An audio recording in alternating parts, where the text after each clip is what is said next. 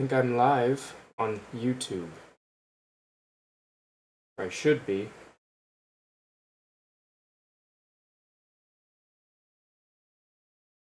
Yeah, there we go.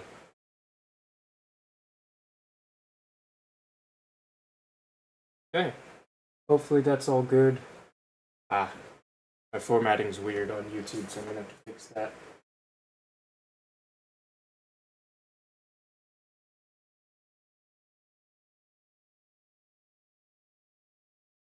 There. That should work. Hopefully. Yeah. That's good to know. Okay. This is my first time streaming to both YouTube and TikTok, and I actually don't really stream on here. Eli says I'll give you $10. Oh, that's awesome. Is that even possible on live streams? I didn't know that. I really don't do live streams much. But thank you. So, now that I have both YouTube and TikTok up, I wanted the YouTube side up so I can at least have a little bit of a recording of this build. And then TikTok is for most of my followers. For the lightsaber? Yeah, good luck getting it for $10. It's unfortunately very expensive. And it's actually sold out. I guess it's discontinued, this one in particular, because if you have a look at this, try and show it on both YouTube and TikTok here, it has an expanding sort of opening mechanism for the emitter pedals.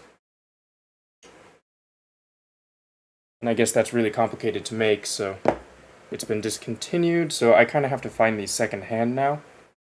Luckily, the chassis will be forever available to buy and make, but the hilt is the only problem. Anyways, like I was saying before the live stream went up on YouTube, today we're pretty much just going to be preparing the chassis. If I have extra time or whatever else, if I feel like it, I'm going to continue with the actual install. But yeah, for now we're just going to prepare the chassis, which basically means cutting these little connector bits. Yeah, this is tricky having two different angles. Anyways, I guess we'll get started on the plastic section. I'll just cut them here.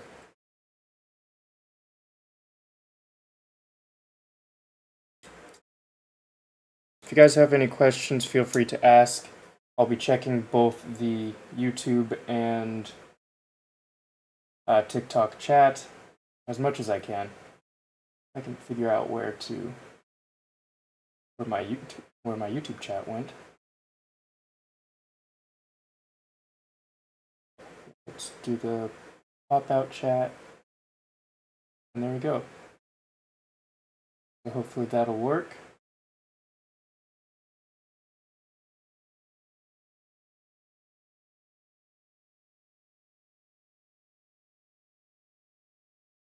Alright. Yeah, that'll be just fine. Okay. Sorry about that. I'm just checking my stream again and then trying to make sure I can see both chats. So I have someone on YouTube, Archer Cohen, says hi, hello. And my favorite Jedi, probably Luke Skywalker. It's fluctuated over the years. I think Obi-Wan was my favorite for a long time. Luke Skywalker is probably my favorite just because of, I guess, what he represents. Obi-Wan's pretty awesome though, so it'll be hard between the two of them. I think my favorite used to be Anakin, but when I was younger, I guess I couldn't really piece together that Anakin and Darth Vader were the same. Because I think the prequels were coming out when I was super, super young. So I couldn't really piece that together, and then when I finally figured it out, I'm like, oh, wait a minute. Anakin's evil. How do I reconcile with that as, like, a 5-year-old or however old I was? No idea. So yeah, it fluctuates. I guess it depends. Hopefully the audio is okay. I have a fan going in the background. I don't want it to be too annoying. And for anyone who's just joining, I'm making this Rey Master Chassis. I've made it a few times. And today I'm mainly just prepping the chassis. Luckily with this one I don't have to weather it at all, because my customer wanted it bright and shiny. Which is a choice, that's for sure. I'm not a big fan of the bright and shiny, just because I guess it doesn't really fit. Whoa.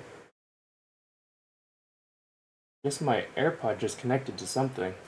Maybe I should take that out, because I can hear myself speak and it's really distracting. There we go. So, we have... What was I even saying? Oh yeah, the customer wanted the brass to be bright and shiny, and I think that's a choice, because personally I like the weathered version. It looks a little bit better just because all the details come out. And what I'm doing right now is I'm just cutting all of these little spurs. Because when you 3D print something, having supports like this help it with its structure. At least I believe that's what it's for. So, we're just cleaning it up a bit. And you guys can kind of get an idea of what my process is, at least for this build. For a lot of Master Chassis builds, the longest part is the chassis prep, just because I like having everything super neat and tidy. So if it doesn't feel as flush as I want it to, it's going to take me a long time to get it that way. Because I imagine you can go through these pretty quickly. But I like to take my time on all my lightsaber builds. And most of the time I'm either filming, or if I've built it before, I don't like to film things that I've filmed before, so then I just build in silence. Normally I just watch things while I build, and then that's a good distraction. But since I'm going live, I guess I have to chat the whole time. That's pretty good, I think. A couple things still sticking out here. But since you won't really be seeing much inside of this, it's not going to matter.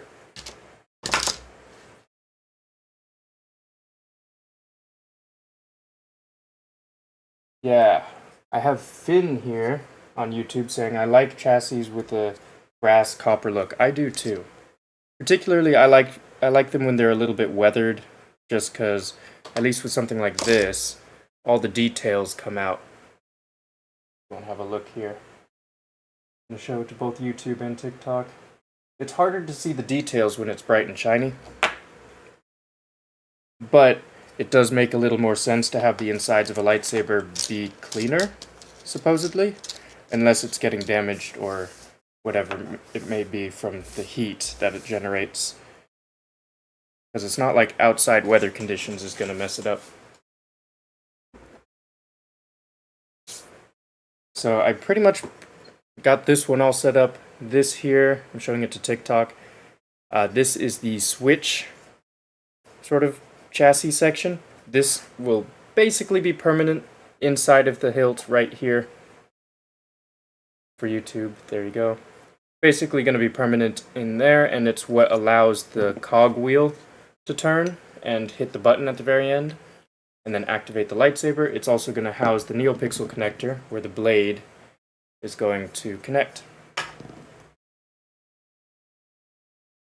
Archer here on YouTube says, my first was Mace because of his purple saber. Then I started reading more comics, and now my favorite is Anakin. Yeah, you're going to find that that's kind of how it goes. You're going to swap favorites. At least most people, I think, swap favorites pretty much all the time. Whether you grow up and have different values, or you just have different things that you think are cool. When I started reading some comics, it was back in the day when they were doing the Clone Wars. I don't even remember what those were called, but they were pretty awesome. Yeah, I'm trying to remember which storylines I liked the best from that. The one I remember most is when Obi-Wan was pretty beat up. He went on a mission, and I think all of his fellow Jedi got slaughtered by Dirge, or whatever his name was. You see him in the original Clone Wars, and then you see more of him in the comics. Alright, so we're going to do the hard part now. That's cutting the supports off of this brass bit. And since I don't exactly have the right power tools for it, I'm just going to have to manually do it. So this is kind of what I do for it. I just bend it a lot until it breaks. And then I chip away at it and then file it down.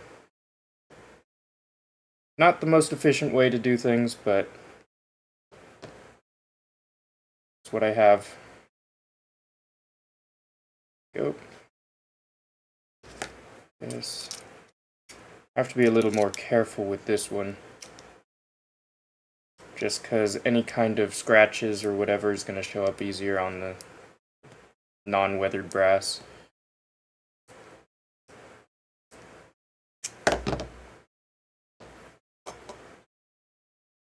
So yeah, basically just going to be bending this. This is not going to be the most interesting section of the live stream, just because the chassis prep can be pretty darn boring.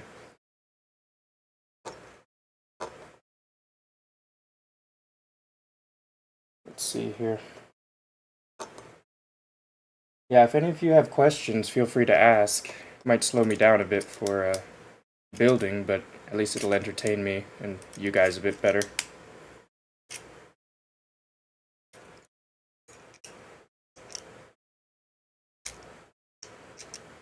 I should probably invest in some Dremel bits that I can just use. Let's see what I have here.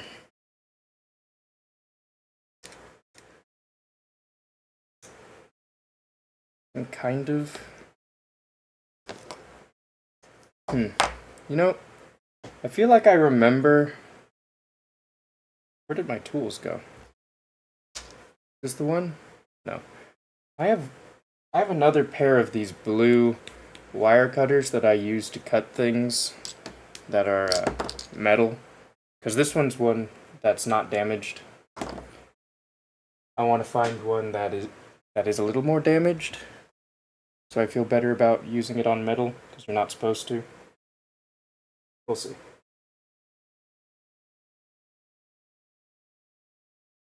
Guess I'll try these ones, see if they work.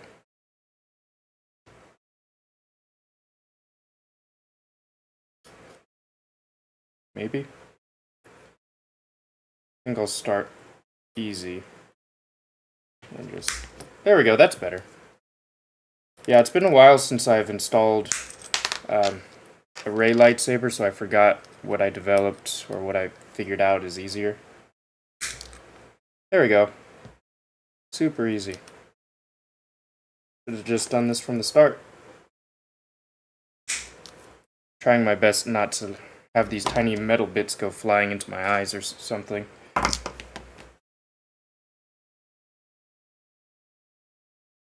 My favorite droid? I don't know. Not C-3PO, he annoys me a bit. R2-D2's a classic. Honestly, I didn't like the Kenobi series, but I like Leia's little droid, just visually. I think it looks pretty awesome. I don't know if you guys have seen a replica of it in real life, but they're pretty cool. The guy I go to weather my lightsabers, he makes a bunch of them. I don't know what they're called. I think they're called Lola or something. But I really like that droid. It's very nice looking.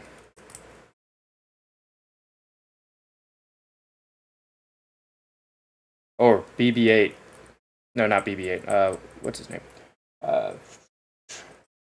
Man, I haven't played Jedi Fallen Order or Jedi Survivor in a long time. Well, I haven't played Jedi Survivor at all. I still have that on my list of games to play. But, what the heck was the droid's name? Why am I blanking? Oh man, what was his name? Alright, if you guys remember, what's his name? What's Cal Kestis's lightsaber, or not lightsaber, droid's name? I don't know what... It's super easy, but... What? Why am I blanking so hard on that? Because BB-8 is the rolling droid. BD-1! Gotcha. Okay, so BD-1 is Cal Kestis's droid. I think I like BD-1. He might be my favorite.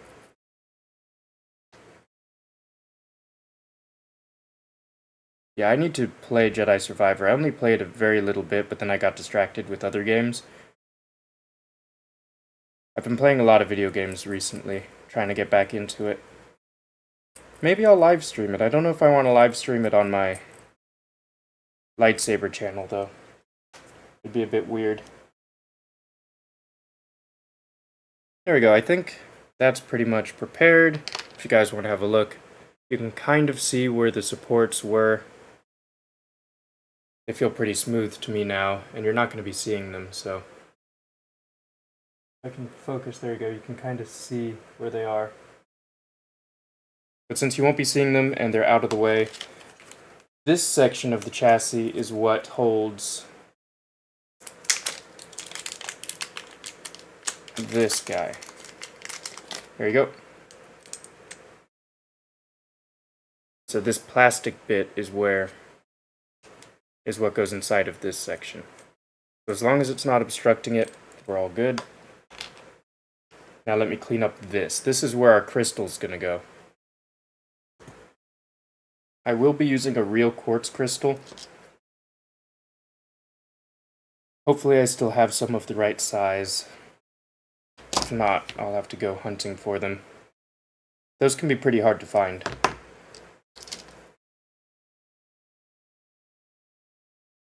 Finn is asking how much my... Sorry if I sound weird, I'm recovering from some sickness here.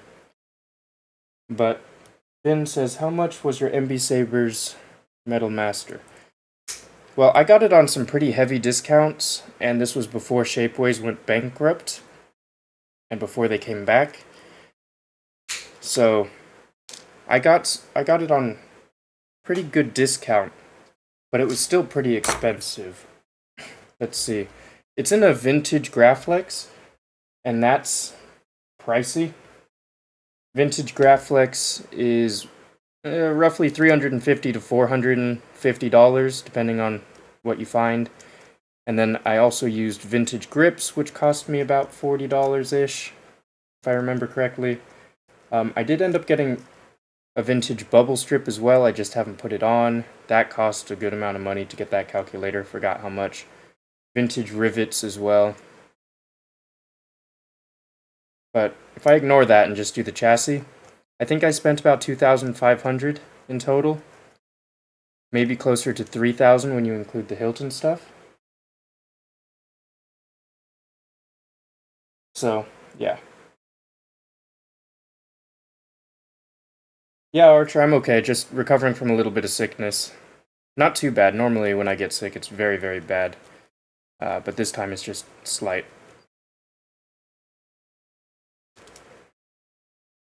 So this, I think, is the hard part, preparing this section, because this goes over here, and I need to make sure the little nubs from the support are as flat as I can make it. Otherwise it will not fit.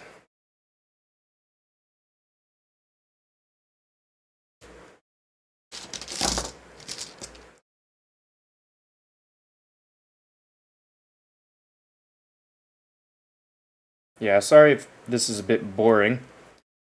The more interesting part will be coming up when I do the, I guess, the actual install of electronics. I like starting from the top and working my way down. At least with this lightsaber build. It's important to, I guess, have a system. Also get lost, especially with a lightsaber like this where I'm shoving in a ton of accent LEDs and whatnot. That can be really, really... I guess it's really hard to keep track of all of the wires. especially because I use all black wires in nice builds like these, especially ones where you can actually see the wires if you look carefully enough.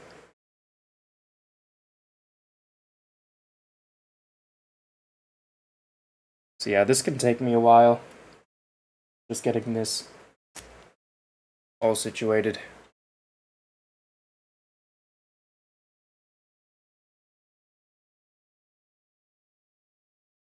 Trying to remember if I had a method of filing these down quickly.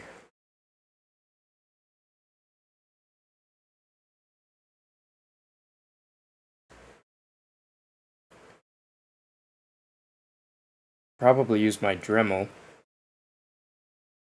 but I don't want to do too much.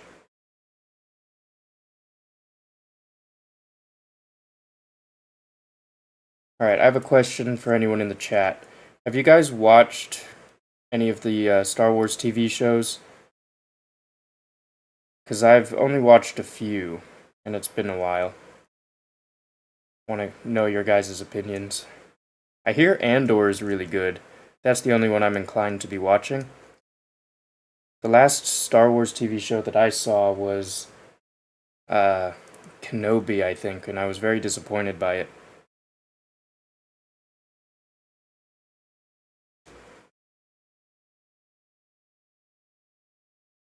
I liked all the Vader scenes, though. I think they did him really, really well in live action, portraying his power and whatnot.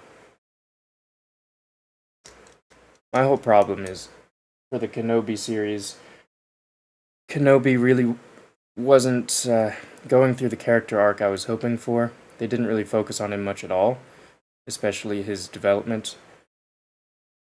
One of the first things that I ever spent money on after I got like real money from working jobs and whatnot was a Kenobi book. It was a novel that was written about Kenobi, the period of time when he made it to Tatooine after Mustafar and whatnot. And that story, I think if they had just adapted that one, it would have been amazing.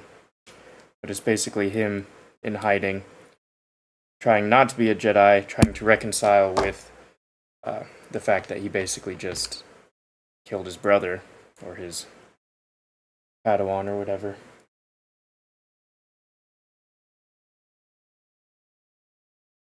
Archer has only seen Clone Wars, Kenobi, Boba, Mando, Ahsoka. Yeah, I like Clone Wars a lot. I remember growing up watching the original Clone Wars. Those were pretty cool. I guess the original Clone Wars was just a collection of short stories made by the guy who did Samurai Jack. That one is awesome. And then the Clone Wars with 7 seasons, or however many. That one is a bit harder to get into in the beginning, but it's absolutely amazing. I think it's the best Star Wars, for sure.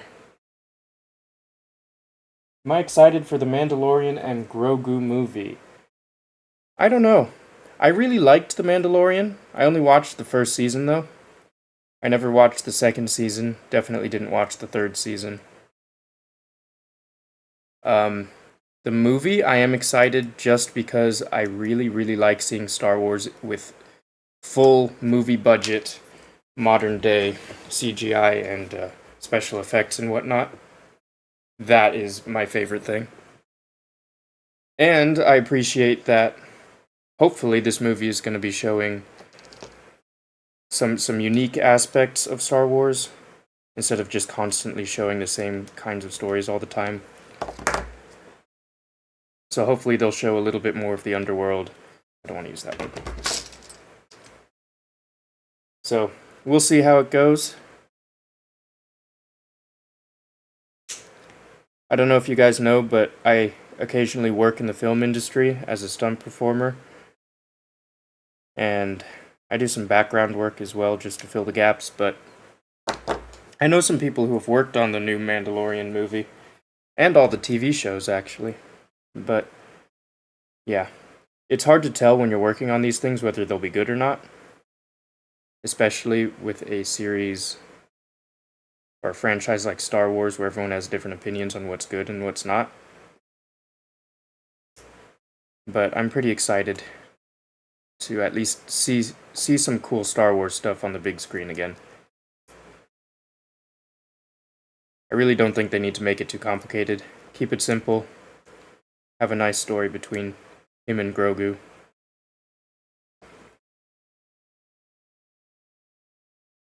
And actually do some good character work.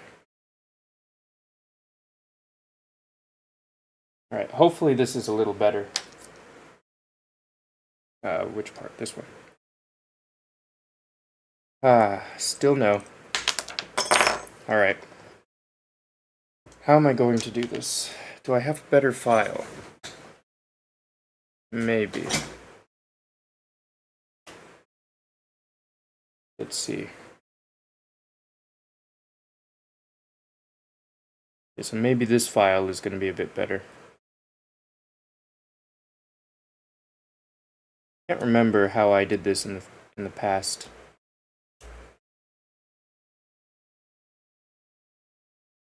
I think I just spent ages filing these things down. Maybe I should have done all of this off camera, then just come on when all my chassis prep was done. But oh well, I'm here now. You guys can see the whole process.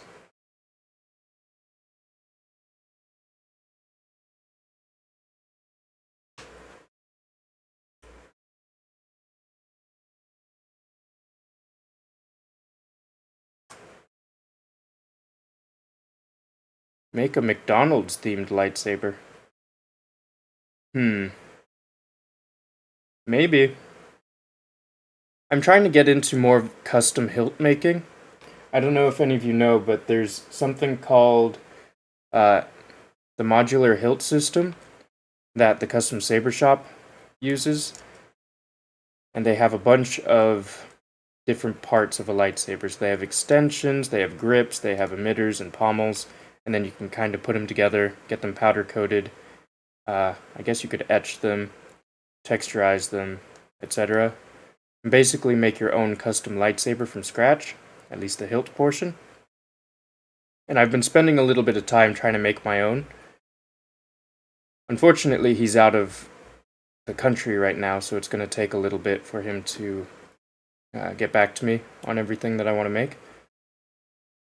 But hopefully soon you guys will see a cool custom one-of-a-kind hilt that I've, I guess, kind of put together. So, you guys will get to see that. Maybe I'll show you later today. We'll see. Because I have the render, because they have a generator where you can pretty much just visualize your lightsaber on the computer.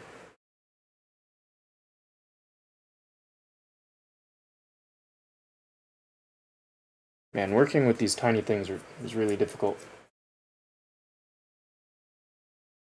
But yeah, I guess I could make a McDonald's themed lightsaber. I would just have to make it thematically colored, so some yellow in there. It's just yellow with McDonald's, or is it yellow and black? They have red in there? I know Ronald McDonald is like the clown.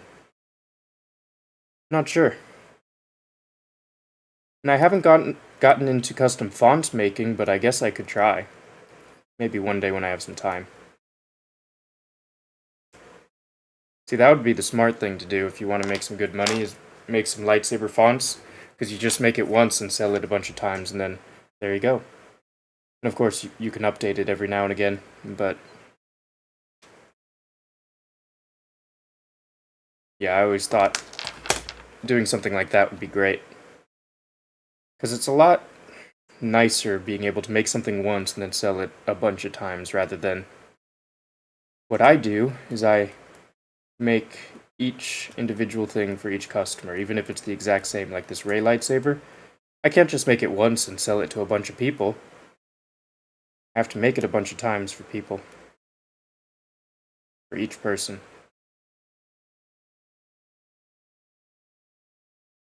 I guess that's kind of how subscriptions work. Just have you paying all the time.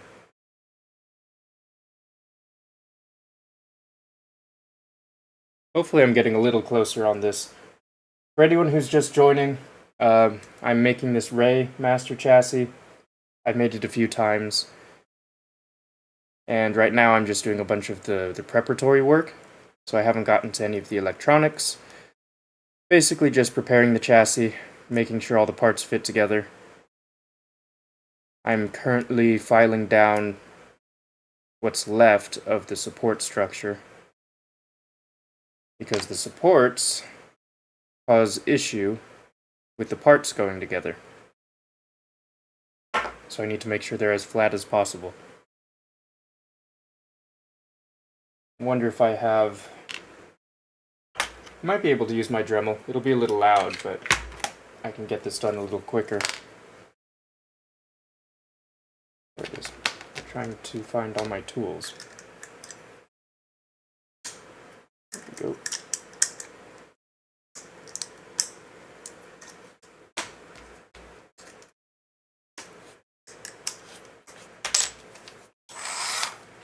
Okay. So hopefully I can hold on to this and it won't go flying. Will I ever make a Dooku saber, or have I already? I have not made a Dooku saber yet, but I have it. I have all the parts, I have the hilt, I have the chassis, it's sitting in my drawer. I actually have like 4 full lightsaber builds that I can do. 2 master chassis builds that I haven't done yet. One for an Obi-Wan TV show, one for Obi-Wan Episode 2, and then one for... well, I have a lot of Obi-Wan, I guess. One for Obi-Wan Episode 4. All of them are pretty much master chassis or variations of master chassis. And then I have a Dooku that's been sitting around.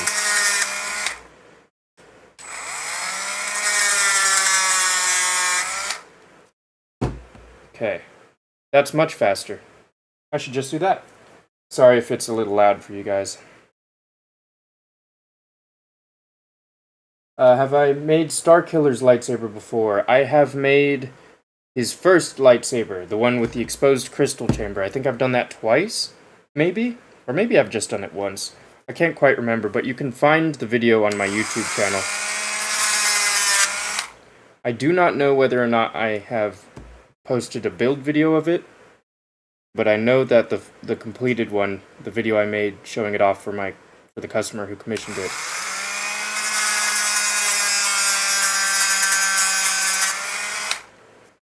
I wonder if that's good enough. Let's see here. I'm missing a few chats. Oh yeah, I think I saw someone make a rubber chicken lightsaber too. That was pretty fun. I also saw someone make a toilet paper lightsaber. Or like a paper towel roll lightsaber. That was cool. See, but the one I saw, they didn't make their own electronics. They just took one of the pre-made chassis things that LGT or TXQ makes, and then just put it in, which is a bit lazy. But not everyone makes lightsabers. You don't need to spend a bunch of hours of your time doing that, learning how to. I think it's worth it. It's really fun. There we go. Alright, I should have done that from the start. So let's show this to TikTok. As you can see, the part I've been working on now fits. It's completely flat. That'll be glued in eventually. And then for YouTube watchers, there we go, completely flat. Now let's have a look. I mentioned this earlier, but I don't need to weather any of this because my customer wanted it all bright and shiny, so that saves a little bit of work. Although that's kind of a fun part where I get to dunk them in some chemicals and then hit them with some Scotch-Brite. That's all pretty fun, but we'll get right into the install. Let's have a quick look at everything, make sure it's all prepared. I want to make sure everything in here is as flat as possible from the chopping of the support structures. Because with the way that I make this master chassis is not exactly how it was designed. I shove in a lot of extra accent pixels in a lot of places, so it's, I guess it's a bit of a cram lightsaber where every space matters. So let me just, I guess we'll chop this off. Well, I guess I don't really have to. Alright, for any of you who are new to this chassis here, this lightsaber chassis part, this is where the soundboard is going to sit. But this one in particular, I bought all of this secondhand because this is discontinued, the hilt. So I bought this secondhand, and it came with the Master Chassis parts. But this part of the chassis is made for Profi. But I don't make these with Profi, I make these with CFX. Just because CFX, I'm able to do the force activation. I like the blade detection a little better, how it works. Even though Profi, I think you can do pretty much the same thing, but I like how CFX works. But more importantly, I like how the pixel sequencing works on CFX. You can basically make a paint file, and each pixel row represents a different pixel and the amount of time that it's lit up for, and you can basically create a painting dictating what the pixels do. It's a little complicated, but once you figure it out, it's pretty cool, and that allows you to be super flexible with how all of this looks. So that's pretty much why I'm going with CFX, but I don't need to do any chassis prep for this because it won't work with CFX. This is for Profi. However, the brass sections, I definitely can set up. I think I'll set up the magnets later. Normally I do the magnets along with the chassis prep, but I think that's all for this section, so I don't need to do that just yet. So now we're going to work on setting up these tubes and rods. So these tubes and rods will need to be cut to specific lengths. Goth3 Designs, who makes this chassis, he has a step-by-step tutorial, basically a written guide on how to make this lightsaber, but for my build, I normally have it on my phone, but since I'm using my phone for TikTok, I've printed out this piece of paper. That gives me all my notes. It tells me how I normally wire this up, the size of the wires, the amount of wires, where I split them, etc., because I guess I make these quite often at this point. But there's enough time in between them where I kind of just forget how it works. So we need 4 1.5mm rods with 94mm lengths. So I've kind of cannibalized my Desert Wanderer Master Chassis kit that I haven't made yet. I do that a lot because these rods come from that. I'm just going to have to replace it later. So, trying to remember whether I used the Dremel or if I just chopped them with my wire cutters here. I have a lot of wire cutters, so there's only a couple that I use for these metal cutting, because you're not supposed to use them to cut metal, but I use old ones to cut metal just because it's easier. Let's see if I missed anything in the chat.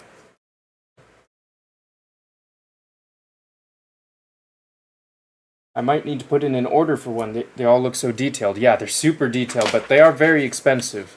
So keep that in mind. If you do want to get one from me, it'll be very expensive. This one, I think, ends up being like $2,500 after my labor fees and whatnot.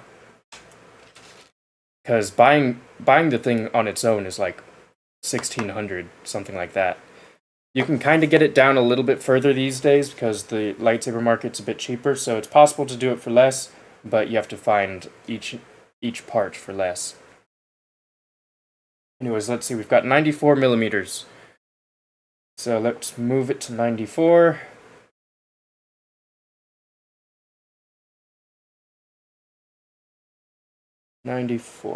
Archer, they made their own sound font for the rubber chicken? Yeah, that makes sense. I wonder if it was Smooth Swing, I can't remember. Okay, so 94, we're at 94. I need to get metal calipers, because I hear they're more accurate. Handy dandy Sharpie. Basically make a little mark so we can cut it. I know the problem with using these sort of wire cutters on these is they can pinch them, and pinching them can waste a little bit of material and can be a little annoying, but let's try it. Let's see what happens. So let me just do that and chop away at it, I guess. Not too bad. This part's a bit pinched. This one is not. And then I'm just going to smooth it out so it's all not pointy. Not that it matters that much. Let me just make sure this is the 1.5 millimeter rod. Yeah, 1.5, 1.4, but it's close enough. That is the 1.5. And then for those of you on YouTube, pretty much 1.5. And then I need 4 of these of 94 millimeters in length. So let me just make sure that they're 94.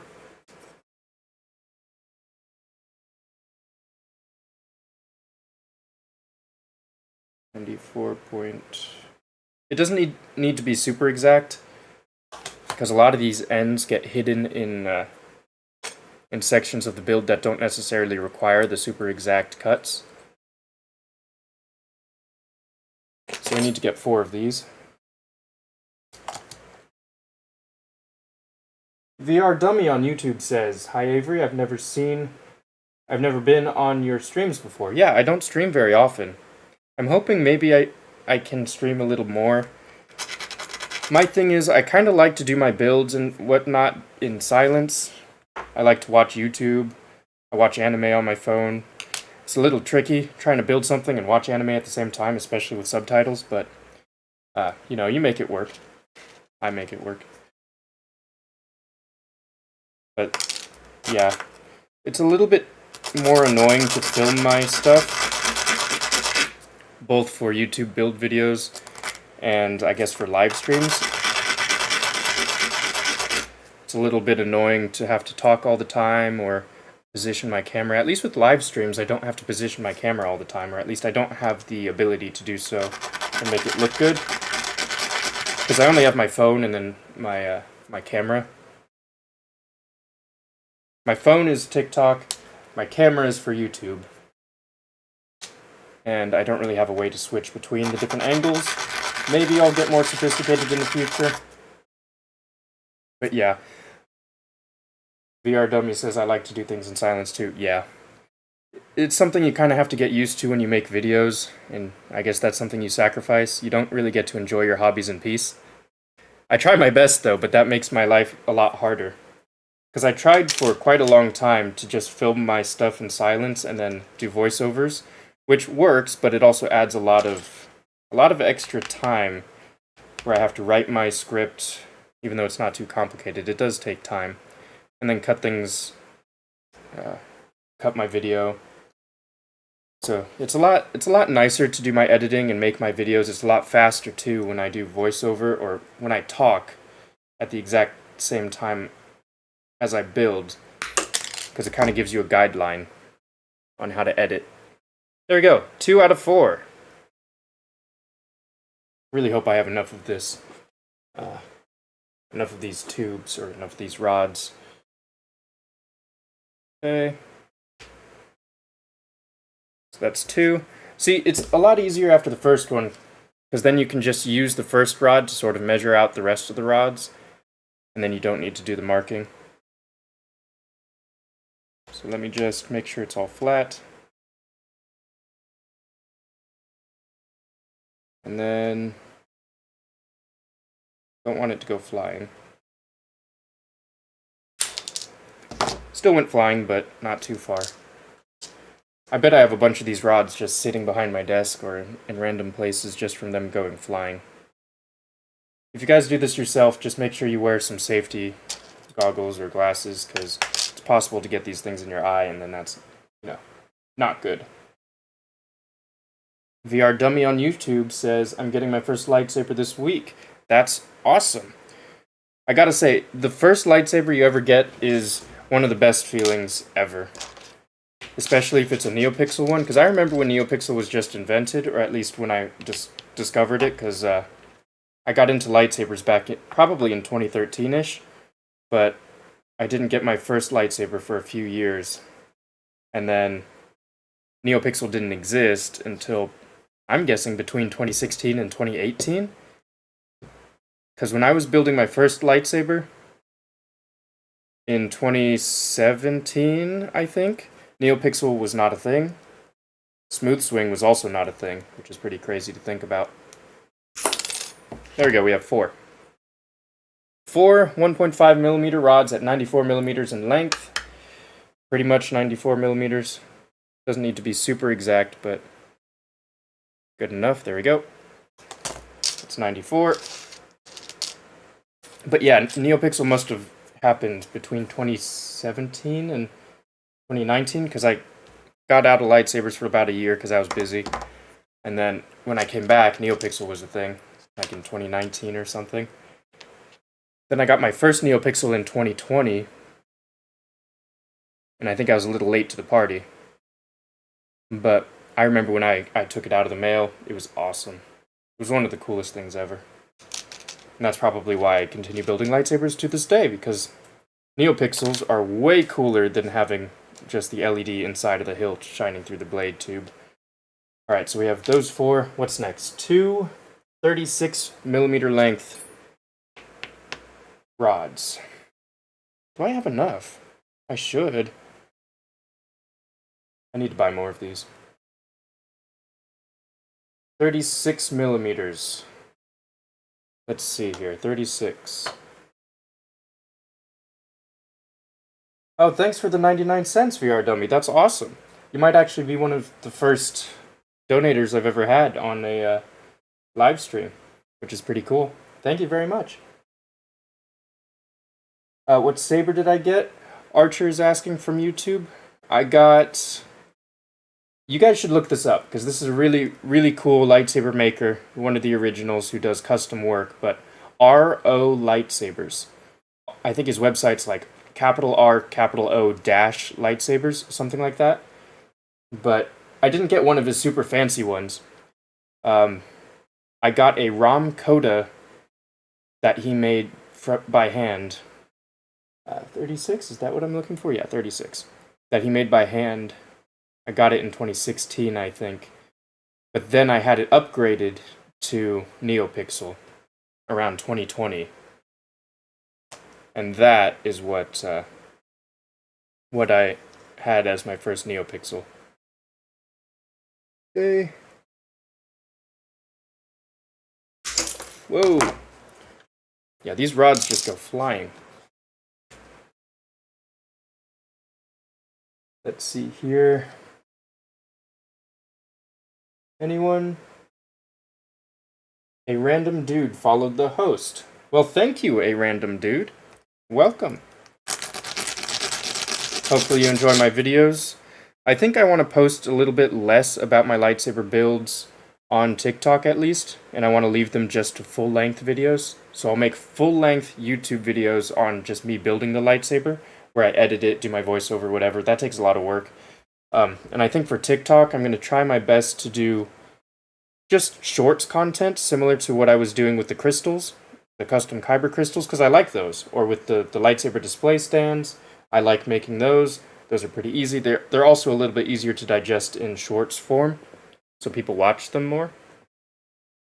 Because personally, I don't think watching the lightsaber builds in multiple parts on TikTok is very interesting. I don't know if any of you like them, but I prefer them in the long form. Okay, this is 36, so we'll do 2 of them. Let's just make sure the 36 is correct. And we'll do it again. But first, maybe I'll just...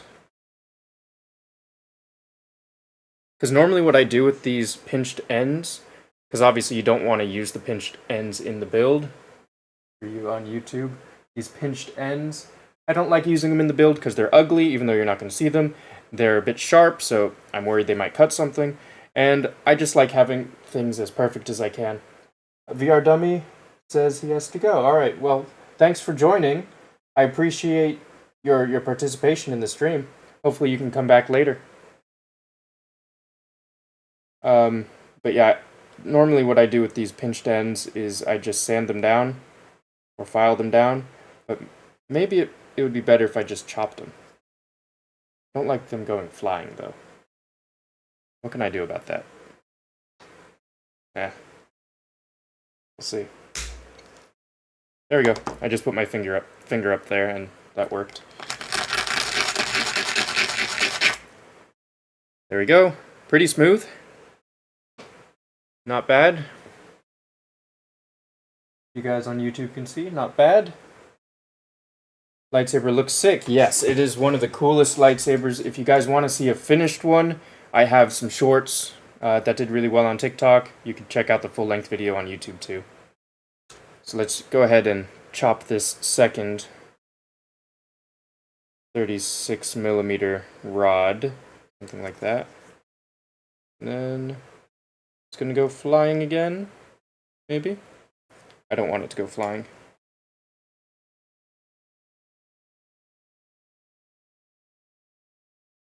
Okay, let's do that. There we go. Okay, second 32mm, we're almost done. Kind of. Almost halfway done with the rods.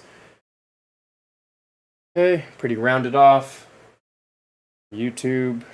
There we go. A random dude says he's buying a Xenopixel from Amazon. Also from Damien Saber. I don't know too much about Amazon lightsabers or Damien Saber, except for the fact that they're one of the they're resellers of the LGT or TXQ lightsabers. Most companies these days, most websites, etc., they sell those. They're like mass-produced in China. Nothing wrong with getting things manufactured in China, but I think it's a little annoying that they're not necessarily good quality in terms of the install or the hilts. They've gotten better, but still, they're pretty cheap all around. Nothing wrong with that, except the fact that it's literally flooding all of social media and all of these websites, etc. They're kind of just hiding all the real quality work. Because for the longest time, lightsabers used to be a pretty niche community, pretty small, just on forums, and then you just do custom work, you know the different people who do the lightsabers, etc. But then, I guess these Chinese manufacturers kind of took over, and then started advertising a lot, and then started selling their hilts en masse. They stole a lot of designs, too, but that's kind of the nature of lightsabers anyways. We're all stealing designs from the movies, too, so I guess that's kind of how it goes. Alright.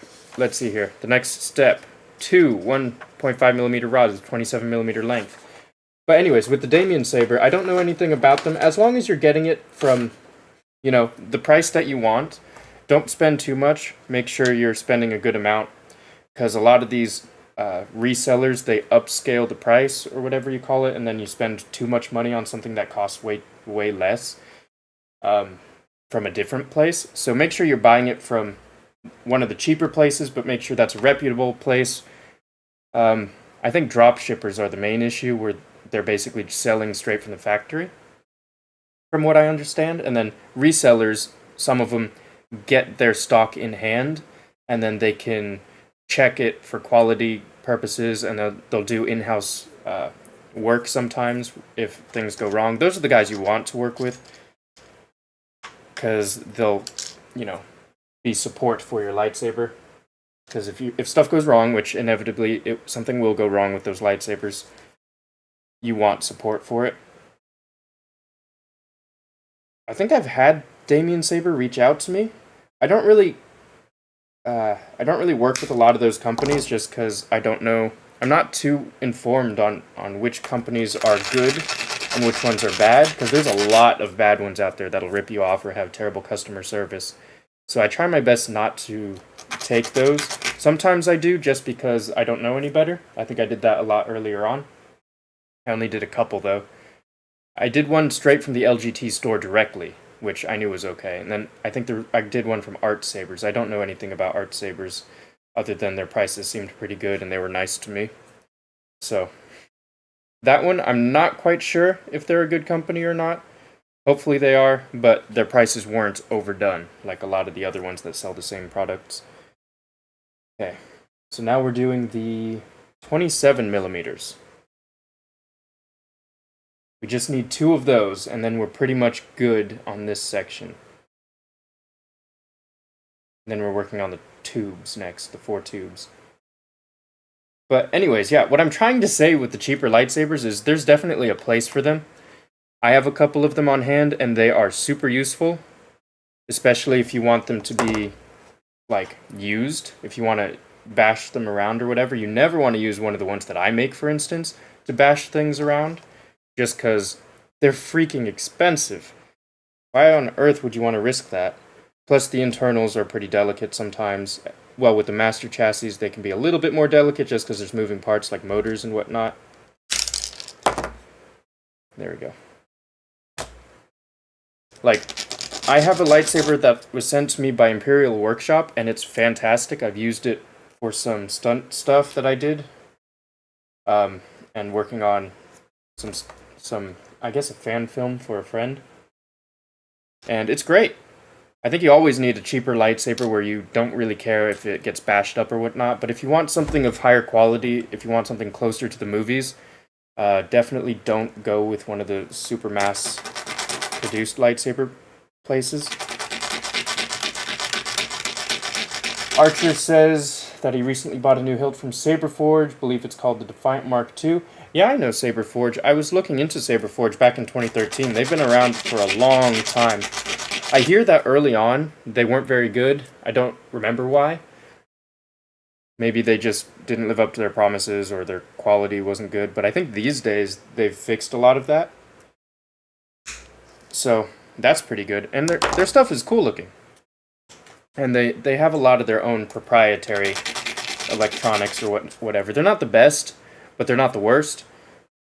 And if you like their hilt designs and whatnot, cool. So yeah, I'd be pretty happy to get a Saberforge. But if you're trying to get a replica, there's always better places to go. KR Sabers from Anna Rourke. Absolutely, KR Sabers is the best. My absolute favorite lightsaber store. Not only do they have phenomenal hilts, they have amazing customer service. They're the best people around. So if you want to get high accuracy hilts, going to KR Sabers is one of the best you can do, but obviously if you want a specific hilt, you'll have to do a little research into who does it best. Like Roman Props makes, hands down, the best Obi-Wan Episode 4, like without a doubt. So you go to him if you want it to be accurate. Because he based them on the real-world parts that he owns.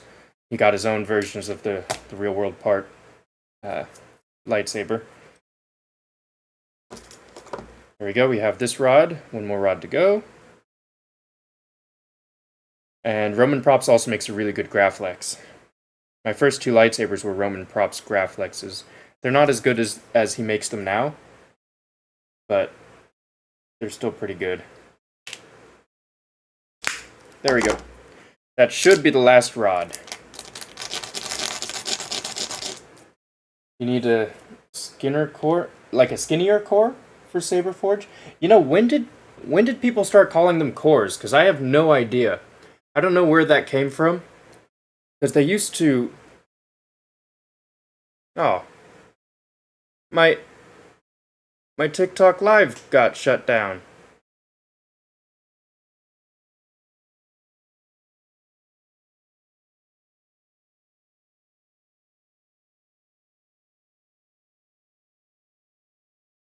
There we go, we're back up.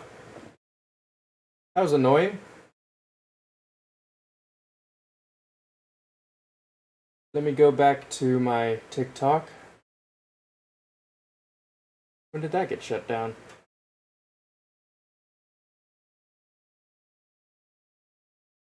Is it live?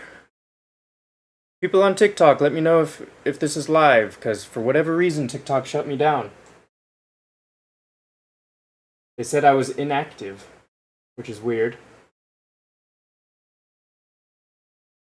Do they consider it inactivity if they don't see a human? It's strange. Okay, I'm unable to see it on my computer, but let me look at my phone here. Anyone on TikTok? Can you see it? I see people joining and leaving. So I guess people can see it. I can't see it on my computer though, which is where I can more easily read. Whatever. I'm gonna just check it every now and again. So, for those of you who are new to the live, what I'm doing is I'm building this Rey Master Chassis, which I've done a few times before. This is about my 4th time. Although this time, I'm not going to weather all the brass. It's just going to be nice and shiny. Other than that, it's going to be exactly the same. And what I've been doing on this live stream is preparing the chassis. So I prepared the main bits here. So those are all good. And now I'm just working on the rods and tubes. I have 4 94mm rods, 1.5 diameter. And then more 1.5. This is 36mm, 2 of them. And then 2 27mm. So all of my rods are completed. So now I'm just going to be working on the tubes, I suppose. Well, I have this tube. This is the worst tube ever. Here's for the YouTube people. This is the worst tube because it's super skinny and it's really, really easy to mess up the tube. I don't know if other people who make this care that much, but I care about having the tubes look good. Because what these do, these go in between the super tiny holes. You guys can see on YouTube here. The super tiny holes here. And for TikTok, it goes on the super tiny holes here. And what I like is I like when these tubes are fully intact, where you can sort of see through it, and sometimes light can shine through. So I don't like having them pinched and be weird, which takes a whole lot more effort, but it's worth it in my opinion. This I'm going to leave to the very, very end. I'm not even going to show you guys because it's an absolute nightmare. It has a metal has a metal middle that I can use to keep it clear a little bit. Although this one's a bit wonky. But let me see, hold on. Is TikTok working? I'm not seeing it on my computer. There it is. All right. But yeah, this is a nightmare. I'm not going to even show you guys because I'll leave this to the very, very end of the lightsaber build.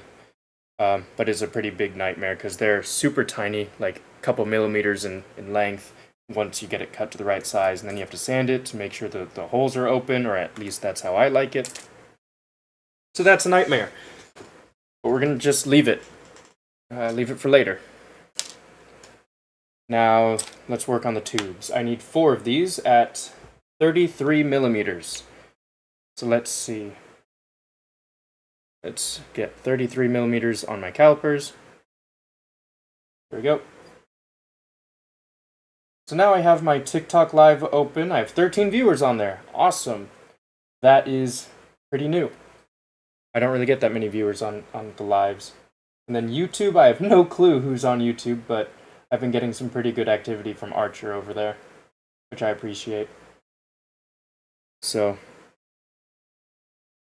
33. And for all of you new viewers, I'm basically making this Rey Master Chassis. If you're curious as to what that is, I have some shorts on TikTok, full-length videos on YouTube. You can just search it up and find it. All right, 33mm. Let me mark this. Pretty much there. A little bit below it. And I'm going to need to use my Dremel for this one. Because you don't want to use things like this. Again, don't use wire cutters on metal things. The only reason I'm doing it is because I have like 5 pairs. And I pretty much just use the same ones over and over to cut them. Because you're going to end up denting them. Messing up the blades, whatever else. So don't do that, because it's gonna destroy your tool. But again, I can do it because I have multiple pairs and I don't really care about a few of them. They're just dedicated to cutting these things. Now, let me use my Dremel. It might be a little bit noisy. I'm actually trying to figure out how to do it, because I have a tiny vise that I've attached to my desk that I tend to use for these things. Right, which one? This one. I don't want to do it by hand, because that scares me, frankly. So I think I'm just going to do it off camera here, because my vise is underneath my phone, which is where TikTok is currently running. Sorry, Friday, I don't think I can let you on the live just because I have no idea how to do that, and also I don't think I can make it very... I have no idea how all that works, so basically, sorry. Alright, Dremel. I'm going to do a little bit of work here. Hopefully it all works out just fine. Sorry for the noise. Okay, cut through most of it, and that's one of 4. There we go. It's mostly good.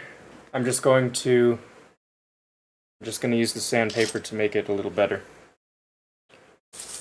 And hopefully that's the right size. 33, yeah, 33 millimeters. Yep, just the right size, so I want to make sure I don't make it smaller. Anyone have any questions while I'm doing the most boring parts of this lightsaber? Hopefully I'll be getting into electronics later on in this live stream. But for now, it's all chassis prep, rods and tubes and whatnot. All the important bits. Shamim. Is that the same Shamim as who's made lightsaber videos in the past? Could be someone different. But how'd I get into stunt work? I was in college and I was trying to go in for film and studying that. Turns out the best thing to do about film is just do it. Don't go to college for it, which is why I changed my major. But I was going for film for the first semester before I changed majors. And I met someone whose whole family was in stunt work. And he was telling me about some jobs he did. And this will give you an idea as to when I was in college. But when the first Venom movie came out, I think it was the first Venom movie, he was telling me how he did a job for it. We happened to live in the same place and we were taking the train together. But he was telling me he was a stunt performer. I asked him what kind of stuff he did. He said the most recent one he did was in Venom, which hadn't come out yet, it was about to. And he fell out of a chair. And I'm like, wait a minute. He fell out of a chair and he got paid for it? And he said, yeah, it's super easy. So stunts range between like the easiest things in the world and super hard, like the hardest things in the world. And after that, I'm like, wait a minute, I could give that a try. And he was telling me how he was also in some of the Marvel movies, so he must have come from Atlanta, because they film all of those things out there. He did some stunt driving work for them, Age of Ultron and whatnot. But I grew up doing a lot of... Well, I was a gymnast until I was about 16, and then I've studied a bunch of sports, did a bunch of different martial arts for a little bit amount of time for each one. So I have a lot of wide-ranging experience in that sort of field, and I figured why not give stunt work a try, so I gave it a try. I've done a few jobs, which is pretty fun. Haven't really tried too hard to go out, because you got to socialize, and you have to do a lot of networking in order to do stunt work. And I'm not really a networking kind of guy. It's hard enough for me to do this live stream right now, just because I would much prefer to do this work silently, and then I can just watch YouTube or watch anime or whatever on my phone while I build this. But, I figured I've built this 4 times at this point. I can probably live stream it. Plus, it gives you guys a little bit of an idea on what my process is. It's a lot slower than what many people probably think. But I like to be pretty meticulous with this stuff. I like the finer details, and I'm not the most efficient when I come to these, but I try my best to pay attention to all of the details, because I care about the details, and let me think. 33 millimeters. Yeah, I care about the details, and I like enjoying the process. If I don't enjoy building the lightsaber, it's not going to come out as well. So that's why I'm taking my time. So yeah, networking. Very important with stunts. I don't like doing it. I'll probably do it a little bit more, but I've been lucky enough to get a few jobs a year, which is pretty nice. The TV show I've been on, though, that I was a stunt double for, just got canceled after like 4 years, so I'll have to find something else. Do I do jujitsu? I did jujitsu for like 6 months before I couldn't really afford to do it anymore because it was like $250 a month or something, and I'm like, I'm not making enough money to justify that at the moment. So, yeah, I did jujitsu for a few months. Super fun, super different than a lot of things I've ever done, because I've basically been doing a lot of standing martial arts, a lot of hands and legs and whatever else, and some weapon work, but not ever like on the ground, which was fascinating. It was really difficult on the cardio and on my back too. I guess my lower back is kind of weak, but yeah, super fun. Hopefully I'll get back into it. I'd like to compete at some time because I miss competition. I never competed really in martial arts. I did maybe one small thing, but yeah.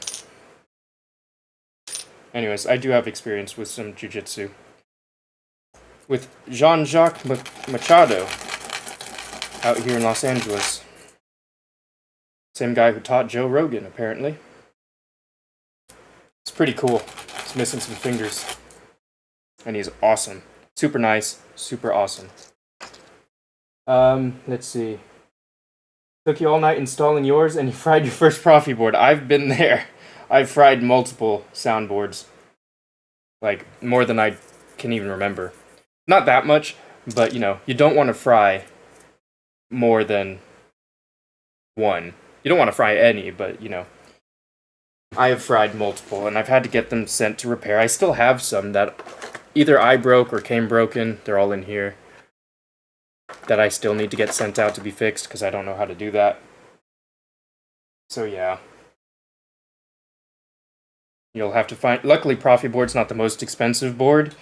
Like, if you fry a CFX, it's pretty devastating, because that thing's like $90 these days. But frying a Profi board is about 50% that price, I think. Still sucks. But, you know, with each fried Profi board, you get closer to unfried. And to getting it right. Because it's not like I was very good at doing this. I've learned very slowly along the way. I've broken things, I've destroyed chassis, I've burnt boards, I've burnt NeoPixel connectors. Okay, so that's good. I'm going to cut this one. Alright, we're going off camera again, so I can do my Dremel cut of this tube. Yeah, it's pretty much been a slow process. I've heard of people jump right into like the MB Saber's lightsaber. Here, let me show you this. I bet if I show you guys this for like a minute, my viewership on TikTok is just going to skyrocket. Because that's apparently what this thing does. Very popular. But I've seen people jump right into building one of these guys, which is pretty insane. Having no experience, but who knows, maybe they had a little bit of electronic experience or whatever else. I started this I think I built my first one in 2017. I was researching lightsabers before that for many years and trying to get into all that, but I built my first one in 2016 with zero knowledge on how to use any of these tools. Didn't know how to use calipers, never used really a power tool in my life, other than some super basic stuff. So, and never worked with soldering, never worked with any of that, and you learn through a lot of trial and error. I've messed up a lot, and I've improved incrementally. But you always want to challenge yourself. And make sure you do fun projects. Because if you're not doing something fun, you're not going to push past all of the negative parts. Like if you fry a Profi board, you're not just going to give up because you're doing something you actually enjoy. And you're doing a project that you want to see completed. So that's my advice on a lot of people starting their builds, is just do a project you want to do. Doesn't matter how hard it is, just do whatever you can afford, and do whatever you actually want to do, because that's what's going to motivate you to get it done and learn all the new things. Because I try to, with each one of my own personal builds, I try to challenge myself with something new, stuff I've never done before, and that's kind of how you grow your skill set. Oh man, is this a bit short? Maybe. But I think there's just enough material. Let's see. Where it doesn't matter if it's short. Where are my parts?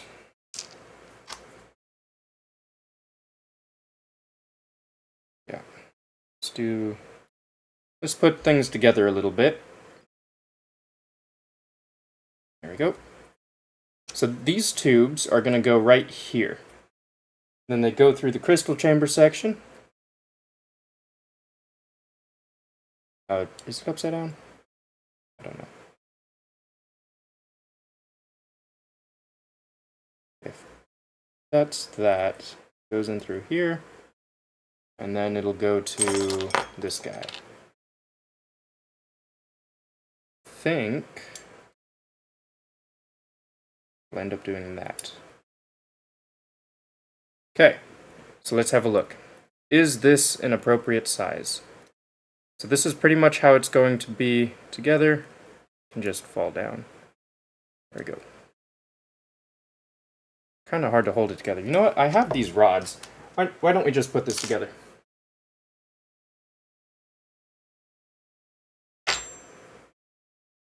Sorry, I'm not reading the chat right now, but I'm kind of trying to put this section together and make sure it's working. But I'll read it once I'm done. But you guys can kind of have a look at what I'm doing here. I'm just kind of trying to assemble it so you can see how it's going to end up.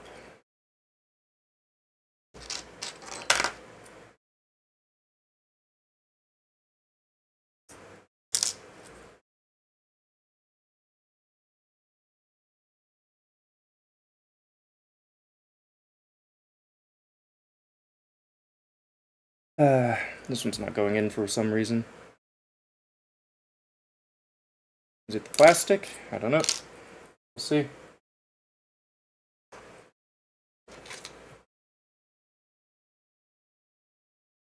Is the metal just not bent in the right place? Because that goes in just fine. So what I'm thinking is I'm thinking one of these legs here on TikTok, and for YouTube, one of these legs here, hold on, where is it? One of these legs here is bent ever so slightly out of place, so I'm going to have to try and realign it a bit. While I do that, I'm going to read the chat a bit. Do I own any toy lightsabers, like the Ultimate FX ones? I don't have an Ultimate FX one, but I did get one of the super old plastic ones that can just flick out. I have one of those, which is pretty cool. Alright, let's see here. Okay. I used my pliers to try and bend it a little bit. That helped. Helped a tiny amount. I think I need to move it a little bit to the left. I have to be very careful when moving these because I don't want to break it.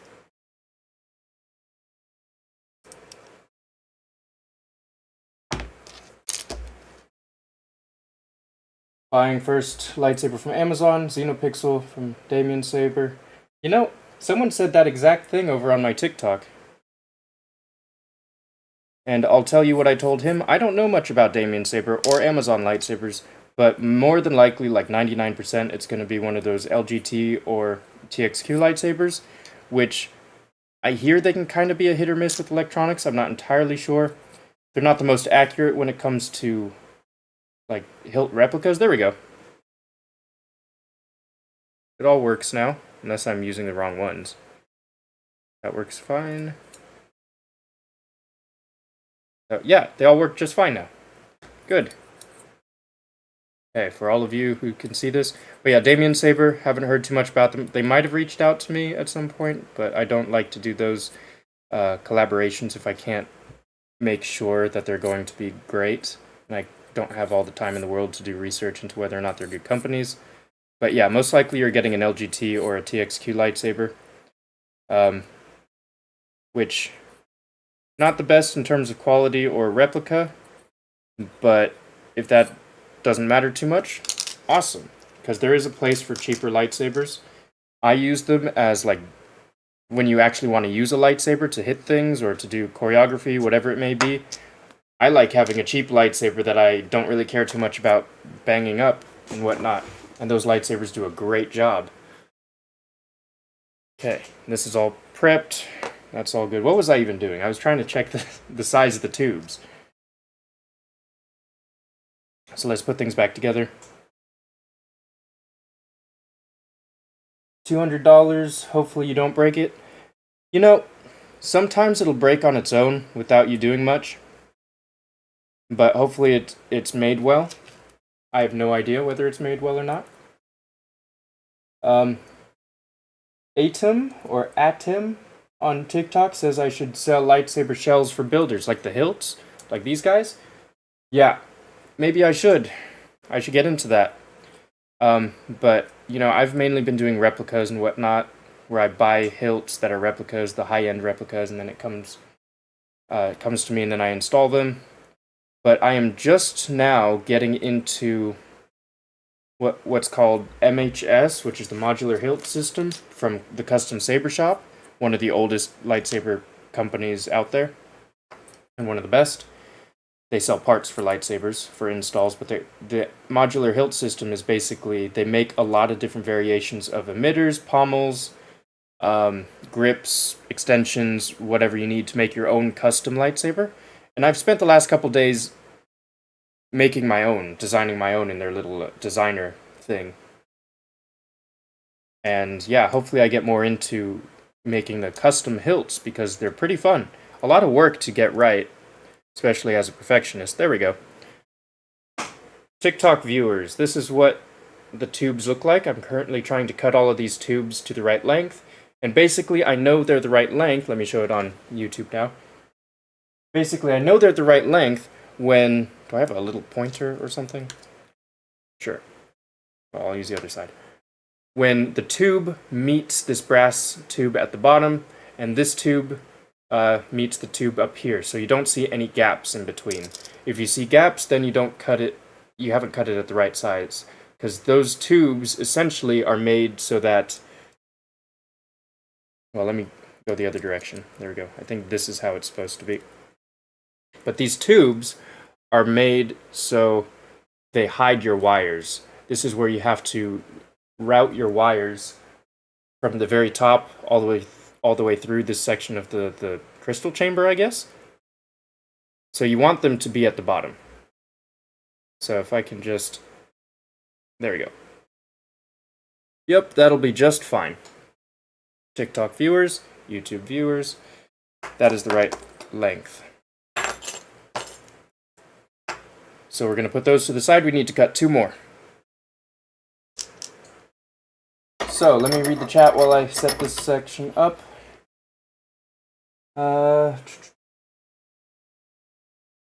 Xenopixel. I think I have one Xenopixel. It works just fine. Perfect for usability. $230 on your first saber and broke it in 2 weeks. Yeah. See, now that's why I build my own lightsabers, because if you break a lightsaber you make, you know how to fix it. And also there's no one to blame but yourself if it goes wrong. Plus, you can build your own lightsabers always cheaper than you can buy them for the equivalent hilt and electronics. So if you get the same electronics as a comparative lightsaber that's pre-made and the same hilt as one that's pre-made, you can always do it cheaper because of labor and whatnot. But a lot of lightsabers these days from the LGT and TXQ, they mass produce them in factories and whatnot in China.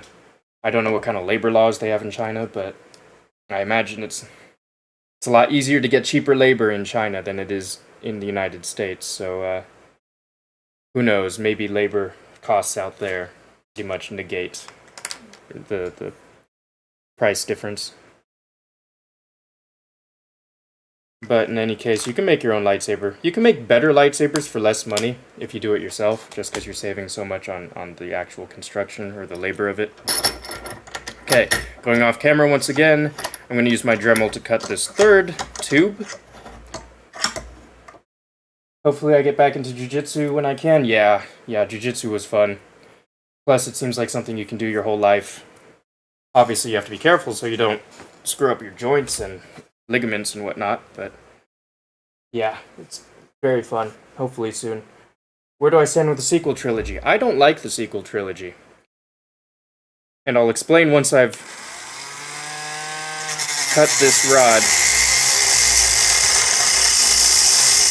Or this tube. Sorry for the noise, guys. Oh, I'm running out of battery. Oh, I should have charged it more. I have just one more tube left to cut. Hopefully it can survive that. So basically, let me just see if there's easy questions first. 2-pack, so you get a Xenopixel and an RGB. Awesome. That's cool. Just as long as you know what you're getting yourself into with the cheaper lightsabers, it's okay. Atom on TikTok says, are you adding a removable kyber crystal? No, I am not. This chassis is not designed for a removable kyber crystal. When you're dealing with removable kyber crystals, at least with the current available chassis designs, they're all going to be pretty darn expensive. The only ones I know of are the Goth 3 Designs Grand Master Chassis for the Graflex lightsaber, and then the MB Saber's Metal Master Origin. The MB Sabers is the super expensive Graflex that I have currently, but I made the Metal Master, which is a non-removable crystal, just because it's cheaper, and at the time they didn't offer the removable crystal as like a thing you could buy as a kit and make. He had it where you could only buy it from him directly, and he makes it. So nowadays, you can buy a kit for the MB Saber's Metal Master Origin and build it yourself, but it's like $3,000, which is pretty close, actually, to how much you pay for the Metal Master. So maybe I'll sell my MB Saber's Metal Master chassis and get the Origin kit, but that'll be down the line, probably in the next few years. So, yeah. Man, live streaming's hard. I gotta keep track of all the questions and read the chat while I'm building things. Maybe it's easier if you're not trying to engage in mental and, I guess this is kind of physical, activities at the same time. But yeah, sequel. I'll talk about the sequels now. Oh, well, Kite on TikTok is asking how much is my lightsaber. Depends on the lightsaber. The current one I'm making, you can buy the kit and the hilt and the weathering, etc. for roughly around $1,500 to $1,600. And that's for all the electronics, all of the chassis parts, the hilt and the weathering for the hilt. And the install can cost between like $700 to $1,000 depending on what you put in it. Since I'm putting in all of my extra accent LEDs, which is a ton of accent LEDs, a real quartz crystal upgrade, I'm doing chassis detection, my own pixel sequencing, force activation, etc. It costs like $1,000 for labor or whatever. Maybe a little less. I'd have to look at my calculations, but it's somewhere around that. So yeah, that's pretty much how much this one costs, but I've made lightsabers that can cost only a few $100s. I haven't tried to make the cheapest lightsaber ever. Maybe that's something I should try. I'm currently trying to work on making my own custom hilt based on the modular hilt system on the custom saber shop. Alright, prepped, and I'll be cutting it off camera again. Hopefully I have enough power. I'm doing a great job with my live stream. Thank you. Valley Saberworks. Hey, you're the guy who sent me the display stand. Yeah. Hopefully you got some people asking for your display stands. Everyone in the live stream, I recently got a display stand that is super awesome. Go ahead and check them out. I believe they're Kali Saberworks on Instagram, YouTube, maybe YouTube. I think they have a YouTube now. And TikTok. It's Kali Saberworks. he makes an awesome display stand. It's like modular, where you can remove the arms. You can have it. There's a whole magnetic section that you can remove for it to be a regular display stand, and then it can also be a wall hanging display stand. Maybe I'll show you guys later, but I'm kind of in the zone with building this as much as I can be while live streaming. But yeah, go check them out. Check out my video I made on it. They're pretty awesome. Like, I really like the display stand. I'll read the chat once I'm done cutting this rod or this tube.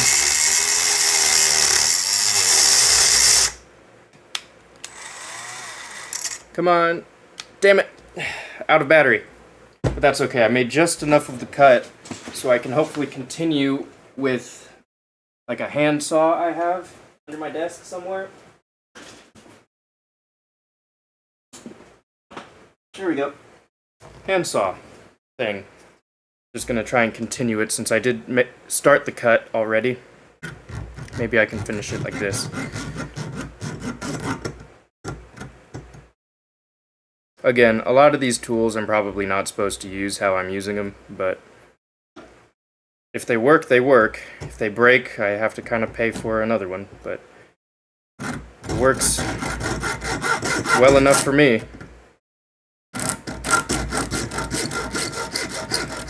And for any of you who are just tuning in, I was saying earlier that you really don't need to know anything about building lightsabers when you get started, because you'll learn as you go, especially if you have a project you're passionate about completing, and then you kind of learn as you go. Like, I've never really used tools for how they're supposed to be used for, but I use them in how they work, and then I discover new tools that work better for the purposes and make my life easier in the future. Obviously, if you do more research up front, you're not going to have as much difficulty as I do. But it's part of the fun is learning how to build these things as you go, and how to use different tools and new tools that work better, etc. Alright, taking a quick break. Gonna drink some water and read some comments. Atum. Am I saying that right? Atum on TikTok. He says, I've been looking for a Return of the Jedi Luke Skywalker lightsaber with removable crystal chamber. Like the whole crystal chamber is removable, or just the crystal is removable?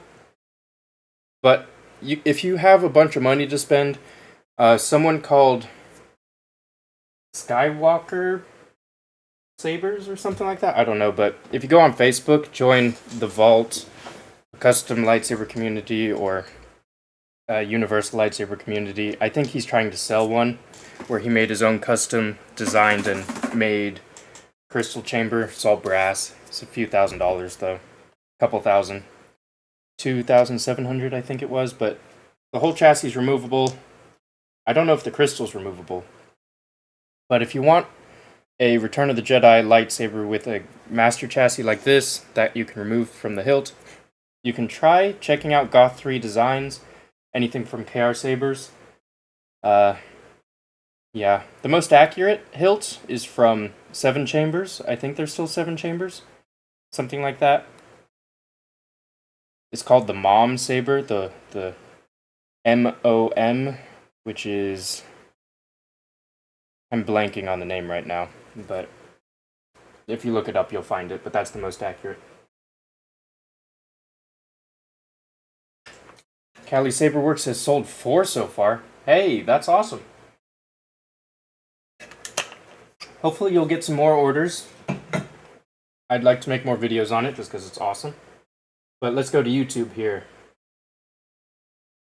I'll talk about the sequel trilogy when I get back to work. Not exactly a hot take, yeah. Sequels suck, prequels rule, supreme. Yeah, I like the prequels better than the sequels.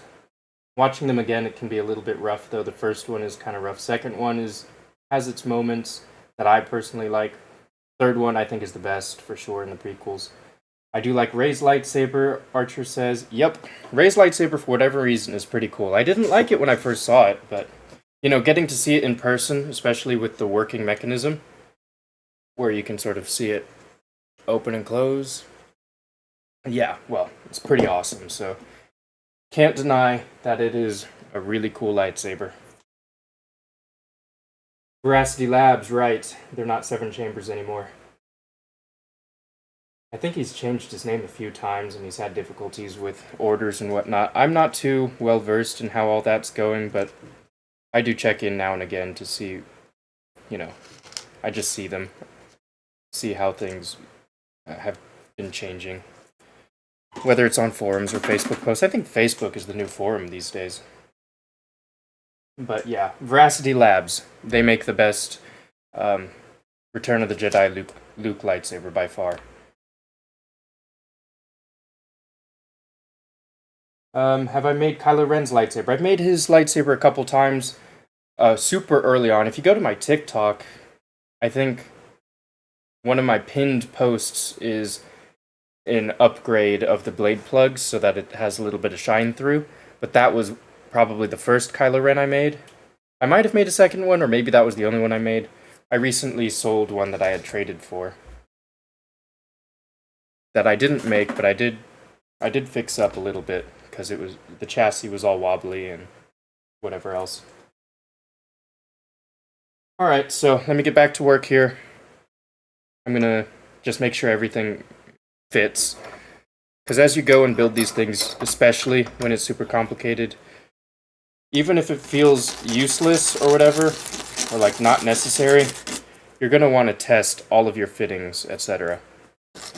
Make sure all of your chassis bits fit together, all of your rods and tubes are cut to the perfect length, and you're not doing it wrong.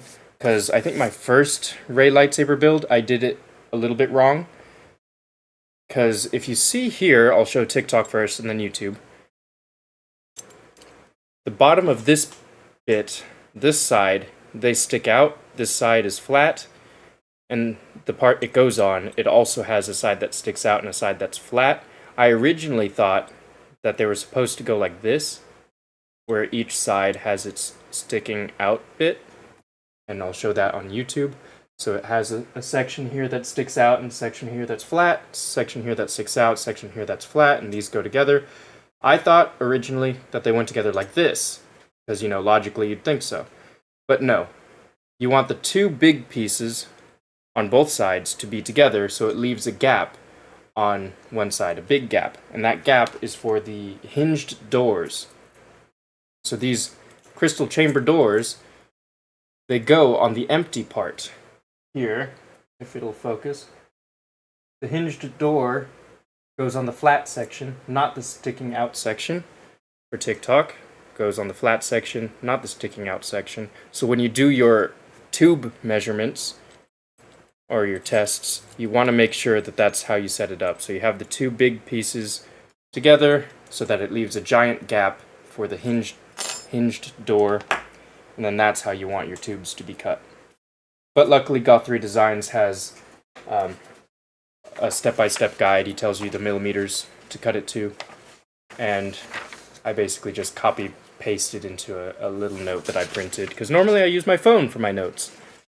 But since I'm using my phone for TikTok and then camera for YouTube, I printed it out. And this here is just... I made a note because I've made like 4 of these. And they need to be very specifically wired. And it's very minimal amount of space that you have for your wires. So you want to know how many wires you use, what size you use, where they go, how everything is wired up. So this is my notes. I think it's up to date. It's close enough. So let's have a look here. Yeah, no longer 7 chambers. Master at work. I'm not a master yet. I've gotten a lot closer to being really good at installing these things. I still have, you know, a lot of things that I don't do as efficiently or as well as I'd like, and I'm always learning.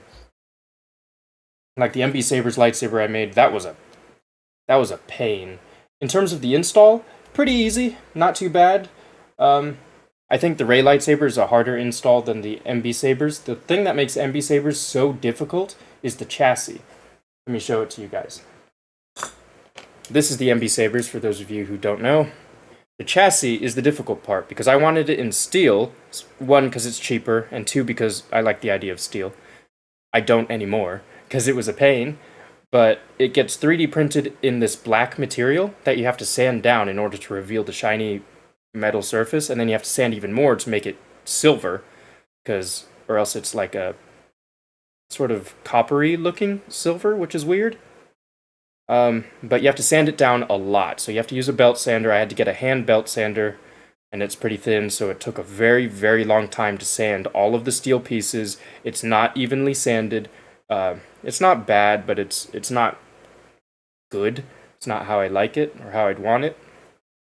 But every single piece in this chassis isn't really held in by glue. I think there's only a couple spots that has a little bit of glue, but most of it's rods, threaded rods, nuts, that kind of thing, where it all sort of squeezes together. And that is a nightmare. If you look at these rods here in the speaker section, where these nuts go, these rods were not threaded. They were not pre-threaded rods. I had to thread them. I've never done that before, so I had to use a tap and die. Basically, I had to tap certain sections in order to allow for threading to go into, and then I had to use a die to create threads on this super tiny rod that breaks, and it would break into my die, and then I'd have to buy a new one and wait a long time for them to arrive. It was a nightmare. And basically that lightsaber pushed me to the limits of my ability to make chassis and beyond, because I've never worked with steel before, I've never sanded metal parts before, I've never used a die, especially on something so super tiny and fragile. I've never had to deal with any of that stuff. So it took me a lot of work, but you learn a lot when you put yourself to those limits.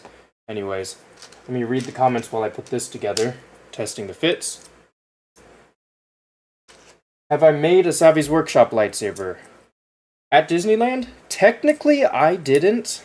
I have one, but that was because I went with my dad like 5 years ago or whatever. We went to Disneyland together, and I had him make the lightsaber because I make lightsabers all the time. So it's not that thrilling to me to make a lightsaber.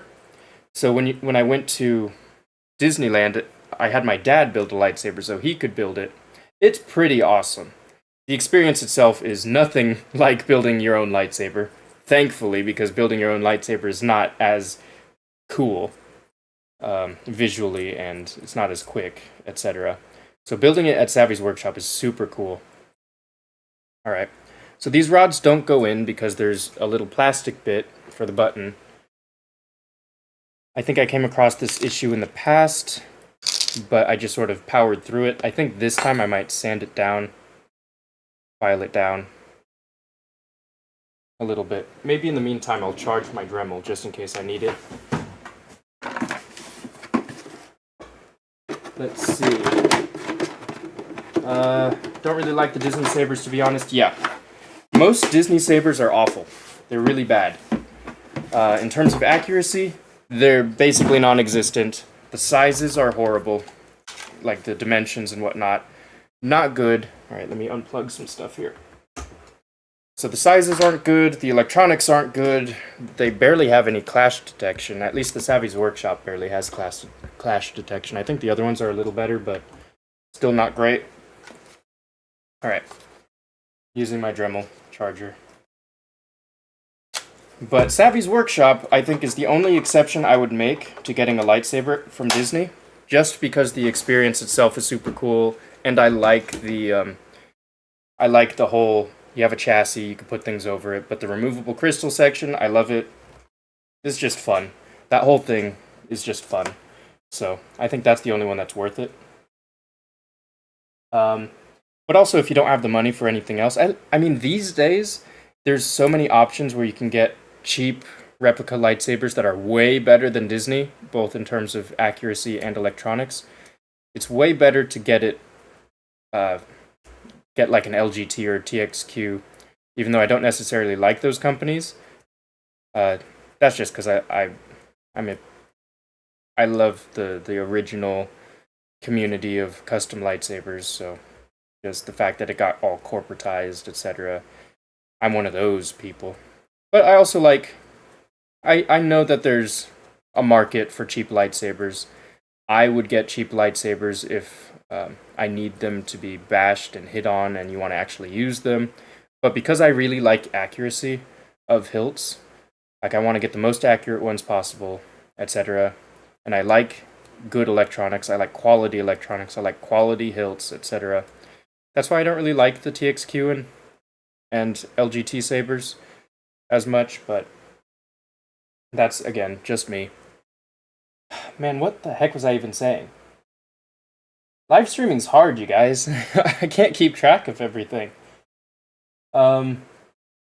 Disney sabers. Overpriced and don't work the best, but it's the experience. Yeah, with Savvy's Workshop, absolutely. Definitely overpriced, don't work the best at all, but the experience is what you're paying for. And I like the removable crystals, so that I think is the only worthwhile thing. But I've been to Disney a few times since I've made the Savvy's Workshop, or my dad made it, and I haven't bothered paying for it, so that, I guess, kind of shows you what I think is worthwhile. I don't think it's necessarily worthwhile to build a Savvy's Workshop lightsaber. Maybe do it once, and that's good. But anything after that is not worth it. Just do it for the experience, because it's fun. It's cool. Overpriced. Don't really like Disney sabers. Yeah, I talked about that. Is this the $5,000 prize piece? No, this one's like 2,000, 2,500 maybe. You could probably get it to that price. I think that's how much it would be. Getting it from me, it's around 2,500 because of all the stuff I put in, etc.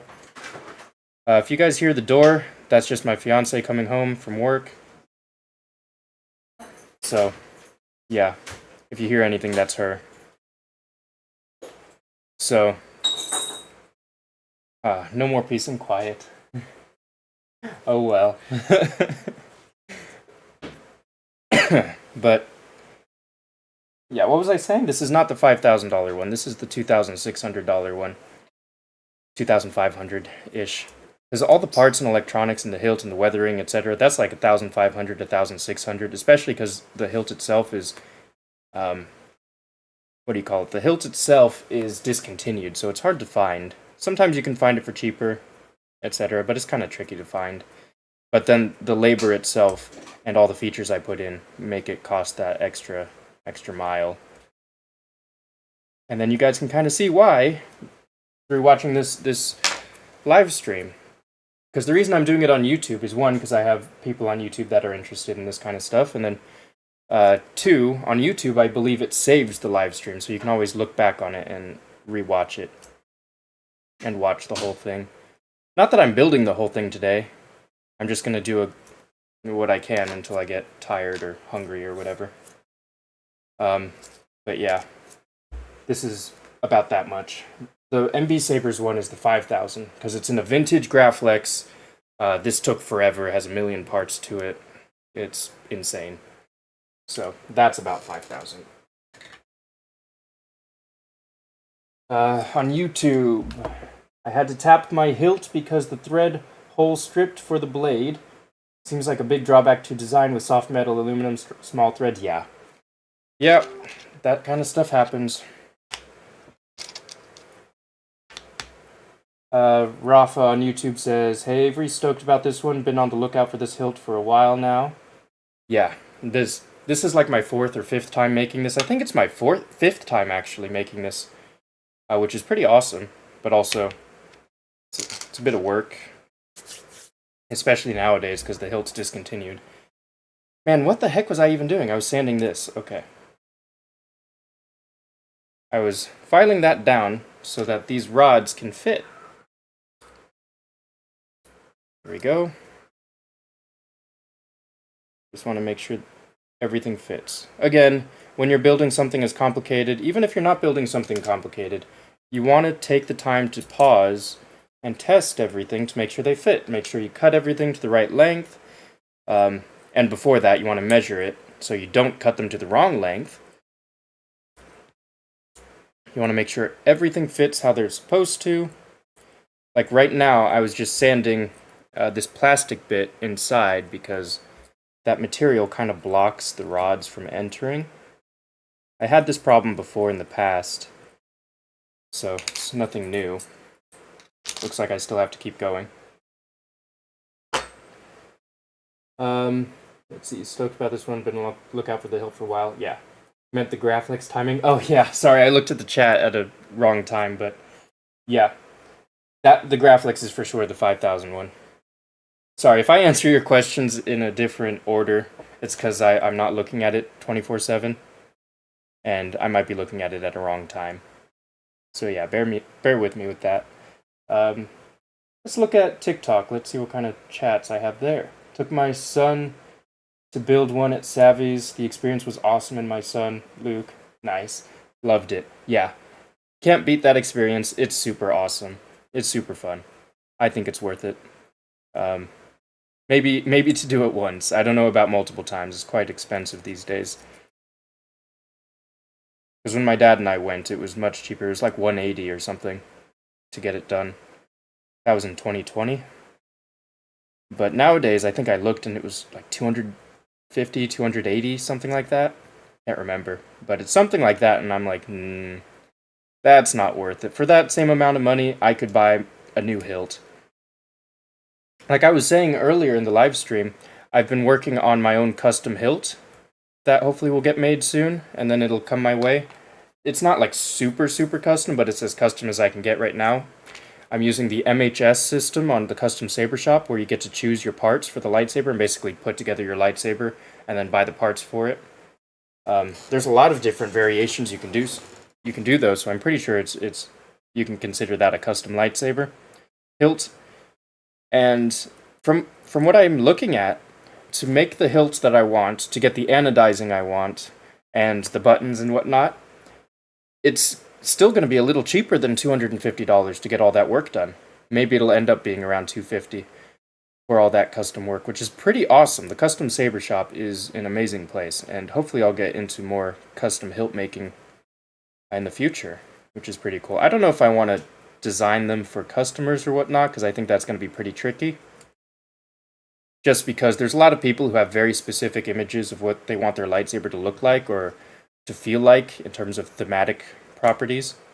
And I don't think I can pull that off. That's a lot of difficult customer service work. I'm not great with customer service just because, like, reaching out to people is hard for me in general. I barely reach out to my friends and stuff. I like being at home on my own watching YouTube and anime and building lightsabers and stuff. It's hard to make videos. It's hard to talk to live stream. It's hard to reach out, like, purposefully or whatever. So customer service work is tricky. I try to be as nice as I can be when I do answer, but in terms of timing, it might be a little bit delayed in response. But yeah. Don't even know how I got to that conversation. Live streaming's weird.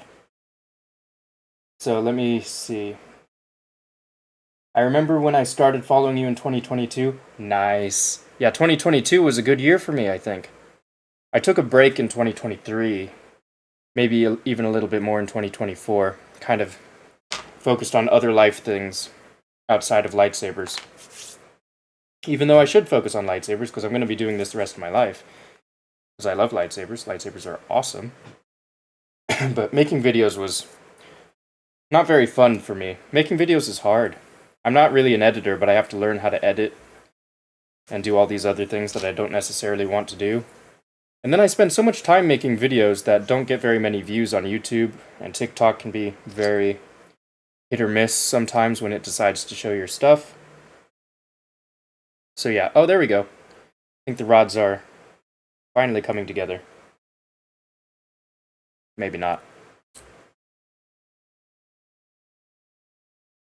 But yeah, I'm trying my best to get back into making lightsaber videos. I'm gonna try to make them a little easier, not as complicated, so I don't stress myself out trying to figure out if I should even spend all this time working on videos that no one watches.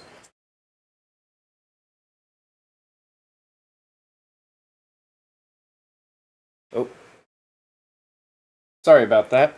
Looks like my phone went into low power mode, so that paused the live stream. I have to plug it in. Hold on. There we go. Hopefully that's good. Yep. There we go. So, Let's see here. Archer, looks like you went somewhere and came back. You didn't miss much. I've just been chatting and trying to get these rods to fit. Because the main problem here for you guys on TikTok, this plastic section's a little bit too thick, so that having both rods in kind of throws it off course. For YouTube, there we go.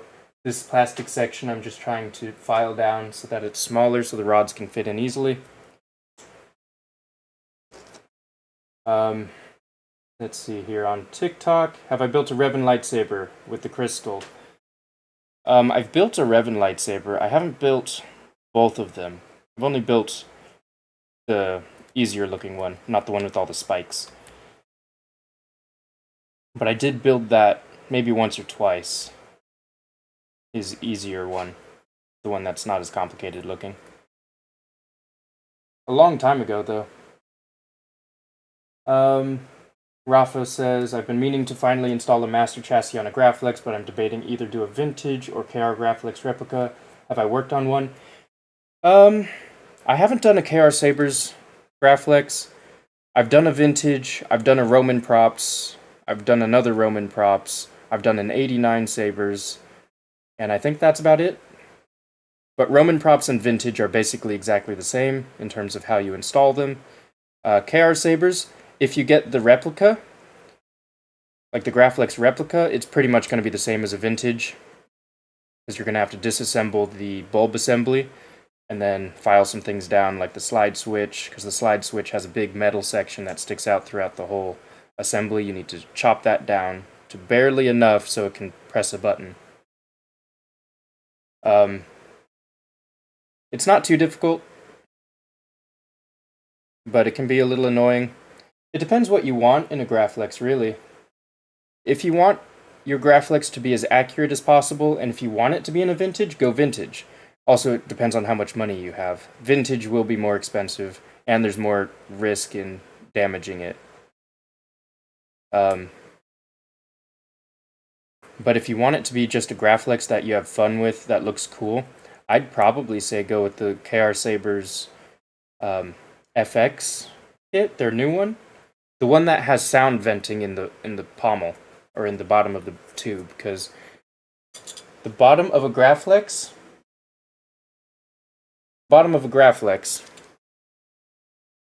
there is no sound venting in this thing. So when you make a Graflex, a vintage one or a replica, the sound holes, the sound of the lightsaber is gonna be pretty bad. It's not the best. It's not the worst, but it's not very good. So you're gonna want to have some good sound venting, and KR Sabers, with their new FX Graflex kit thing, they made one with really nice sound venting that's fairly discreet, or discreet enough, where there's holes along the sides. I'm actually going to get one for myself for my MB Sabers vintage, because I want it to sound really good. So, yeah. I would say if you want it to be functional, if you want it to sound great, I mean, you could obviously go with the vintage and then just get a sound vented bottom. That's what I'm doing. And then just put it vintage when I get the vintage back end when I want it to be vintage, but when I want to use it, I'll put the replica on there with the nicer grips and better sound venting. And it depends on your money, so that's kind of how you have to decide on a Graflex kit. So hopefully that helps. Let me know if you want any more advice on that front, because I probably have a lot of stuff to say about it. Your headphones keep dying and you're at work. Why are you watching this at work? Shouldn't you be working at work? I mean, I understand a lot of works. There's times where you don't need to focus or whatever. Like the work I do, when I do stunt work or when I do background work on these film and TV sets, there's a lot of downtime for the most part, so I understand why you'd be watching these things during that. But I'd imagine during other kinds of work, there might not be as much downtime. But who knows? I don't know. There it is. Rafa says, I did find a legit vintage Graflex still attached to a camera, but I don't think I can convert it, so I'm thinking I might get a kit for the install. Well, if you have the money, go with vintage because it's nice. just because it's, at least for me, it's most accurate you can get. It's nice to have a vintage. I have 3 of them, 3 vintages, 2 3-cell and 1 2-cell. One attached to a camera. And it's pretty nice to have a vintage just in your collection. Taking it apart's not too bad, you just need to make sure you have the right blade holder for it, which can be a bit annoying. But taking apart a vintage isn't hard at all. If you look it up online, on YouTube or something, you can find tutorials on how to take apart a vintage Graflex. It's not too tricky. I think... Who was it? There's a YouTube channel that I learned how to start building a lightsaber, and how I built a Graflex, or whatever. He did a whole Graflex series 10 years ago or something. It was South Shore Sabers or something? No, that's probably not it. East Coast Sabers. Maybe it's East Coast Sabers. But he does a good good video on how to take apart a vintage. It's not too difficult. You just unscrew some things, pop some things out. The only trick is cutting down the slide switch so that it can hit things properly. What the heck? Why is this not working? This works normally, right?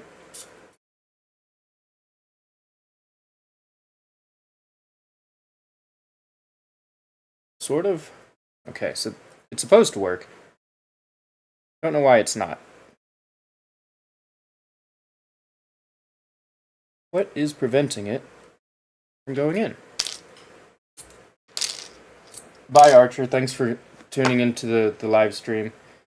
I appreciate your contributions to the chat. It's way easier to live stream when people are talking. Hopefully I'll live stream this again when I get further along the build. I'll probably do this for the next few days if I'm not busy. Might be busy. Not tomorrow, though, I don't think. So I should be back tomorrow, maybe a little earlier, because I had to figure out how to set all this stuff up. Let's go to TikTok. Let's see. What saber am I building right now? This is the Rey Scavenger from KR Sabers with the Goth 3 Designs Master Chassis. I've made this about 4 times before. This will be my 5th. You can see the previous ones on YouTube. I also have a TikTok series on how I built it that did pretty well. You can find it in the playlists. Okay. And right now, I'm just doing some very minute work, trying to get all the chassis parts to fit together, all the rods to slide in how they need to, trying to get it all to work properly. Because in the past, I've sort of just forced it in, but I want to have the rods slide in smoothly. So, it always pays to spend a little extra time on the small details. How long does it take to build a master chassis? It depends on the master chassis, it depends on the day. This one in particular, I can do it in a few days of just work. Because, again, like you can see on my live stream here, I pay attention to a lot of the small little details and I work on it until it's good. And that's kind of just how I work with these things. I don't want to just rush through it.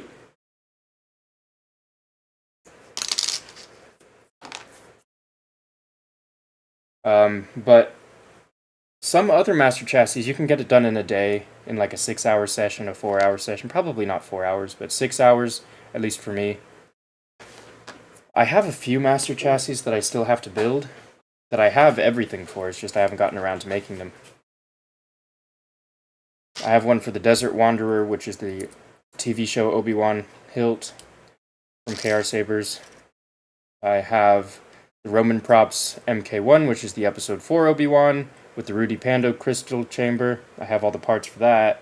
Still haven't gotten around to building it. Also the Episode 2 Obi-Wan. I don't know why they're all Obi-Wan. It just happens to be Obi-Wan. But those are all the projects that I have lined up eventually. This one seems to be taking a while, and I don't know why. So what about this is causing it to be thrown off? Maybe it's these corners? Oh, TikTok is trying to get me to be active, so I have to drag these puzzle pieces in. There we go. You've seen me do Anakin and Rey before. Yeah, I've done this Rey lightsaber about 4 times prior. This is my 5th. I've done a few Graflexes, and then I've done an episode 3 Anakin a few times too. I think I've done the episode 3 more than I've done the Graflex at this point. What's the split of sabers you install for customers versus personal? It's like 90% customers. Maybe 95 to 99% customers. I rarely ever make lightsabers for myself. I've gotten some for myself. Like the projects I just listed, those are all for myself. Which is also why I haven't built them in like a year. Because I've had all these parts sitting around for a year or so. I just haven't gotten around to actually building them. So the majority of the time it's for customers. The MB Sabers, I think, was one of the last ones I've done for myself. The Buried Hope, I built the Roman Props Buried Hope. I did that for a Bamboo Labs collaboration video. That one I guess is technically for myself, so I did that. The trick is, lightsabers these days seem to be on the downslope for popularity, and people don't really want to buy the higher-end lightsabers or any lightsabers at all, because Star Wars in general is just kind of in a slump right now. I'm hoping it'll change, and then it'll get more popular, because I can't really do what I want to do and just make lightsabers I want to make and then sell them, because people don't want to buy them at full price at least. So what I kind of have to do is wait for customers to commission a build from me, and then that's kind of how I can get these lightsabers built. Because I can't really make them and then sell them, because people don't really buy them.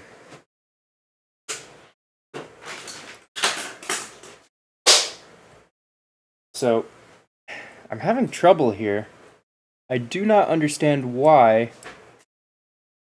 I don't understand why these rods are not going all the way through. For TikTok viewers, the rods are not going all the way through.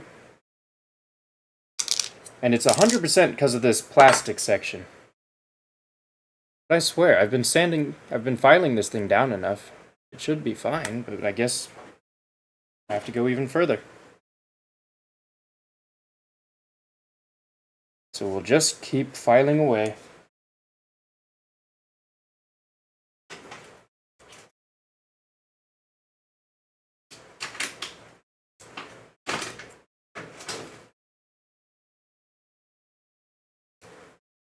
Sorry that this isn't more interesting. I wanted to just document the whole process, but I forgot how tedious the chassis prep section is. Maybe I should try a different file. Okay, here we go.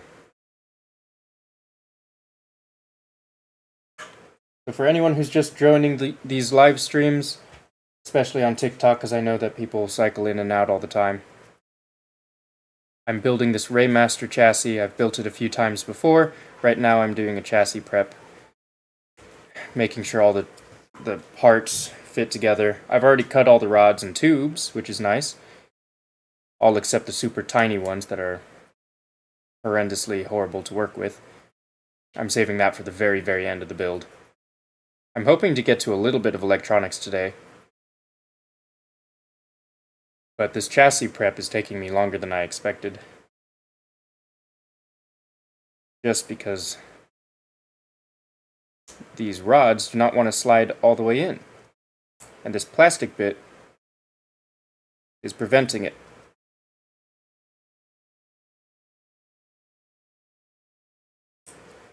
So if any of you have any questions, feel free to ask. It can be on lightsaber installs, it can be on literally anything. And then that'll make time go by a little faster. I could tell you about my lightsaber builds, my collection. If you guys have any projects you're working on, you can let me know.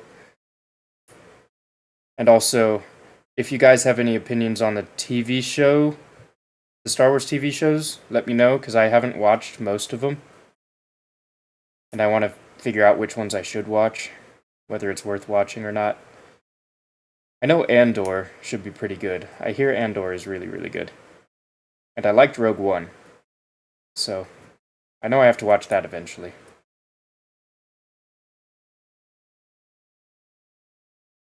But if there's any other shows, let me know if you think they're good or not, or which ones are worth skipping.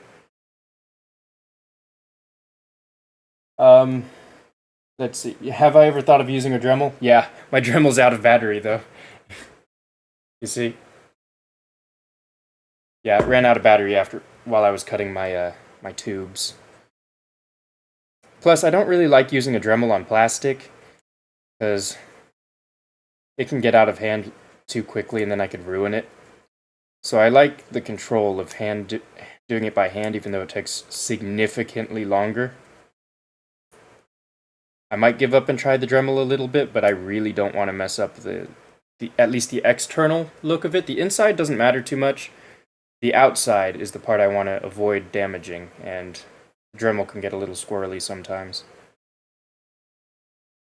Are PTFE wires that much better, or any wire would do?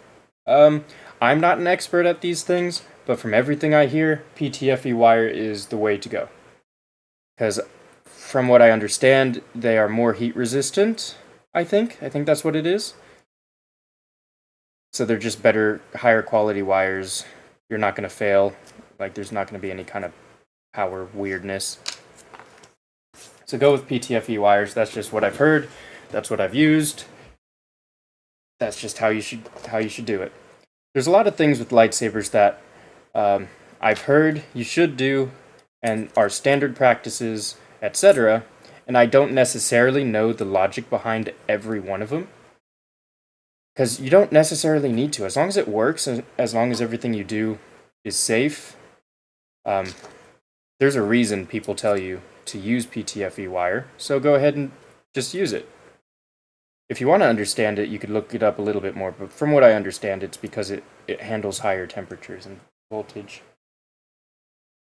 But I'm not too well versed on all that. Alright, am I just gonna give up on this? Just do what I normally do with it.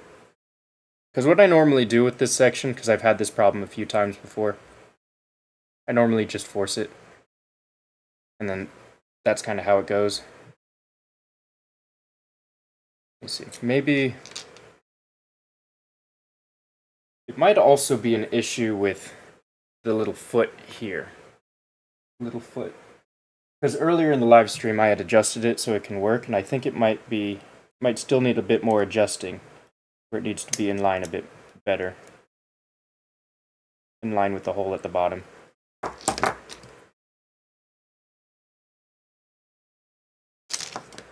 It's hard to say, so I'm going to work on it very carefully because I don't want to break it. Okay. Hopefully that's good.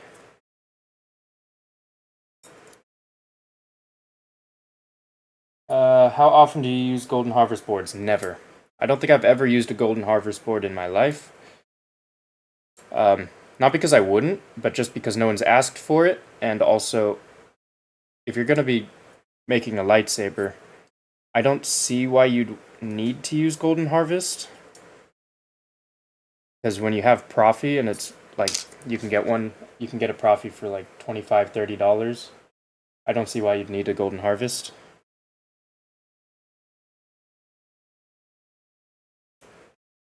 But I'm sure they've improved it a little bit over the past. There we go. A little bit of leverage. Is that better?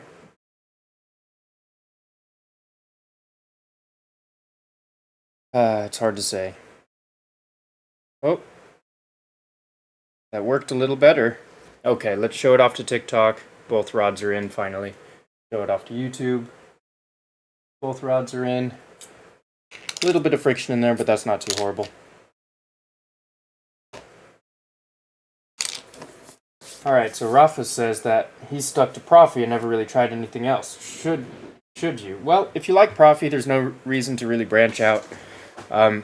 I would try CFX as well, just to see the differences, because those are the two best boards. Personally, I go back and forth between whether CFX or Profi is better, but ultimately it depends on what you want to use it for. I like CFX for my higher end builds, not because I prefer how it functions, because Profi is actually the board I like in terms of onboard controls, like when your lightsaber's together and you can control the lightsaber with the buttons and whatnot. I way prefer the Profi and how that whole menu system works, because it's super fast, pretty intuitive, etc. Crystal Focus is a bit slower, a bit more of a traditional menu type thing, where you have to go through a menu process to do these things, whereas Profi, you kind of can do gestures in combination with button presses and whatever else, and it's super fast. I really like the functionality of Profi when the lightsaber is being used.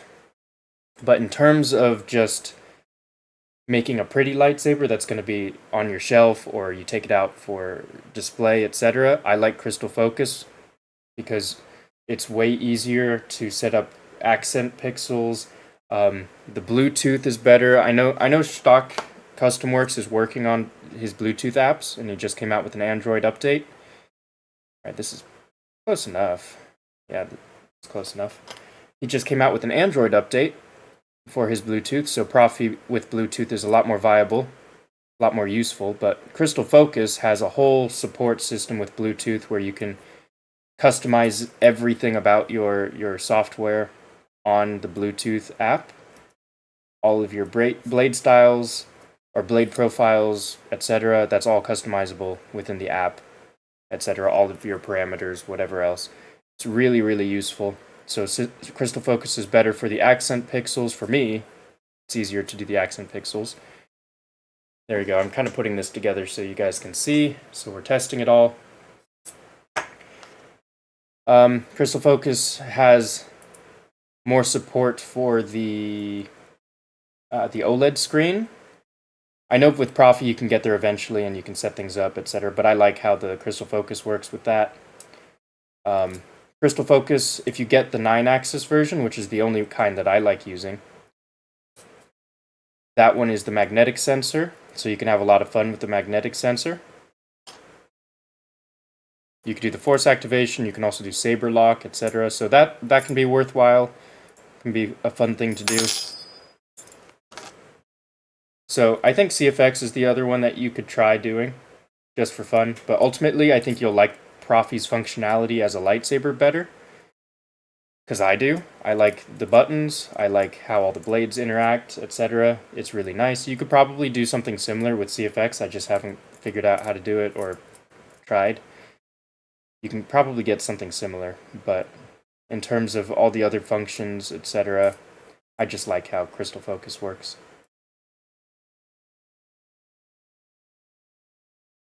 Let's see. Not much action on the TikTok side of things, but I do see that there's people watching, which is great. You don't need to interact at all, as long as you're there enjoying the show. Let's have a look. Lots of YouTube activity. Golden Harvest did buy a Profi to put in a Graflex. Yeah. Any advice on how to get started setting up those testing modes with the background sounds, lights, and whatnot? Oh, yeah. That one's super easy to set up because it's literally just a sound font. With Crystal Focus, there's a lot more options for those, like the Calibrate sound fonts, the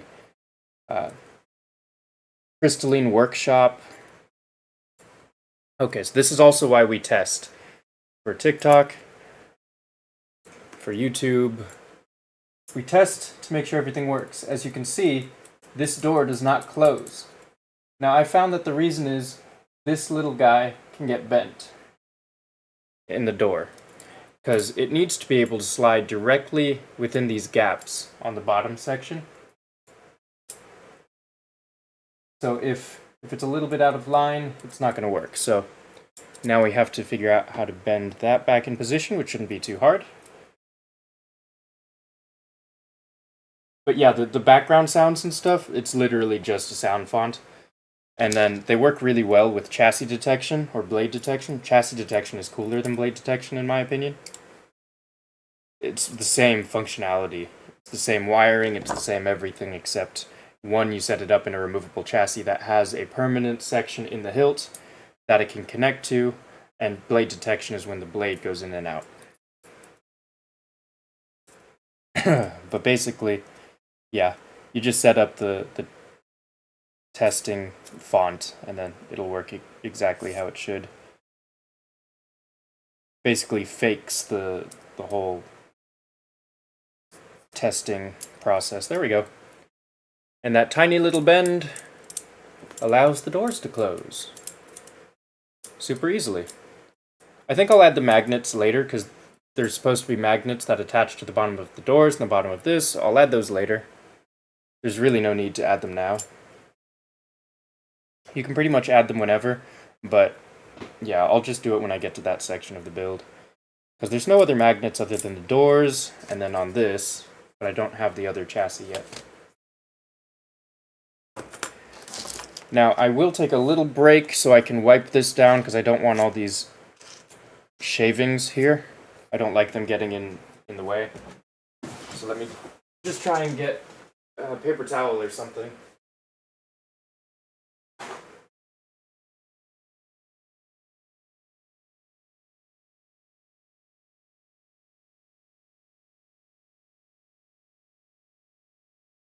Okay.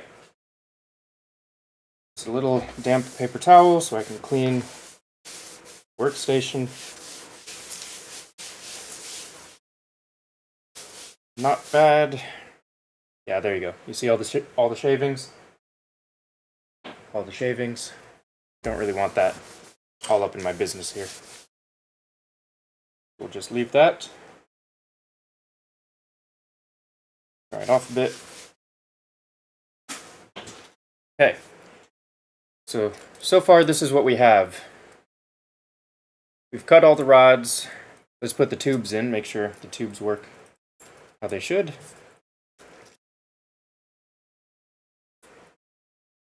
Let's drop the tubes in here somewhere. Yeah, there they are. Good, that's one. That's two. I've gotten way better at cutting these tubes than the first couple times I've done this. It's easier to cut them more accurately, having experience with it. There we go. And, alright, that one's not falling down. There we go. Okay, so, like I was saying earlier when I was cutting the tubes, I'm showing TikTok right now, I'll show YouTube in a second. You know the tubes are cut to the right size when there's no gaps up here, no gaps down there, because this is supposed to hide the wires. No gaps at the bottom, no gaps at the top. On both sides, we know the tubes are cut to the right size. Now let's see here. These rods go in here. Pretty much. Yep. Just want to make sure they're all pretty much the same length. Yep. They're all pretty much the same. And then they go in here. How do I normally set this up? Like this? Maybe? 1, 2, 3. There we go. So those go in there, but there's a little bit of a gap. Hold on, what am I missing? This guy. Can't wait to put through my Luke TXQ Anakin Starkiller V2 empty hilt to you.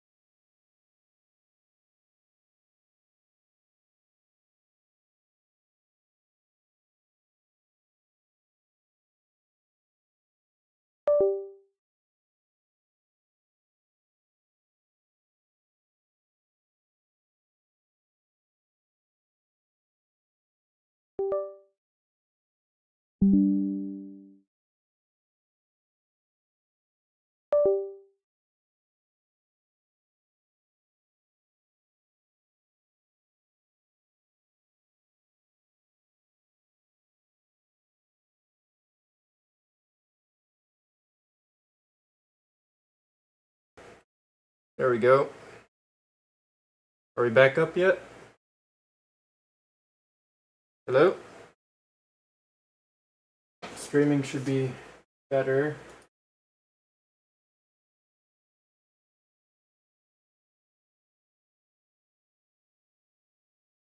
Can you guys hear me? I haven't figured out the video, but maybe the audio is better. I had to restart my camera because it stopped being weird. Alright, hello TikTok. TikTok works just fine. Hi guys. Just my YouTube that's being weird right now, so trying to see if I can fix my source here. Alright, so the audio's on.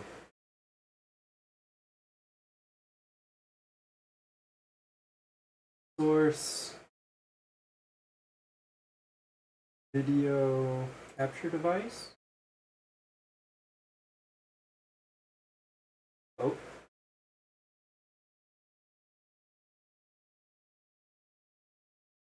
Nope. That didn't do anything. Why is that frozen?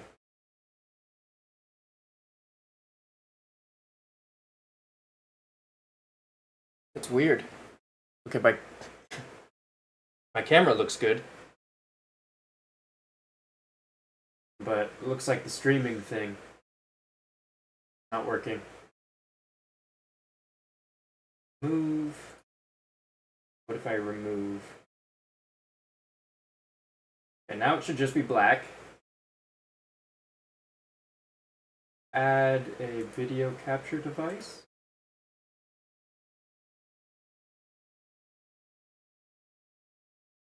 There we go. Okay, I think it's fixed. Cool. I can see my hands move, so I think on my, what is it, OBS, it got frozen. So, redoing it. So we're good. We're all back. Awesome. Thanks for sticking in there with me, guys. So, I think what I was trying to show you guys was how all this goes together. So, trying to figure out the, this would be great. There we go. So, all the rods and tubes that I've been spending however long cutting and shaping, that is to make this. So you can see all the rods at the bottom here. They go through the entire thing, most of them. And the tubes are the right size. And then these rods go in here, but I'll do that later. So I think that pretty much concludes the chassis prep, from what I can think of. And since I don't need to weather it, I can probably just hop right into the actual install. Isn't that exciting? Take a drink of water here.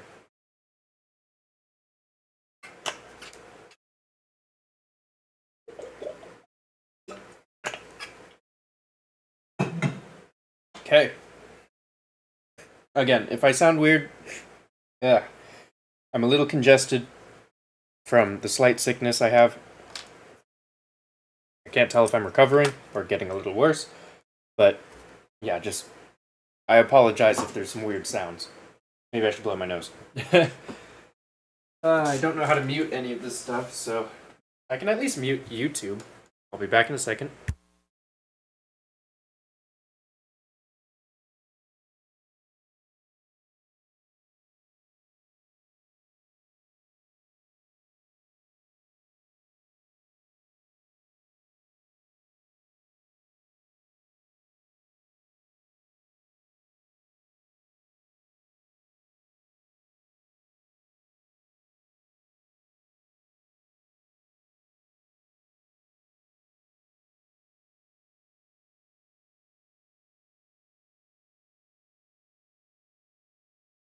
Back on YouTube.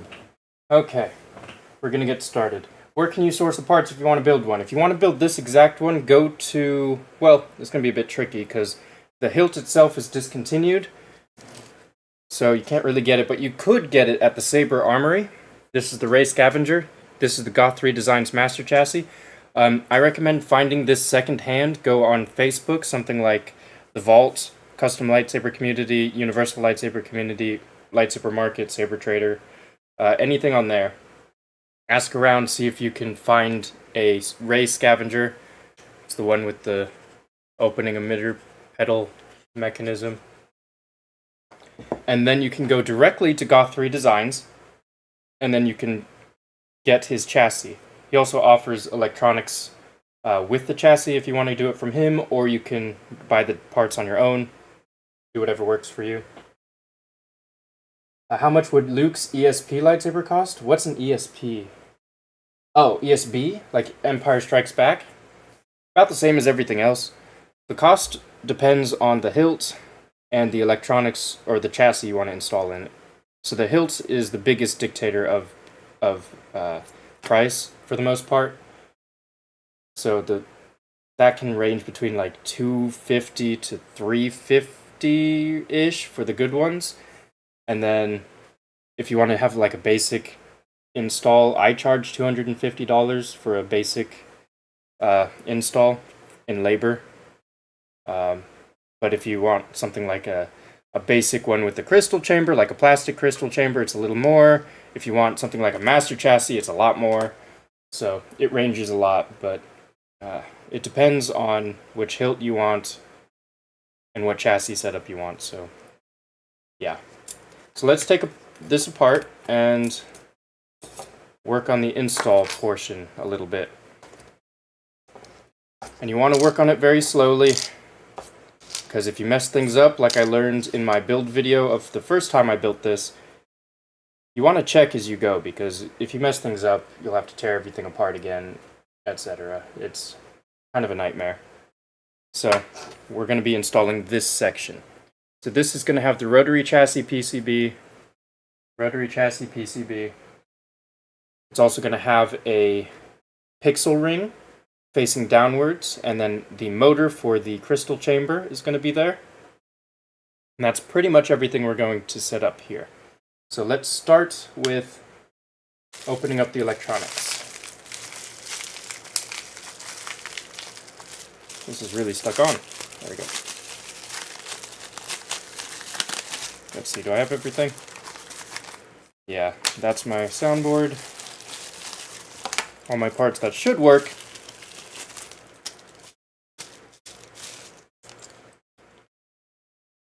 Should be fine. Yep. I'll figure things out if they're not fine. Alright, what do I need now? Don't need the NeoPixel connector. I don't need the kill switch. Don't need the battery tabs. Or buttons? Not quite yet. No buttons yet. I will need the large pixel ring. Again, a lot of this extra pixel stuff is just stuff that I figured out how to add inside the lightsaber. Not supposed to go in there. Wasn't necessarily designed for it. That is going to be some work. Don't need the soundboard either. So basically we just need the rotary PCB, this guy, and the motor. So we'll put the other electronics off to the side. Over there. Let me just review my notes to make sure. Again, these are my notes that I wrote. So I have one 22 gauge positive, one 22 gauge negative. That gets split into 3 in the turbine area. I call this area the turbine area. At the bottom. That's like the only space you actually have room. Have you ever made a Mace Windu Master Chassis? No, but they do exist. If someone pays me to make one, I'll make one, but I don't think I'll make one for myself anytime soon. 30 gauge for data 1. Why do I have 2 datas? Is there a reason I have 2 data lines? Oh, yeah, of course. I have one data for the main blade, and then one data for all the accent pixels. And then blade detection. See, I'm wondering if I can use super small wires for a lot of these, because for my MB Saber's lightsaber, I was working with 32 gauge and 34 gauge, which are really tiny, like super tiny. I'm trying to think if I can use that for this. I could use it for the blade detection for sure. For data 1, I can use it for sure. The reason you want them to be smaller is because it saves you a lot of space. Should I branch out and try something new? I don't know. Or should I just stick to what I've been doing? Blade detection can for sure be smaller. I don't know how much smaller I want to make it, though. I could give it a try. I'm just worried about... I think the main thing I'm worried about is the data 2 for all the accent pixels. Because I don't know if having a smaller wire is going to make the data not be able to reach all the way through the pixels. Because I did have a problem in the past with all the resistors. Because when you attach all the pixels from the pixel strip, the accent pixel strip, and the pixel rings that I use, they all have little resistors on the data line. They all have little resistors on the data line. And then I noticed if I had all the resistors intact all the way through, then the pixels don't work properly. So I have to remove the data line, or I have to remove the resistor on all of the accent pixels starting from the top going most of the way down. Because you don't want too much resistance on the data line. Especially, it's going to just keep adding up. You don't need all of that. So I always remove them. Oh wait, this is the speaker. I can put that away too. Xenopixel or Golden Harvest? Probably Golden Harvest. From everything I've heard about Xenopixel, it's like the most basic NeoPixel capable board. I think Golden Harvest is going to be better. But I don't have much experience with either one, so I have no idea. So take what I say with a grain of salt. What do I do? Let's see. So we're going to use the one without...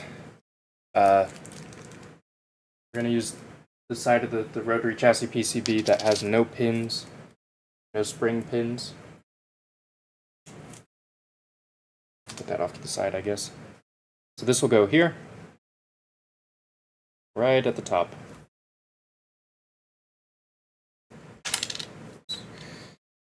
Well, I guess I'll just get started. Turn on the soldering iron. Let's see. Need solder. You know, I've had the same roll of solder since I started. You really don't go through that much solder. Just making lightsabers. But I've made so many that it started to wear down quite a lot.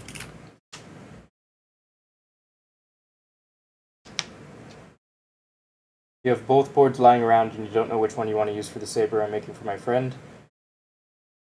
New to sabers wants a very fancy saber. I always say just go with Profi, because you can get a Profi V2.2 for like $30. And I really don't think you can get that much cheaper. I mean, I'm sure the other ones are cheaper, but Profi's like the best you can possibly get for your money. But if you have a Xenopixel and a Golden Harvest, I'd say give him the Golden Harvest, because it's probably a little better than the Xenopixel. Okay, I guess we'll use this guy.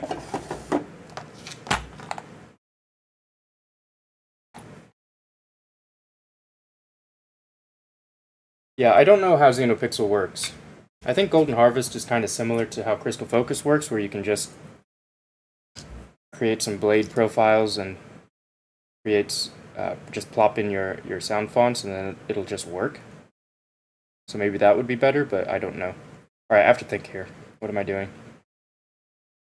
Ground, that's going to be for the buttons. First data, for sure. I need only one button.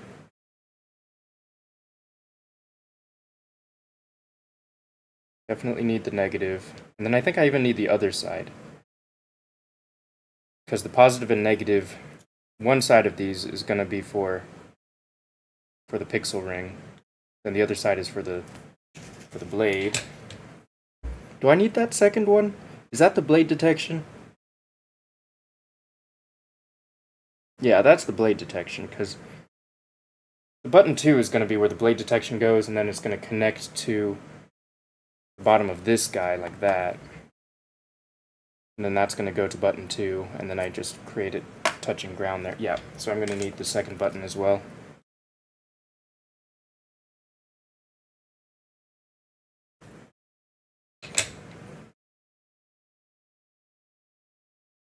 XenoPixel has an app, so I guess XenoPixel has Bluetooth built in then?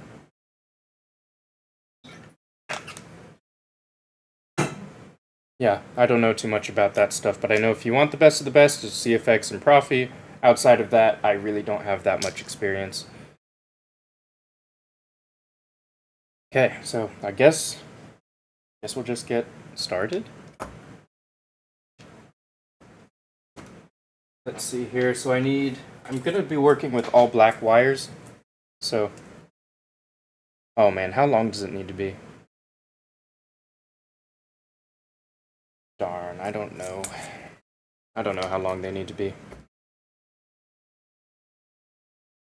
It's going to have to be roughly this length here. From there. I shouldn't have taken this apart. Okay. We'll just say it's roughly this size, because you don't want to cut these too short. So let's see, is the positive going to go all the way through to the bottom? I think so. Probably. Why don't I just make a long one and then deal with it later? That's a good idea.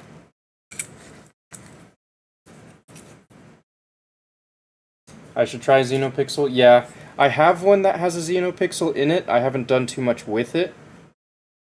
But I think I have one, or did I get rid of it? I don't know. You know what, I'm just gonna give myself a bunch of extra leeway here. A lot of extra wiggle room. One of the worst things that can happen is you go through this entire build and then you realize that your wires are all too short. Because then you have to splice them, and then it takes up a bunch of extra space, and it's just not good. I also have to prepare my tape. I use this blue tape in order to label all of my black wires, because when you're using all black, you have no idea what's what, except for the size. So, let's see here. How do I want this to be?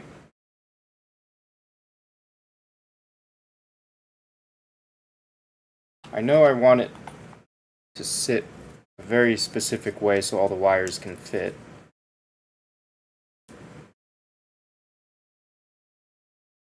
Trying to remember if there was a specific direction that I needed everything to be, like if I wanted the positive solders in a certain orientation. I don't think it matters that much, so I'm just going to ignore it. And then I'm going to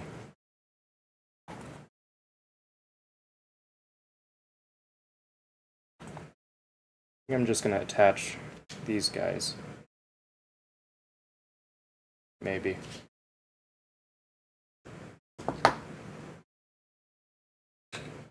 Okay, so I'm going to remove the resistor like I was saying earlier. I'm just going to get rid of it. But when you get rid of these resistors, you also have to remember those pads the resistor was on, they need to be connected, or else you're not going to have any power going through. So if you can see there, where the data was, or where the resistor was, has two separate tiny pads. You have to connect them. You have to make sure they're connected. For TikTok. You have to make sure those two tiny pads are connected or else you're not going to have your data go through.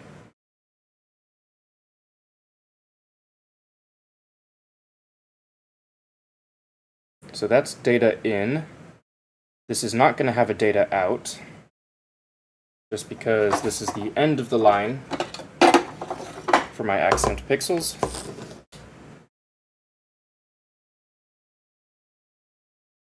Then what kind of data line do I want? Do I want it to be super small, or should I just stick to how I've been doing things?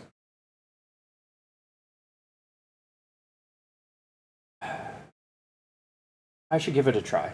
Yeah. I'm going to try the smaller wires, see how it goes. I don't think I'm going to go with 34. 34 is really scary.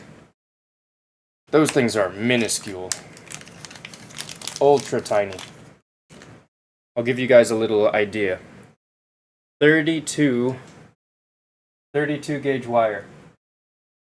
This is a 22, so it's not really a good measurement. If I show you next to the 30, this is the smallest that I normally work with, which is 30. I normally work with 30. And then this is 32, so it's a bit smaller.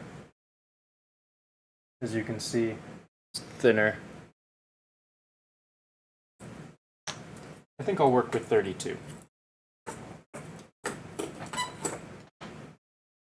If this works out, it'll make my life a lot easier with all the wire management. If it doesn't work out, that's just going to be a nightmare to try and redo everything. So, we'll see how it goes. I think it'll be fine. Okay, there's a bit of a kink in the wire there, so I'm going to just get rid of it because I don't know if it works or not. Nope. What length do I need? Not too long, because this needs to connect all the way to the bottom, so that will go all the way through and connect in here. So let's just give it a little bit of extra room for my wire cutters. Is it possible to sell you a lightsaber? No, I don't buy lightsabers. I try not to buy lightsabers unless I really, really need them. Or something like that. You'll have to sell it elsewhere. Okay, 32. Cutting the wire here, 32. Okay. Then I'm just gonna... Man, the desk gets messy really quickly.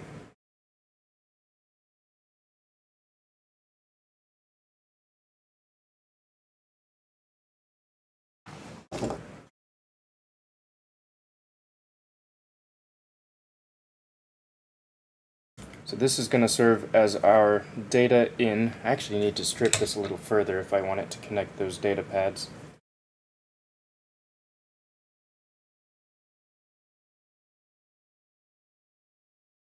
There we go. So now it's long. Can't really see it because it's so tiny, but the stripped section is longer.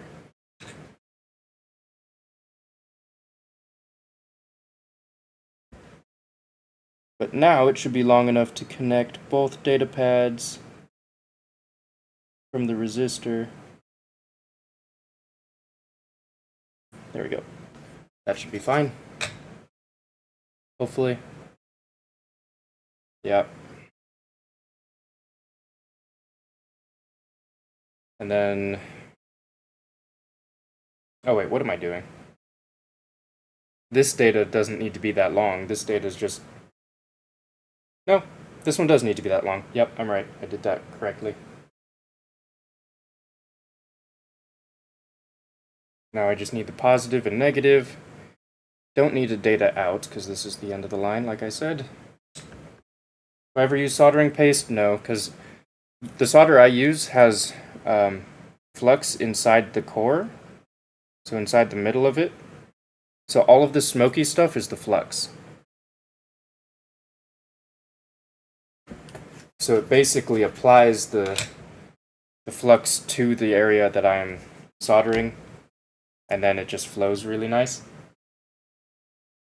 So that's what I recommend, because it's just worked out really well for me. Alright, so for the power, 28. 28? No, I can do 30.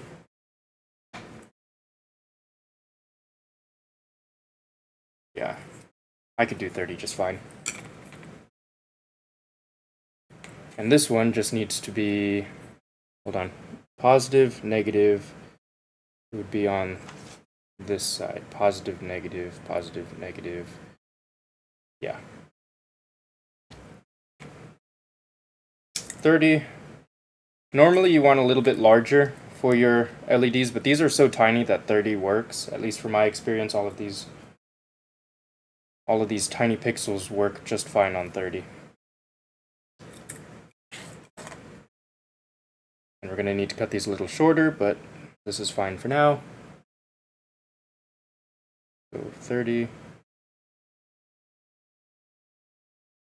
Making these wires so small can be a bit of a pain because the sheathing, whatever you call it, sometimes likes to peel right off when you get super small.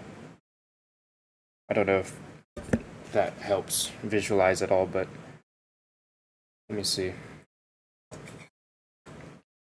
Man, why does my work desk get so cluttered so quickly? Okay, so let's just do that. Looks pretty good to me. I'll do the other one now.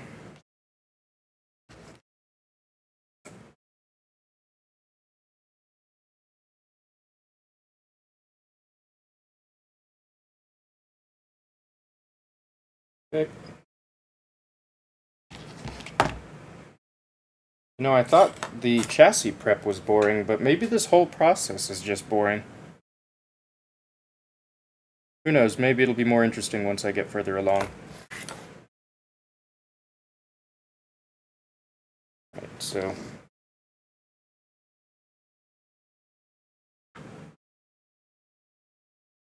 do a little bit of that. It looks pretty good. Let's check.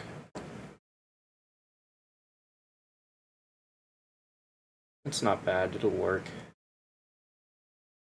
Might want it a bit nicer, but I think that's pretty solid. Maybe I'll make it a little bit better.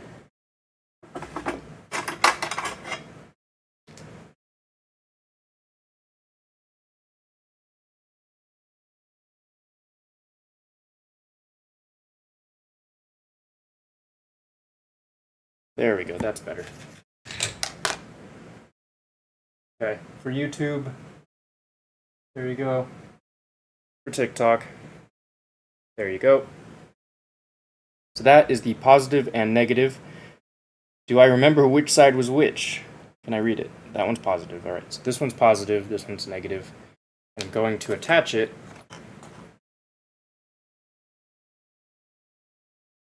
here.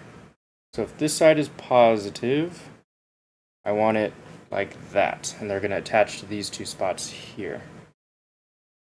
Because I want to keep it as flat as I possibly can. Right around there.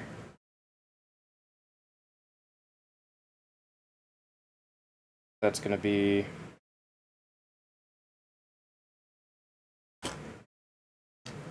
maybe about here is where I need to cut it.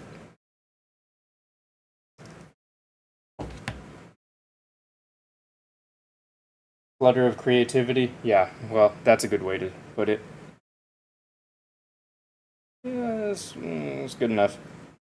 And then the motor is going to sit directly in between. When I made my first Rey Master Chassis, these pixel rings didn't even exist. And then right when I finished my Master Chassis is when the pixel rings came out. If they had come out a little earlier, I would have used them because they're way nicer to use. Because it fits perfectly, gets a lot of pixels in a small space, and it has that space for the motor right in the middle. Okay, maybe I'll strip it a bit more.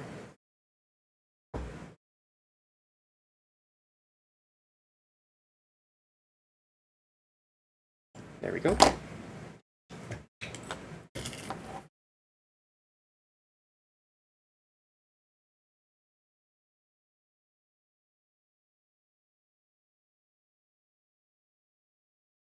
Okay, and then just gonna double check, because you do not ever want to cross the positives and negatives.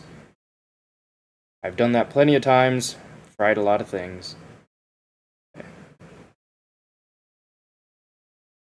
So, negative, positive, negative, and positive. They go right about here. Hopefully you guys can see all of this. I know it's a bit small.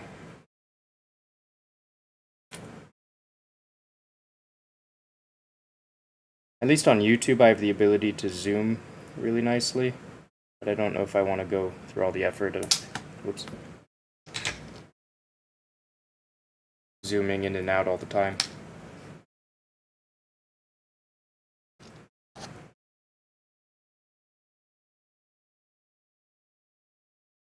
Okay, and the positive. Perfect.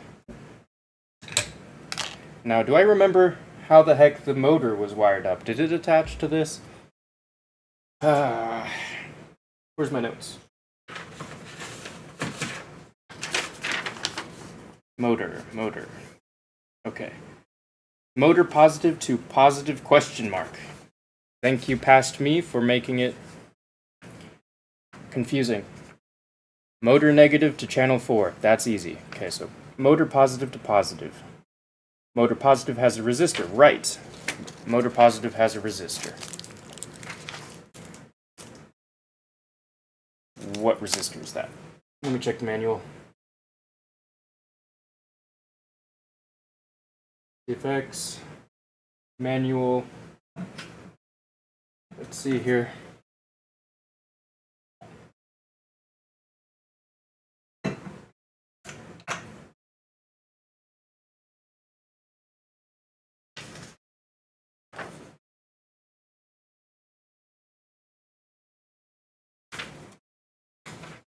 So the positive for the motor, can I just attach it to the positive on this connector is my question. I think I should be able to.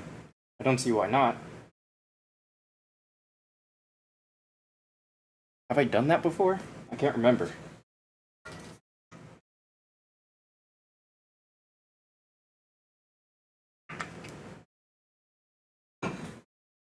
Okay, reading the manual right now.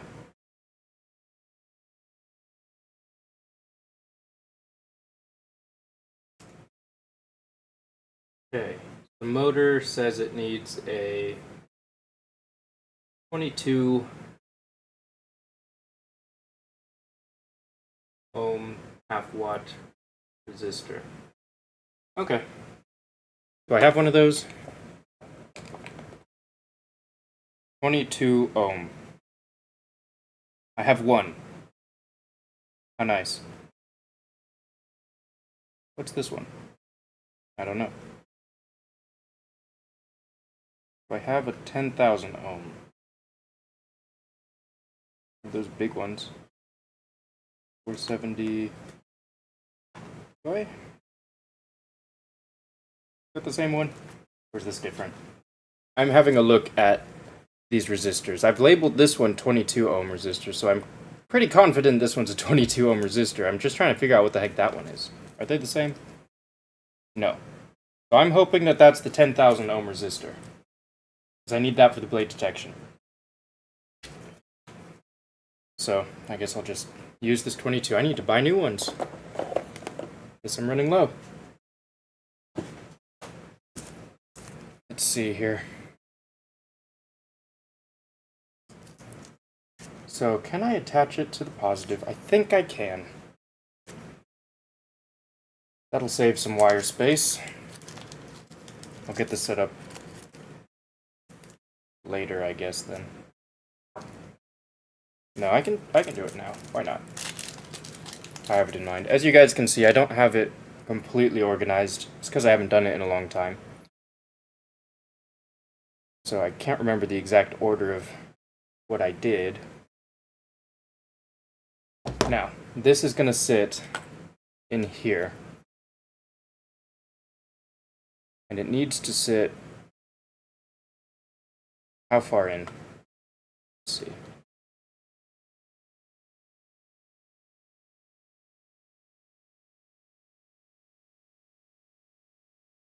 What the heck? There we go. About there, roughly. Looks like I need to sand this down, file it down. Probably do that beforehand.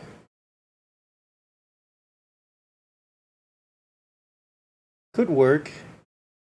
Could work just fine.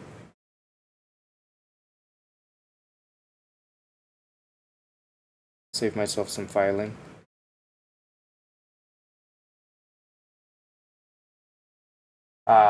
Okay, Archer.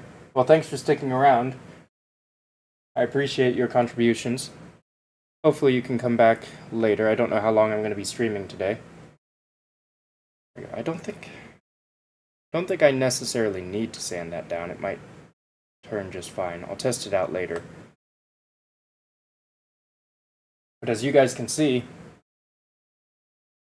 on TikTok and YouTube, this motor will be sitting here. So there's basically no space for anything to exist there, which is why the ring is so important. Because that ring is what allows any kind of light to exist, because it just goes around the motor. What anime am I watching? Right now, I'm kind of between animes. I've been working my way through One Piece. I'm on Wano right now.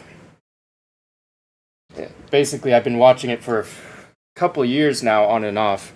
I get in bursts of watching One Piece for a good chunk of time, but then I guess the arcs go on for such a long time near the end of the arc that I kind of lose interest, and then I stop. Then I jump back in, finish it, and then it carries on into the next arc, which goes great until it hits a downward slope of my attention span again. So, yeah, I'm on Wano right now. I think Luffy just punched the heck out of Kaido. Well, he got beat up. That's where I'm at. Luffy got beat up and he's like on the ground, messed up. So, that's where I left off. Haven't gotten back to it yet. Maybe soon. Okay, so I need this to go down a little bit.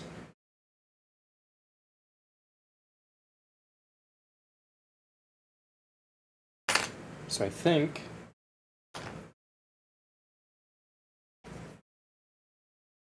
right about there should be fine. I need to put the resistor on it, and I like putting the resistor up here so it doesn't clutter up this area here. Alright, see ya, Archer. Thanks for watching.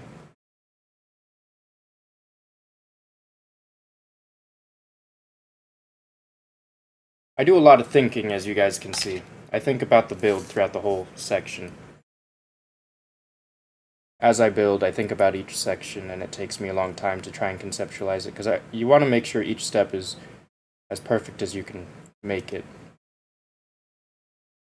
Probably make it a bit shorter.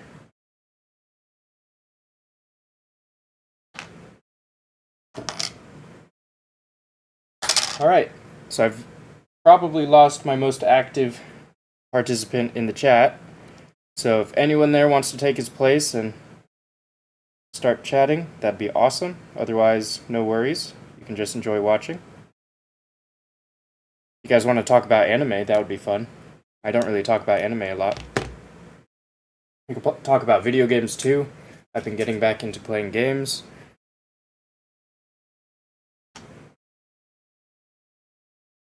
And let's see, what else? Pretty much anything. If you guys have any questions, go ahead and ask. If you want to chat about anything, go for it.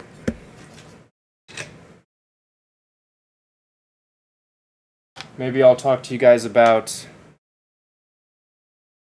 what I want to do for YouTube videos, because I don't want to make super difficult to make videos all the time, because then I just never make them. Okay, where's my resistor? Here it is. What I want to do is I want to make easier videos, so maybe I should do... And I don't always want to make videos about lightsabers, because while I love lightsabers, it's not the entirety of my interests. Like, my interests span a lot larger areas than just lightsabers. So, I was wondering if maybe people would watch other things on my channels. No idea. I know TikTok doesn't like it, probably YouTube too. They don't like when you go outside of your little niche. And I guess my niche has become lightsabers. Which is all well and good. Lightsabers are awesome. I will never stop making lightsabers. But I don't just like lightsabers. So who knows? Maybe I'll make some other things. Like, I see people on TikTok and online where they make videos where they just talk about things. I don't know if what I have to say is worth people listening to. Maybe it could get there eventually, but at first, for sure, I don't think people would really care about my opinions on, like, anime or video games or etc. But I'm sure we could get there eventually. Because those kinds of videos would be super easy to make, despite the fact that I'm not the best at talking to cameras, especially if there's no live chat. But I'm sure I'll get used to it. Who knows? But I for sure want to keep making lightsaber videos. It's just I'm not the best editor, so I can't make them as interesting as I'd like them to be. There we go. That's the resistor. Your oldest is into One Piece and you watch it with him. You got him a One Piece Lego set for his birthday. Awesome. That is awesome. How far have you gotten in One Piece? Because it's long. Really long. I knew that going in, but, like, as you watch it, you really feel the length sometimes. Especially when you look at how many more episodes you have left to go. I'm here for lightsabers? Yes, I am here for lightsabers. But also, I don't make that much lightsaber content.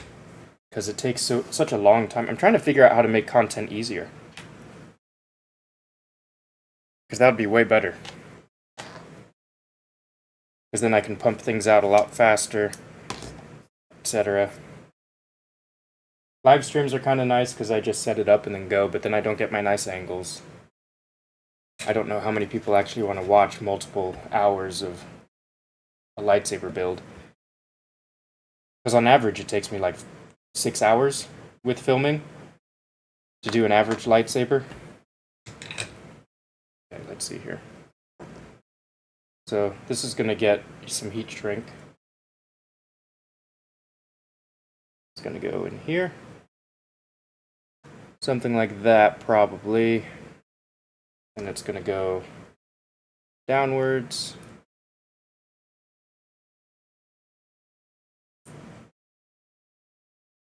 And it'll plug into connector.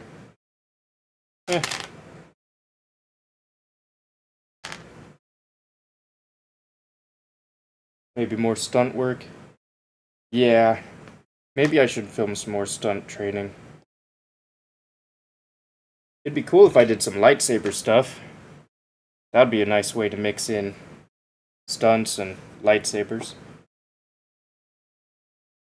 I recently worked on a project involving lightsabers, so it's kind of gotten me into more of the actual using of lightsabers rather than making them for just visual purposes.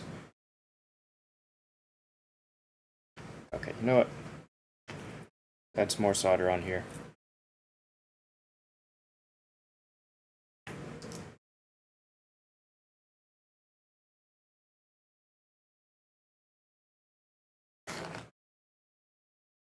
Stunts and sabers, yeah. That's probably the easiest way to segment into other things outside of lightsabers, is just branch it. It's a very good way to do it. Okay, let's get some heat shrink on this thing. Get some super small heat shrink. What do I have? What do I have in my box? That small enough? It's a bit too big. That's small enough? That's fine. Hello! Jan Hernandez. Hello, welcome to the live stream. I am doing well, mildly sick, but not too bad. Just building this lightsaber, trying to take it slow.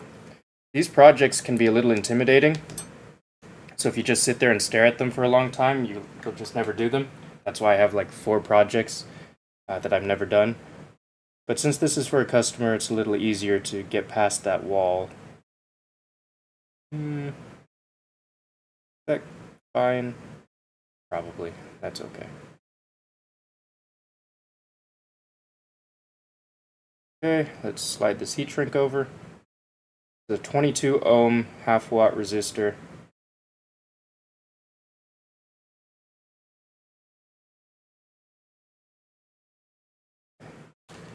Gonna slide it over like that. That should be fine.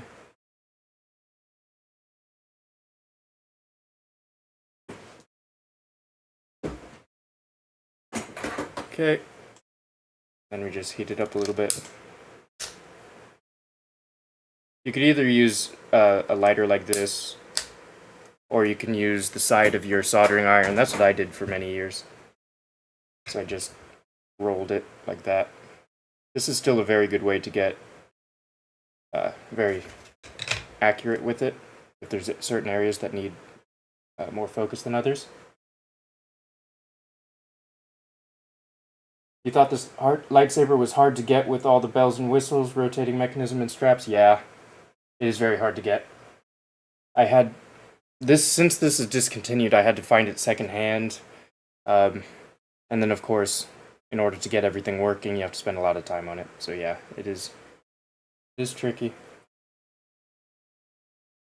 Alright, so the motor goes in there.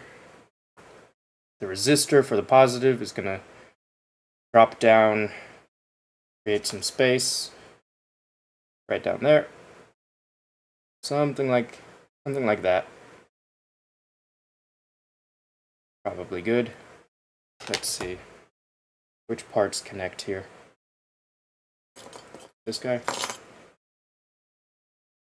This is going to go here.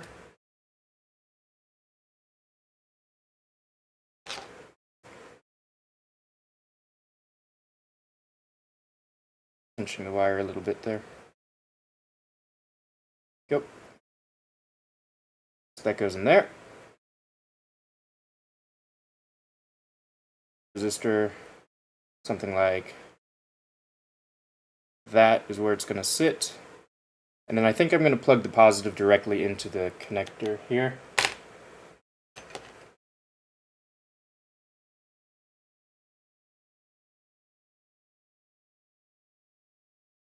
How do I want to do that? Because this is all going to go like that.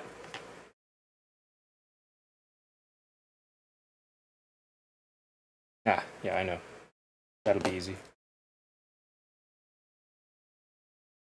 Okay, so I just have to make sure I have enough wire in here.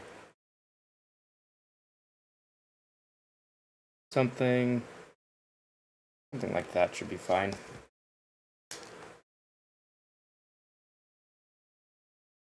There we go.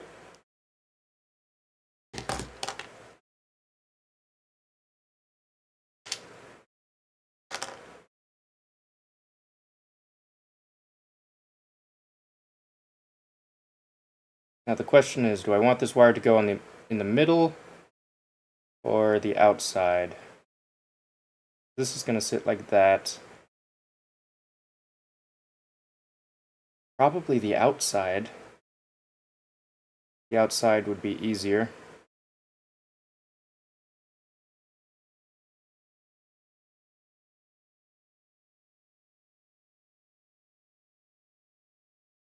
Yeah, probably.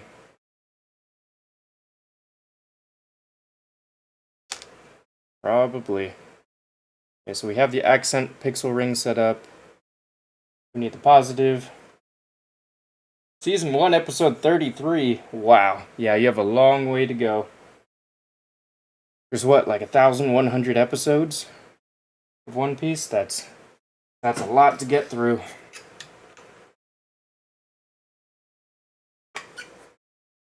I feel like I've barely done anything in this live stream.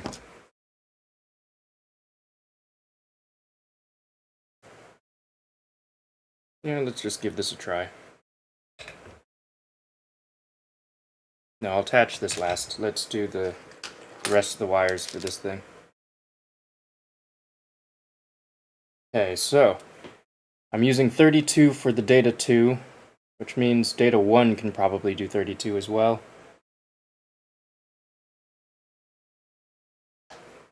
We'll just double check.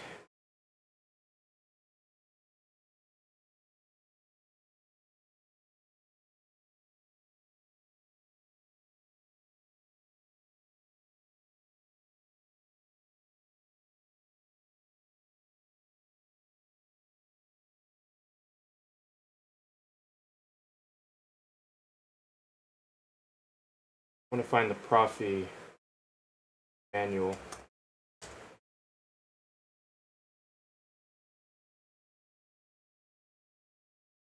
There we go. Found the Profi manual.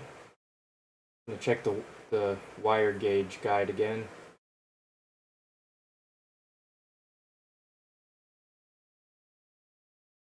Yeah, 32 will be fine.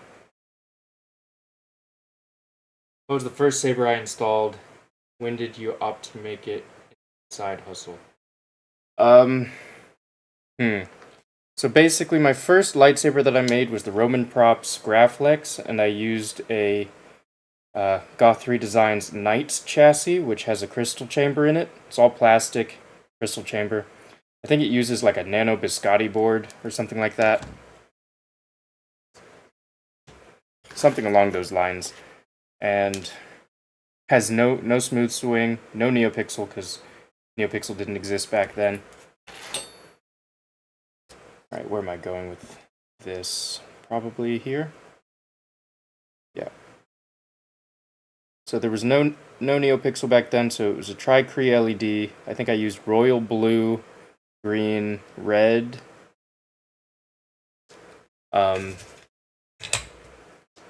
Yeah. And that came out pretty well. One of my first videos on TikTok is me showing it off, pretty much. Did I make that more towards the middle? I don't know. This needs to be here. And the wires need to go down.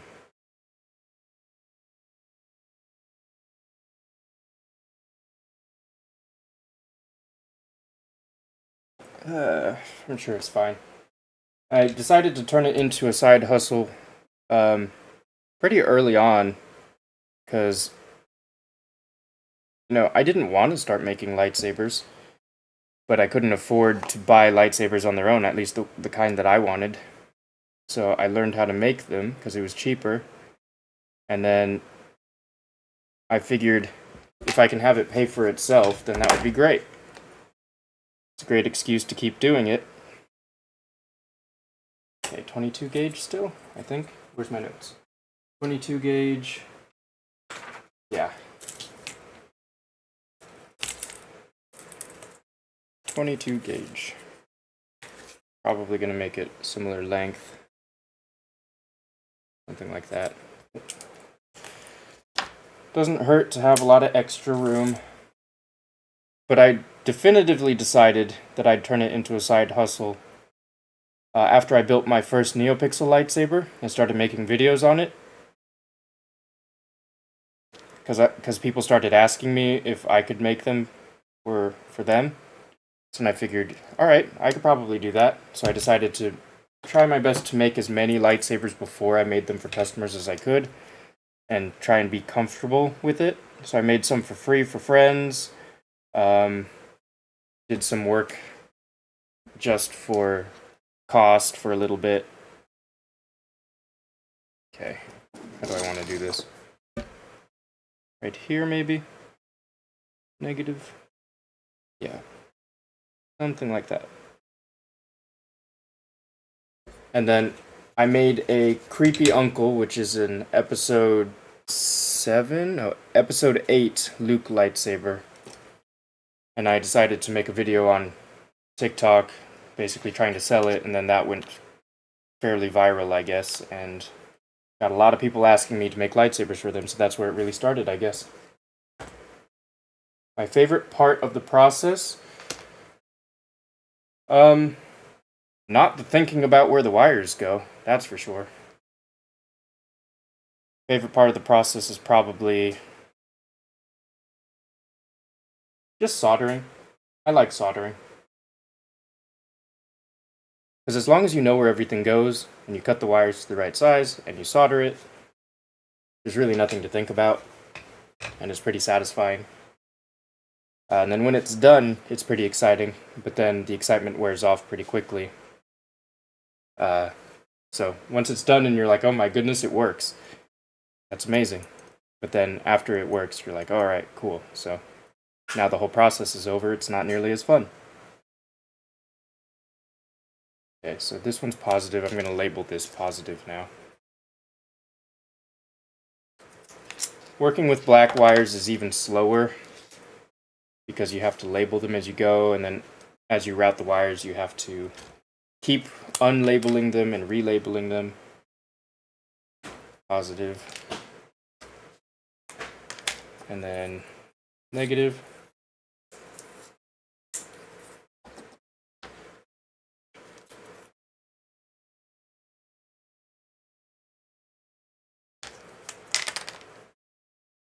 Negative.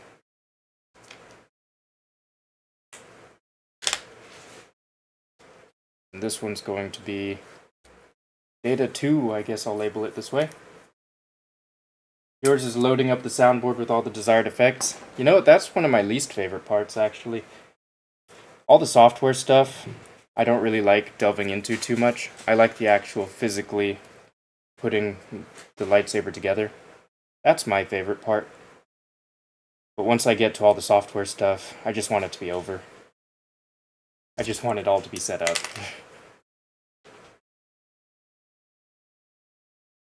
So data 2, pretty much.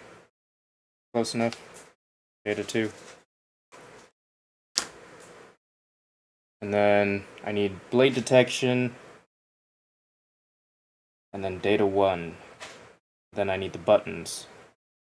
What do I want the buttons to do? FET263 site for all the config? Yeah. I use FET223's website for all the Profi stuff.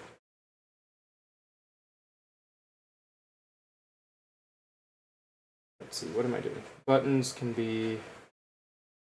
You know, I can just use all 32 gauge. That's going to make my life way easier as long as everything works just fine. I could use 34 gauge, but that scares me. 34 gauge is super, super tiny. So, let's see here. What do I want? I want the data line, which needs to be like... Doesn't need to be this long, but I'm just going to cut it that long anyways. Again, having extra wire is better than not having enough.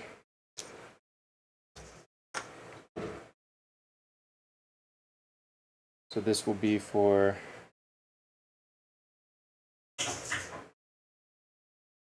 the main data line. 32 gauge. And it'll go all the way through. Just need to make sure it doesn't get bent or broken. I'll be fine.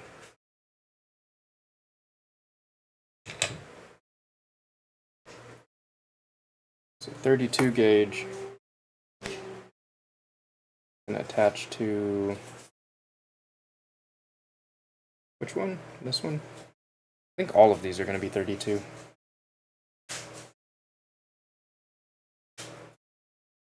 Because the button for sure doesn't need to be large. Neither does the blade detection. So which one's the data? This one? Yeah. Do I need it in the middle? No. Probably need it going the opposite direction. I just hope I'm wiring all the wires in the correct direction.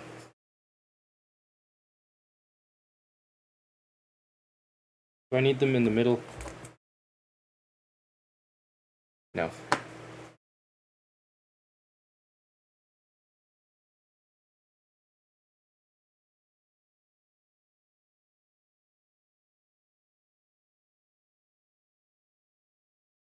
But yeah, just to go back to what my favorite part of the lightsaber builds are, it's pretty much always just soldering all the wires. As long as I know where everything goes. That's the easy part. Okay, label it before anything else. Plus, normally I don't live stream or whatever, so I can just zone out.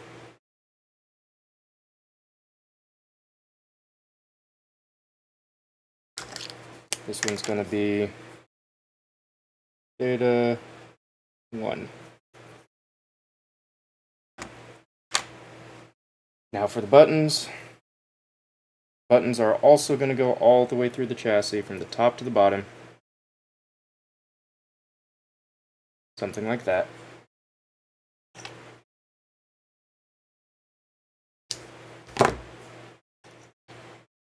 Might as well cut a few of these because they're all 32 gauge. The button ground, data 1, blade detection.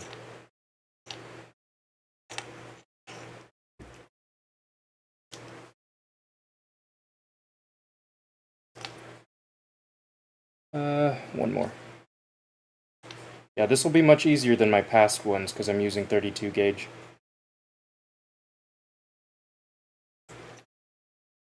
I like lightsabers with a lot more wiggle room.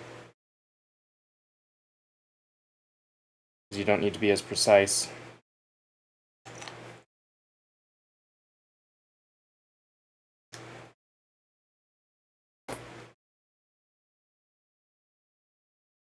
All the wire cutting I normally cut out of my videos. Because it takes quite a bit of time.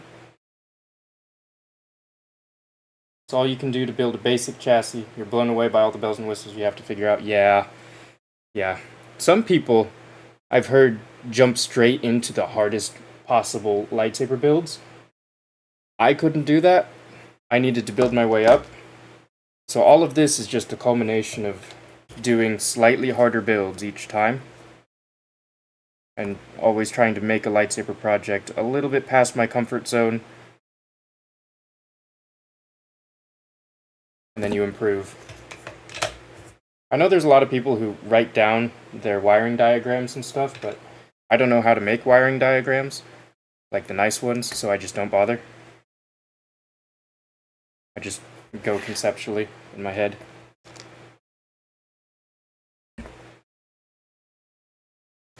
Let's see, the ground.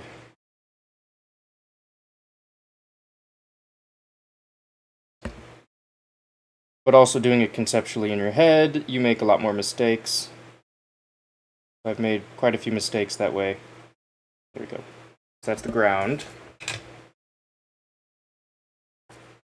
Which I guess will be this tiny marker. There we go.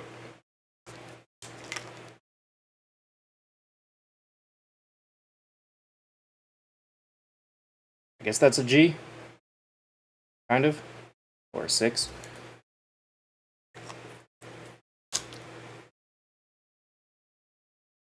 Okay, live stream is still going. Good. It's my computer that closed. There we go. So I have ground, I have that. I just need blade detection wire. And then the button.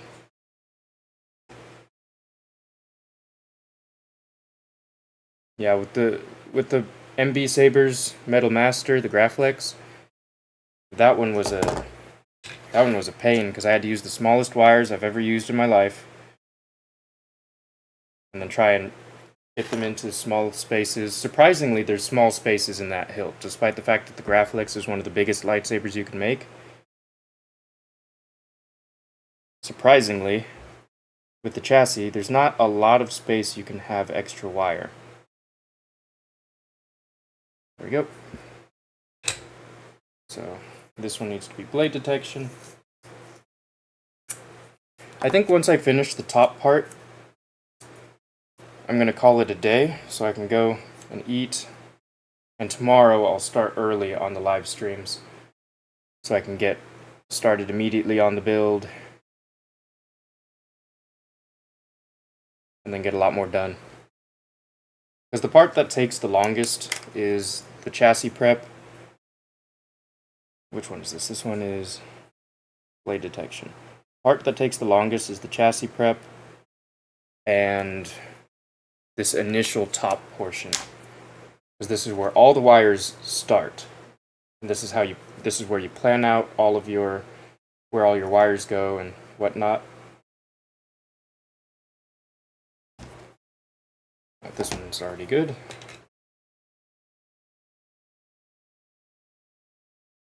There we go. Messed that up a little bit. Yeah, I definitely should eat soon. Let me try and get this done.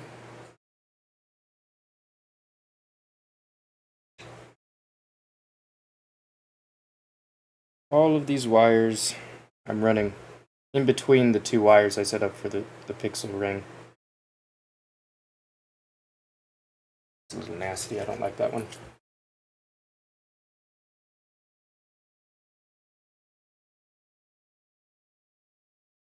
It's better.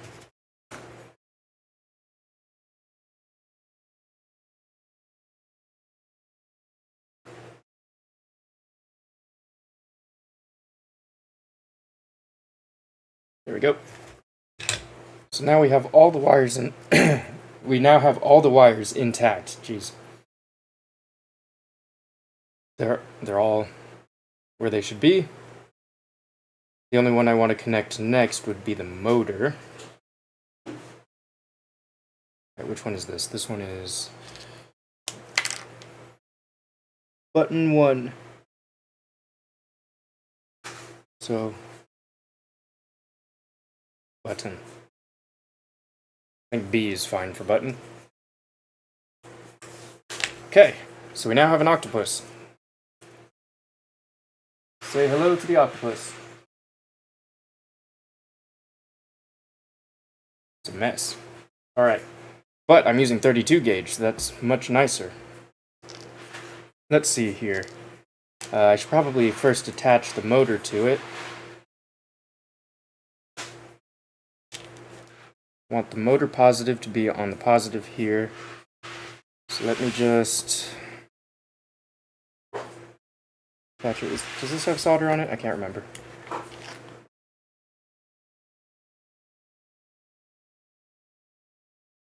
There we go.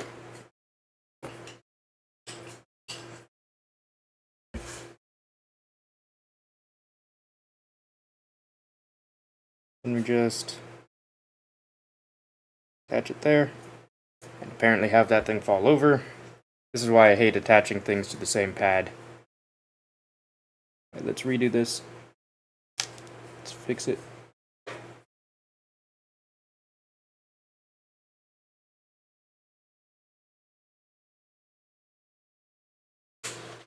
Maybe I should attach this one first. I don't know.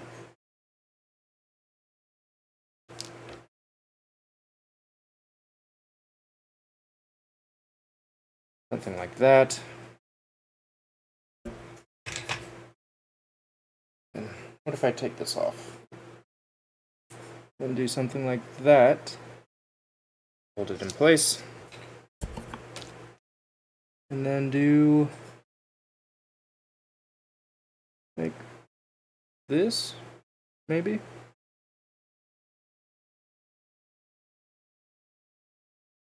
No?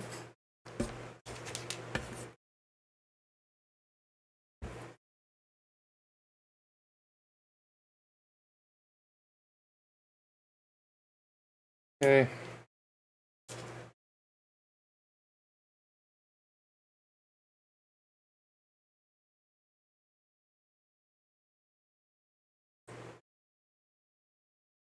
That should be good. I think that's fine. Yep, that's good. You can see all of those. YouTube. There you go.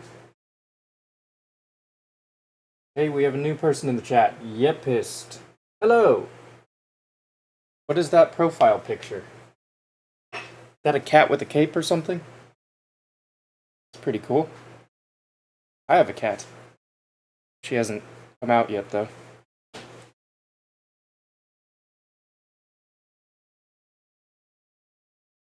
Okay, now I just have to figure out how all this is going together. Something like that. Then that gets squished downwards. Okay, so let's put this together. So the motor will go inside like that. I'll glue it in later. The motor probably needs a negative attached to it. A longer one. I should do that. Alright, Jan Hernandez. You have an empty Anakin Padawan 89 saber hilt that I picked up at an event that needs your touch. At the moment, I can't send it your way, but you'll be sending it at the beginning of 2026. Awesome, yeah. I'd be happy to do that. More than happy to make that for you.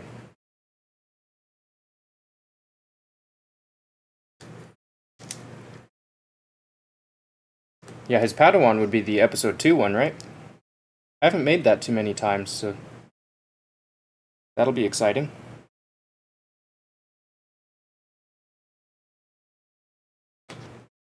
Alright, let's get this one attached. I'm going to put a 30 on here.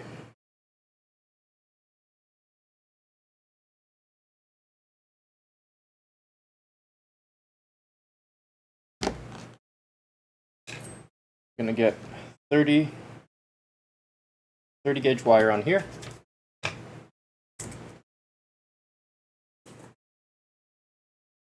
$22, that was $28, $24. Where'd my 30 go? Here it is. And that's going to go all the way down the hilt. That's pretty good.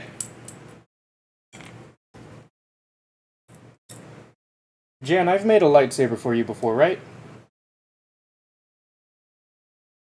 I believe I have. I'm not very good with names, so I forget all the time. But your name looks familiar.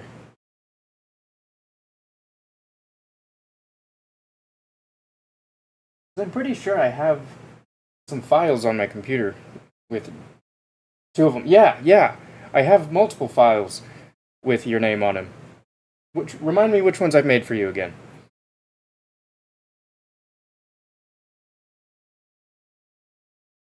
Were they the... Was that the episode 2 Obi-Wan? No. That was someone else. The Reforged Graflex. Yes, and the Creepy Uncle. Yes, I remember now. Love those ones. I can't believe I've only made one of the Reforged Graflexes.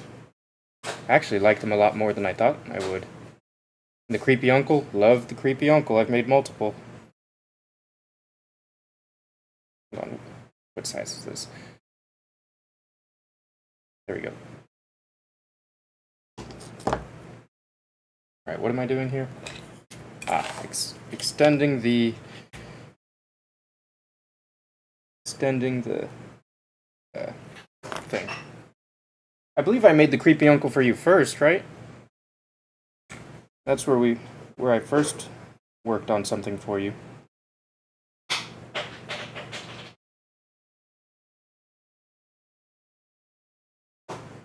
Alright. How is that? Is that a good connection? Yeah. Yeah, that'll be fine.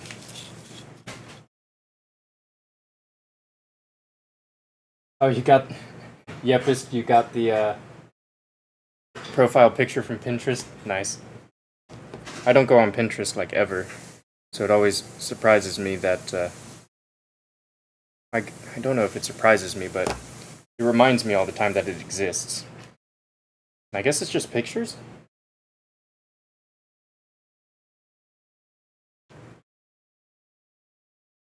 There we go. Now I'm just going to attach this heat shrink here.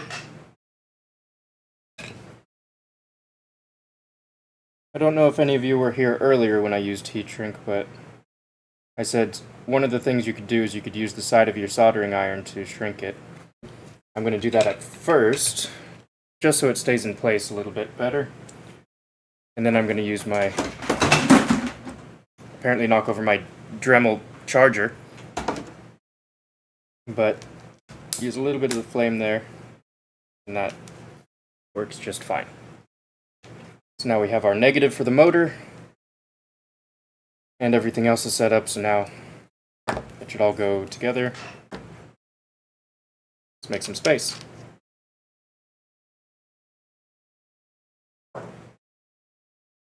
Both sabers are still working and kicking. Awesome. Always happy to hear how they're doing. I always get worried that they go wrong and then no one reaches out to me or whatever. I'd much prefer you reach out to me if something goes wrong, then I can fix it for you. Because I never know how people treat their lightsabers, so it's hard for me to gauge if my work can withstand whatever they do to it. I try my best to make it as solid as I can.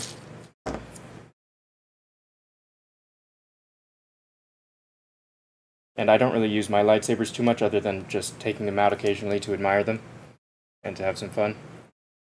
But I never hit things with them, I don't swing them around too much, so it's hard for me to gauge their lifespan. I build them to last forever, but you never know.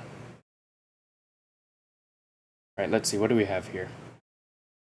So the motor, everything else, the buttons and everything need to go down there, so that means the big wires need to go down here. And then of course I have tubes that are going to get in the way. Yeah, this is the most tedious part, is the initial putting everything together. There we go.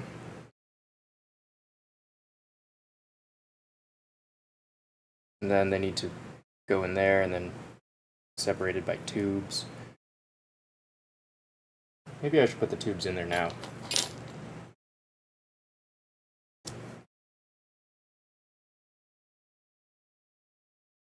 I could probably put them in later, but I don't know.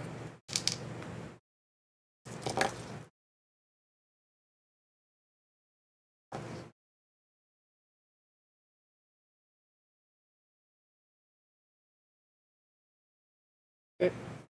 That's negative.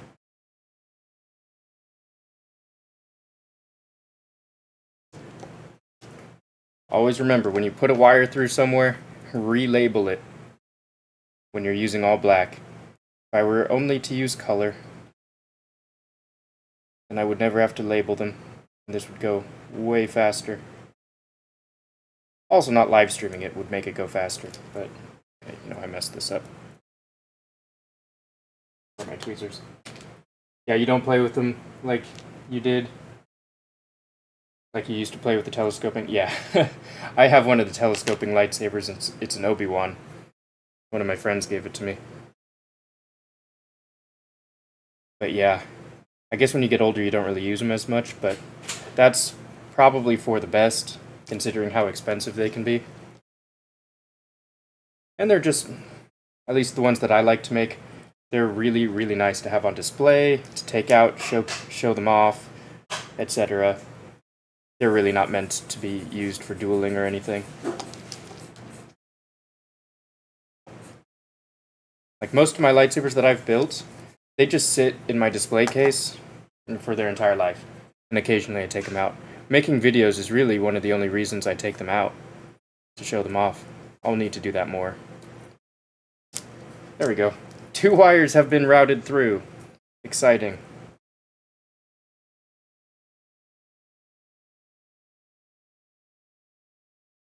And then these ones. What do I want to do with this? Okay, for now, I'm just going to route all the wires through. And then I'll add some E6000 on top of the joints here to make them stronger and to make sure that the connections don't accidentally touch each other. That's dangerous.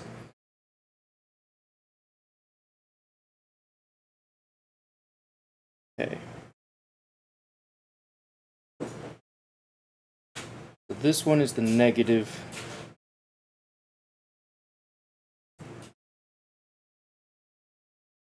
Yeah, I'll definitely need to take a break after this, because I'm quite hungry.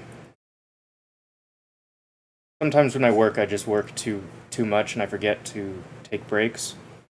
And I only realize that I need to take a break because my hands start shaking.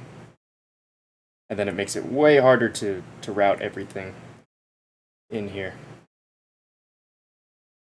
Okay, so we have the negative. Go ahead and put the tube on here. I'll attach them all later. I just want to make sure they're all routed, so I'll add some glue and whatnot. I'm debating whether or not I want to try using JB Weld, which is a super strong adhesive. Because I had shipped one of these out and it went all the way to China, but some of the glue got a little loose. So I want to avoid that. All my other ones, I haven't heard of anyone having issues with it. But I might use some JB Weld, at least on the areas that I know for sure never need to move. They're just chilling on the display stand for whatever Mark Hamill makes an appearance. Yeah, nice. I met Mark Hamill once. I actually worked with him on the set of a SpongeBob movie. I was just background that day, no stunt work. But yeah, he was the Flying Dutchman. We ran into each other in the bathroom. It's kind of funny because he had all of his prosthetics and stuff to make him look like the Flying Dutchman, so he had a really long nose. And then he had crazy outfit. I guess he was the Flying Dutchman who made it into the real world. What is this? This is motor. So I didn't know it was him at first, but I was sitting in the back while he was acting, and you know his voice, like he's the Joker and whatever else. So I kept hearing his voice. I'm like, is that the Joker? No, it's Mark Hamill. It has to be Mark Hamill. And then when I went out there, yeah, it was him. Mark Hamill. The lunch that day was really good. They had lobster. Maybe because Mark Hamill was there. Or maybe because SpongeBob movie makes a lot of money. Who knows? But yeah, that was the one time I worked with Mark Hamill, I guess. And met him. I felt bad for him, though, because he seems to have an issue with his back. Because he's getting old. He was shaking all the time. He needed to take a lot of breaks. That's what age does to you.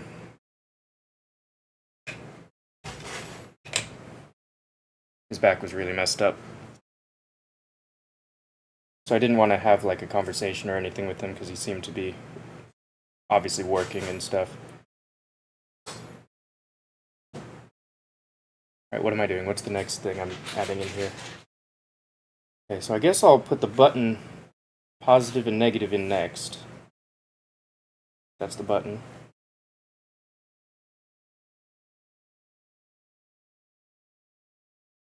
Super slow work. Slow work. It's honest work. And of course, tube fell out. That's okay.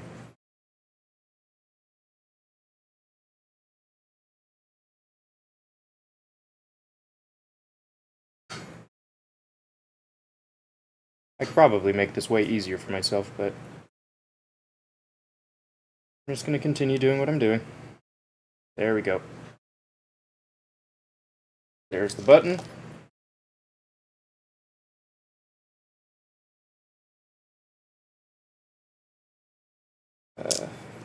Here. That's the button positive. Not that it matters. The button positive and negative doesn't work as long as they don't get crossed. Either wire could be used for either side. Same with the speaker.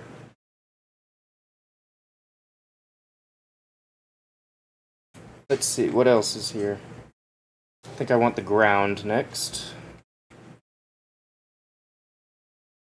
You know, I have a video of my second or third Rey Master Chassis build that I've edited together. I just need a voiceover and like title screens and whatever else. It takes an insanely large amount of time in order for the Rey Master Chassis video to be made, because there's so many clips, so many things to split up. The same thing with the MB Sabers, even though that has less footage, because I really did not want to film the whole thing. So I just filmed the important parts. Okay, where is this going? Going in here.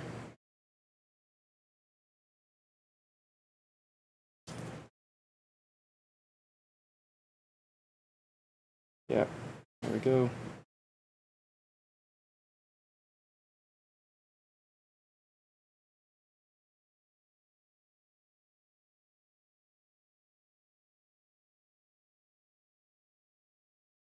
Alright, why is this not working?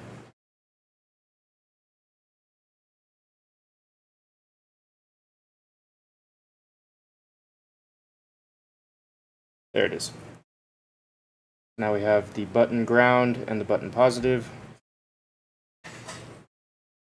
Let me just relabel it.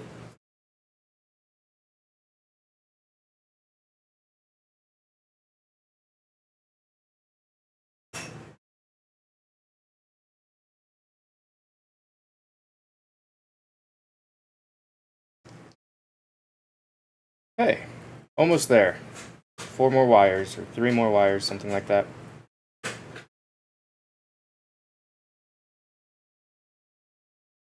Let's go ahead and do the blade detection wire. I have to be very gentle with all these because they're so thin.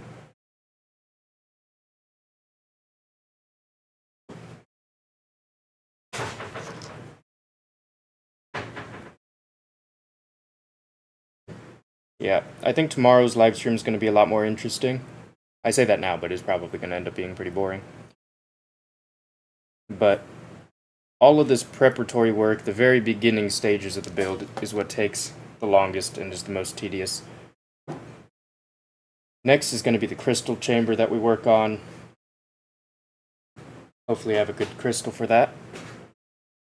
And then I'm going to work on the section below the crystal chamber, which took me a lot of iterations to get right.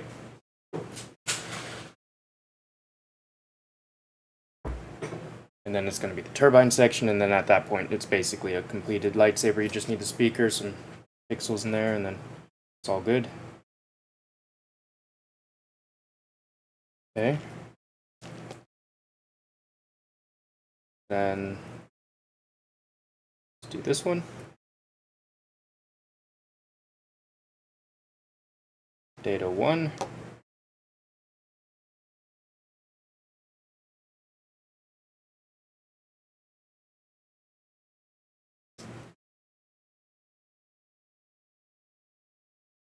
This goes in here.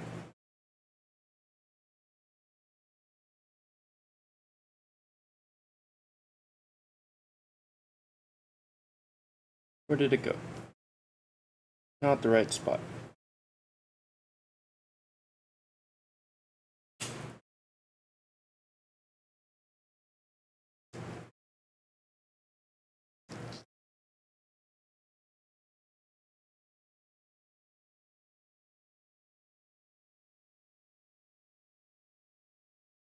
What the heck?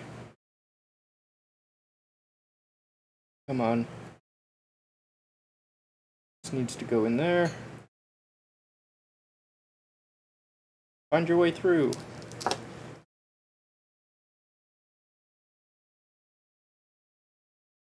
This is ridiculous.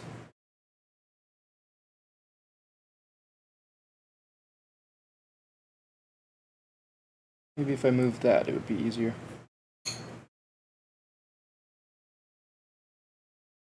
No? Where's it getting stuck?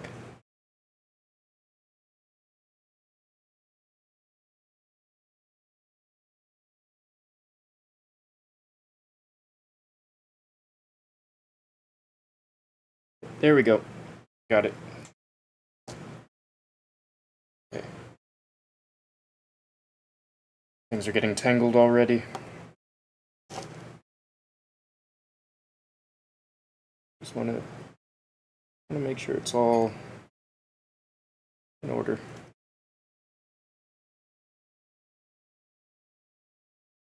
That should be good.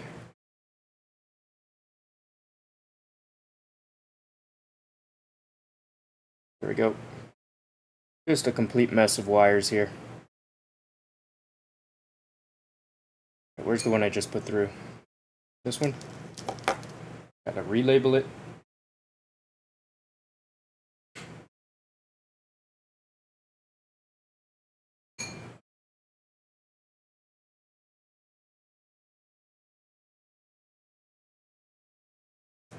There we go.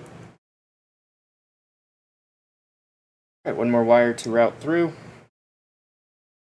Data 2. Well, it's stuck in there. There we go.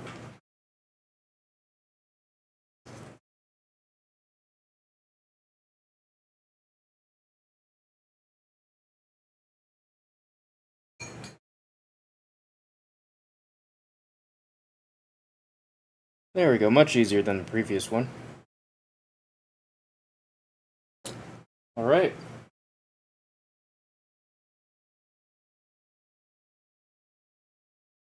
Where is it? There it is. As you can see, black wires make everything take like twice as long, 3 times as long. Turn off the soldering iron. There we go. Okay. I think I'd be okay to just put them all in tubes now. I'm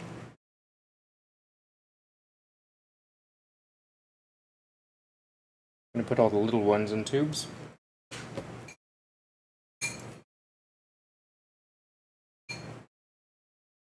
Okay, this is data 1.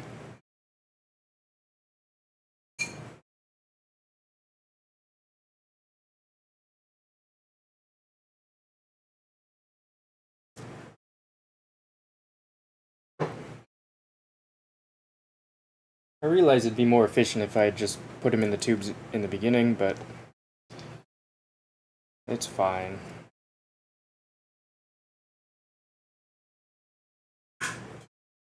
As long as everything is done accurately, it's fine.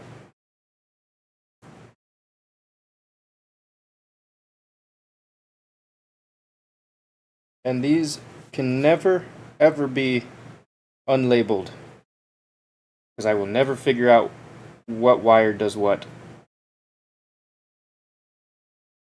So it's vitally important that they never become unlabeled.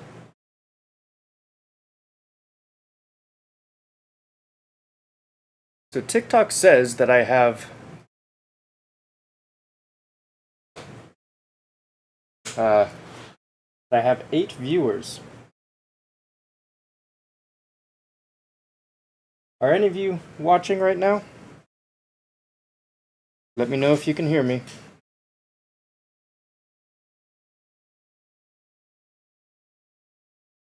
Or you can just keep watching, that's fine.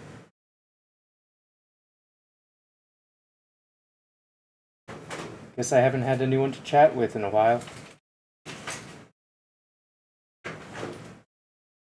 There we go. So for now, that's going to be all the wires that go in that tube.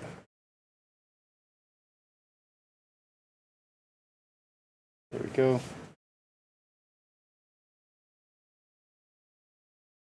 Something like that.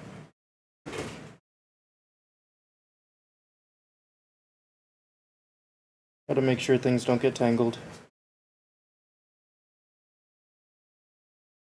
There we go.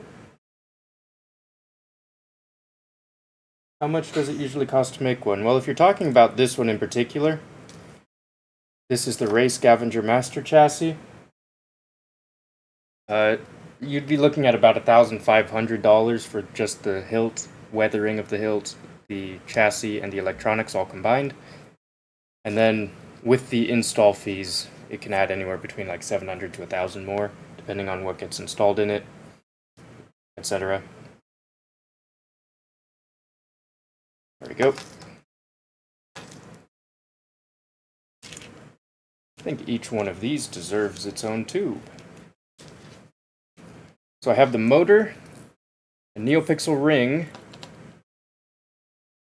an accent pixel ring, and then I have the wires for the button, which I am not setting up the button yet. Which one is this? I'm going to keep that one on the right then. Maybe, maybe not. Hard to say. Which one is this? No, I should definitely have it on that side. Something like that. There we go. Don't want anything to get crossed. Any good budget builds? Oh yeah, there's plenty of budget builds. If you want to make a budget build, go with Profi, like a Profi V2, because they're like $30. And then go to the Saber Armory. You can find their flagship hilt. I think it's like $100, something like that. And then at that point, you just need the chassis, which is pretty cheap, and everything else. So in total, you could probably make it for around $250-ish. That's just a rough estimate. I can't say that for sure, but... And that's not including the blade, though, so...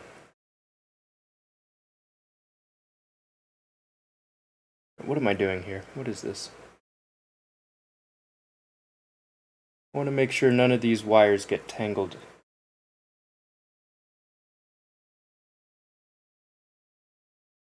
I want as much space as possible.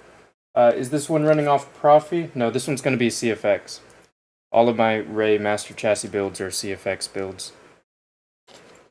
Crystal Focus 10.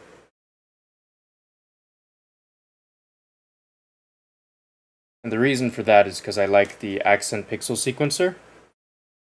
I can do literally anything I want, and it's super easy. Profi, I know you can do everything you want, but if you don't want to use any of the preset FET 263 ones, oh shoot. I should have labeled these. This is why you label as you go, or else you're going to have to restart. Okay, so this one, moving that guy, which is on the negative. This one's negative.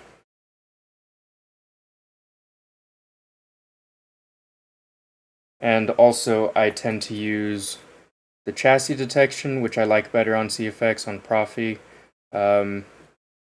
It works, but I've come across a couple glitches sometimes. And I just, yeah.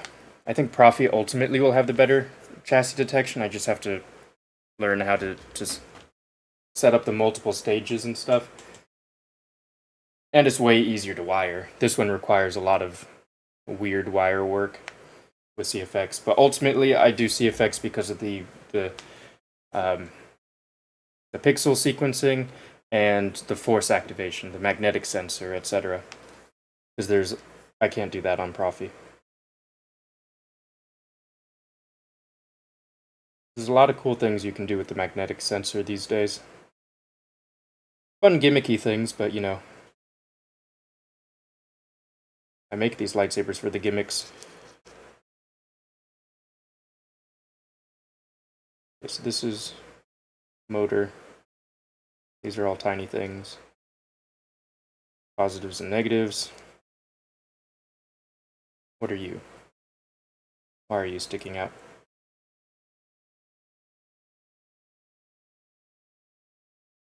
I see. I understand.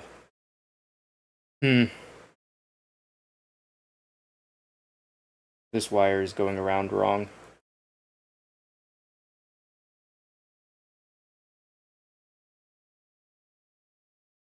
How can I fix that?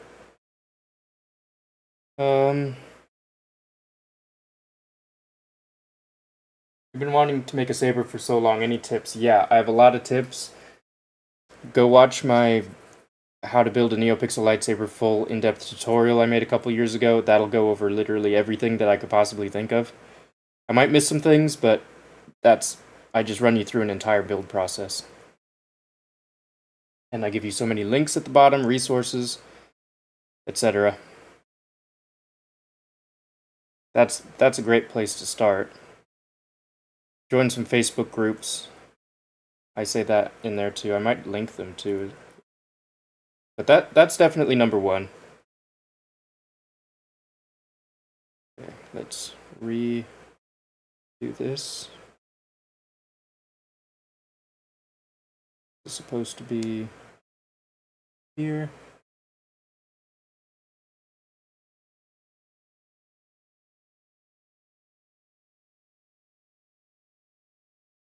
Yeah, this beginning part is definitely my least favorite. Just because I have to set all of the wires and stuff. Hey, bitchy, what's up? What's up? How's it going? Just building a lightsaber. A really annoyingly complicated one.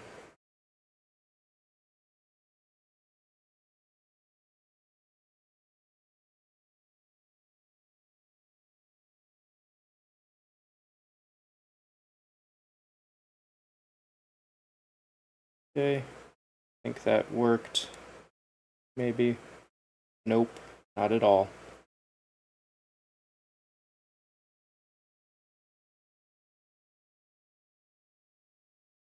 A lot of just fiddling around to see if I can get it where I need it.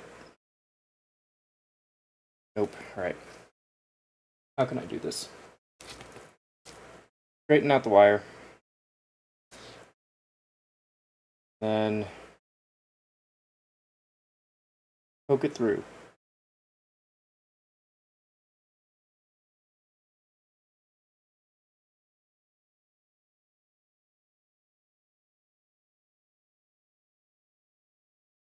Nope, didn't make it. Almost made it. Nope. Something's stopping it.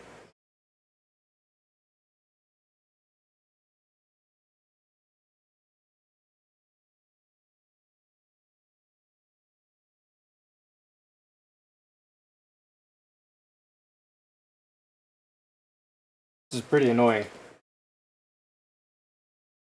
That's the tutorial that convinced you you could do it yourself? Yeah. I'm very happy that that helped a lot of people. I've gotten some messages saying that that video helped them a lot. It's not even the most well-made video. This was before I had better audio and lighting. And it's not very well organized either. But I think it was just enough to try and show people how it's done, get them started, because my main goal is just to get them started. Because you'll learn a lot more by doing it than watching anything. And as long as you get the motivation to get started, and I can make it seem like it's not hard, because ultimately this stuff is not overly difficult. Obviously, it took me a very long time to get pretty decent at making lightsabers, and I made a lot of mistakes along the way, but it's pretty easy. It's all straightforward, and the more lightsaber innovation stuff that's come out, the easier it gets. Like, they now have kits for you that give you all of the electronics, versus in the past you had to kind of search them out yourself, find and source the parts, figure out what you needed, etc., figure out what chassis works with it. But now a lot of places, they just give it to you all at once.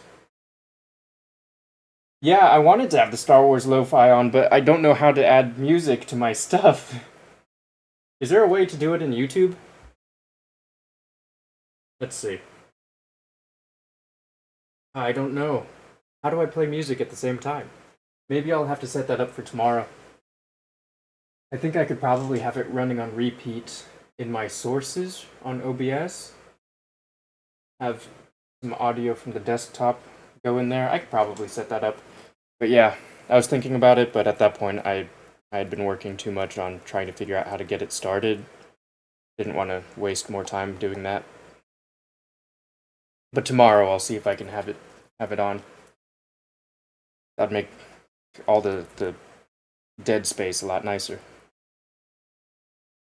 Okay, so we have pretty much everything in here now. This is about where I'd test it, but I think I'll test it tomorrow. Just wanted to make sure everything could fit where it needs to. Gotta pull all the wires.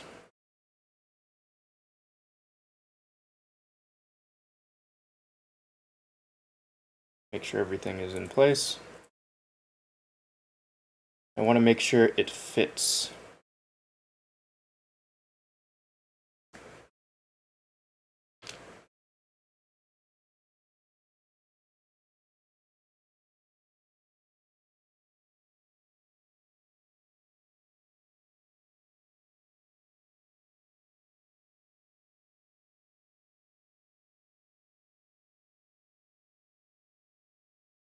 Apparently it's a bit tricky to make sure that happens.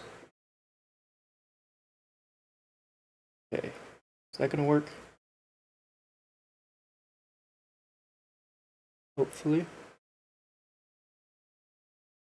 The circle is where the circle needs to be. Just need to make sure everything else is where it needs to be. Nothing gets blocked. And nothing gets pinched either. Like this one is about to do.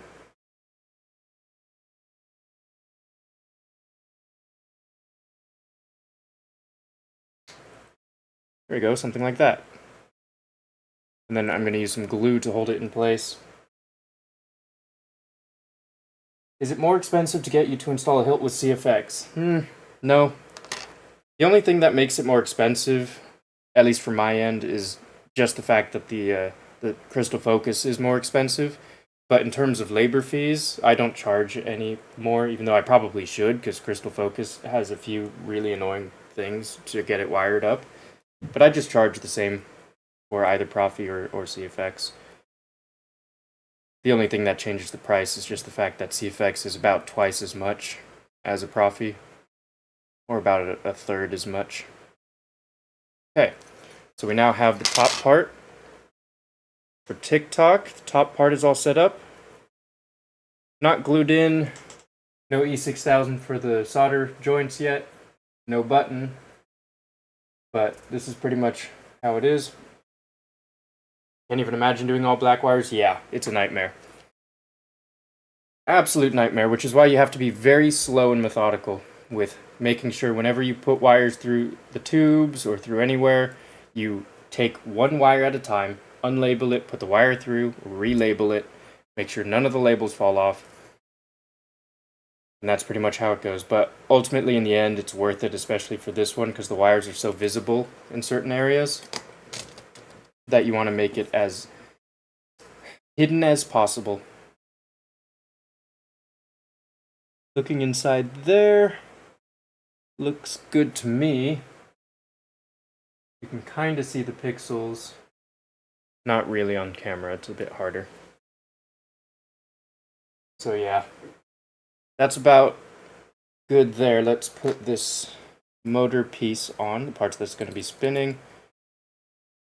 Make sure everything can still work. Fully pushed in. There we go.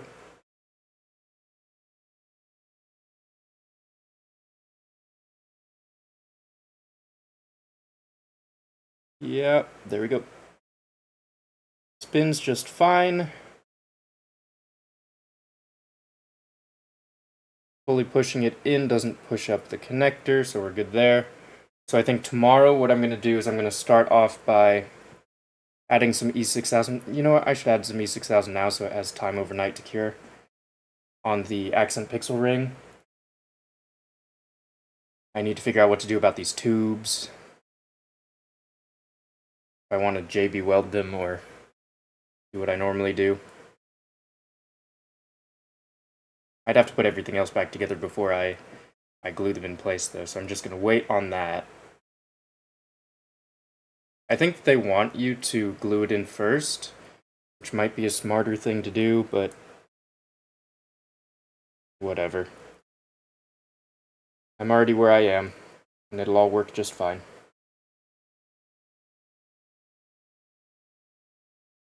Yeah, not bad. It's a lot of work for 4 hours. Getting the chassis prepped, everything cut and filed, all the tubes and rods cut, and then just this section. So I think what I'll do is add some E6000 to the pixel ring, maybe glue the motor in just a little bit, and then I'll test it tomorrow, and then I'll continue with the build, because you always want to test things. Then I'll do the button and continue, so just a little bit at a time. Anyways, thank you guys so much for watching. Hopefully you enjoyed this live stream. Sorry it couldn't be more interesting. I'm going to have some music tomorrow, probably. I'm going to try to start a little earlier, too. Looks like an octopus? Yep, that's what I call it. Call it an octopus. Or a squid, or something. It's pretty cool, but also not, because it's a nightmare. But, you know, everything is way nicer than this guy. One of these days I'll open it up for you, and you can look at the inside. Or, better yet, I'll have the build video. But it's just a mess. It's a mess of wires everywhere. But yeah, thanks for watching. I'll be back tomorrow, probably in the afternoon or the morning-ish. And yeah, we'll continue, probably make a lot more progress. So thanks for watching. See you guys.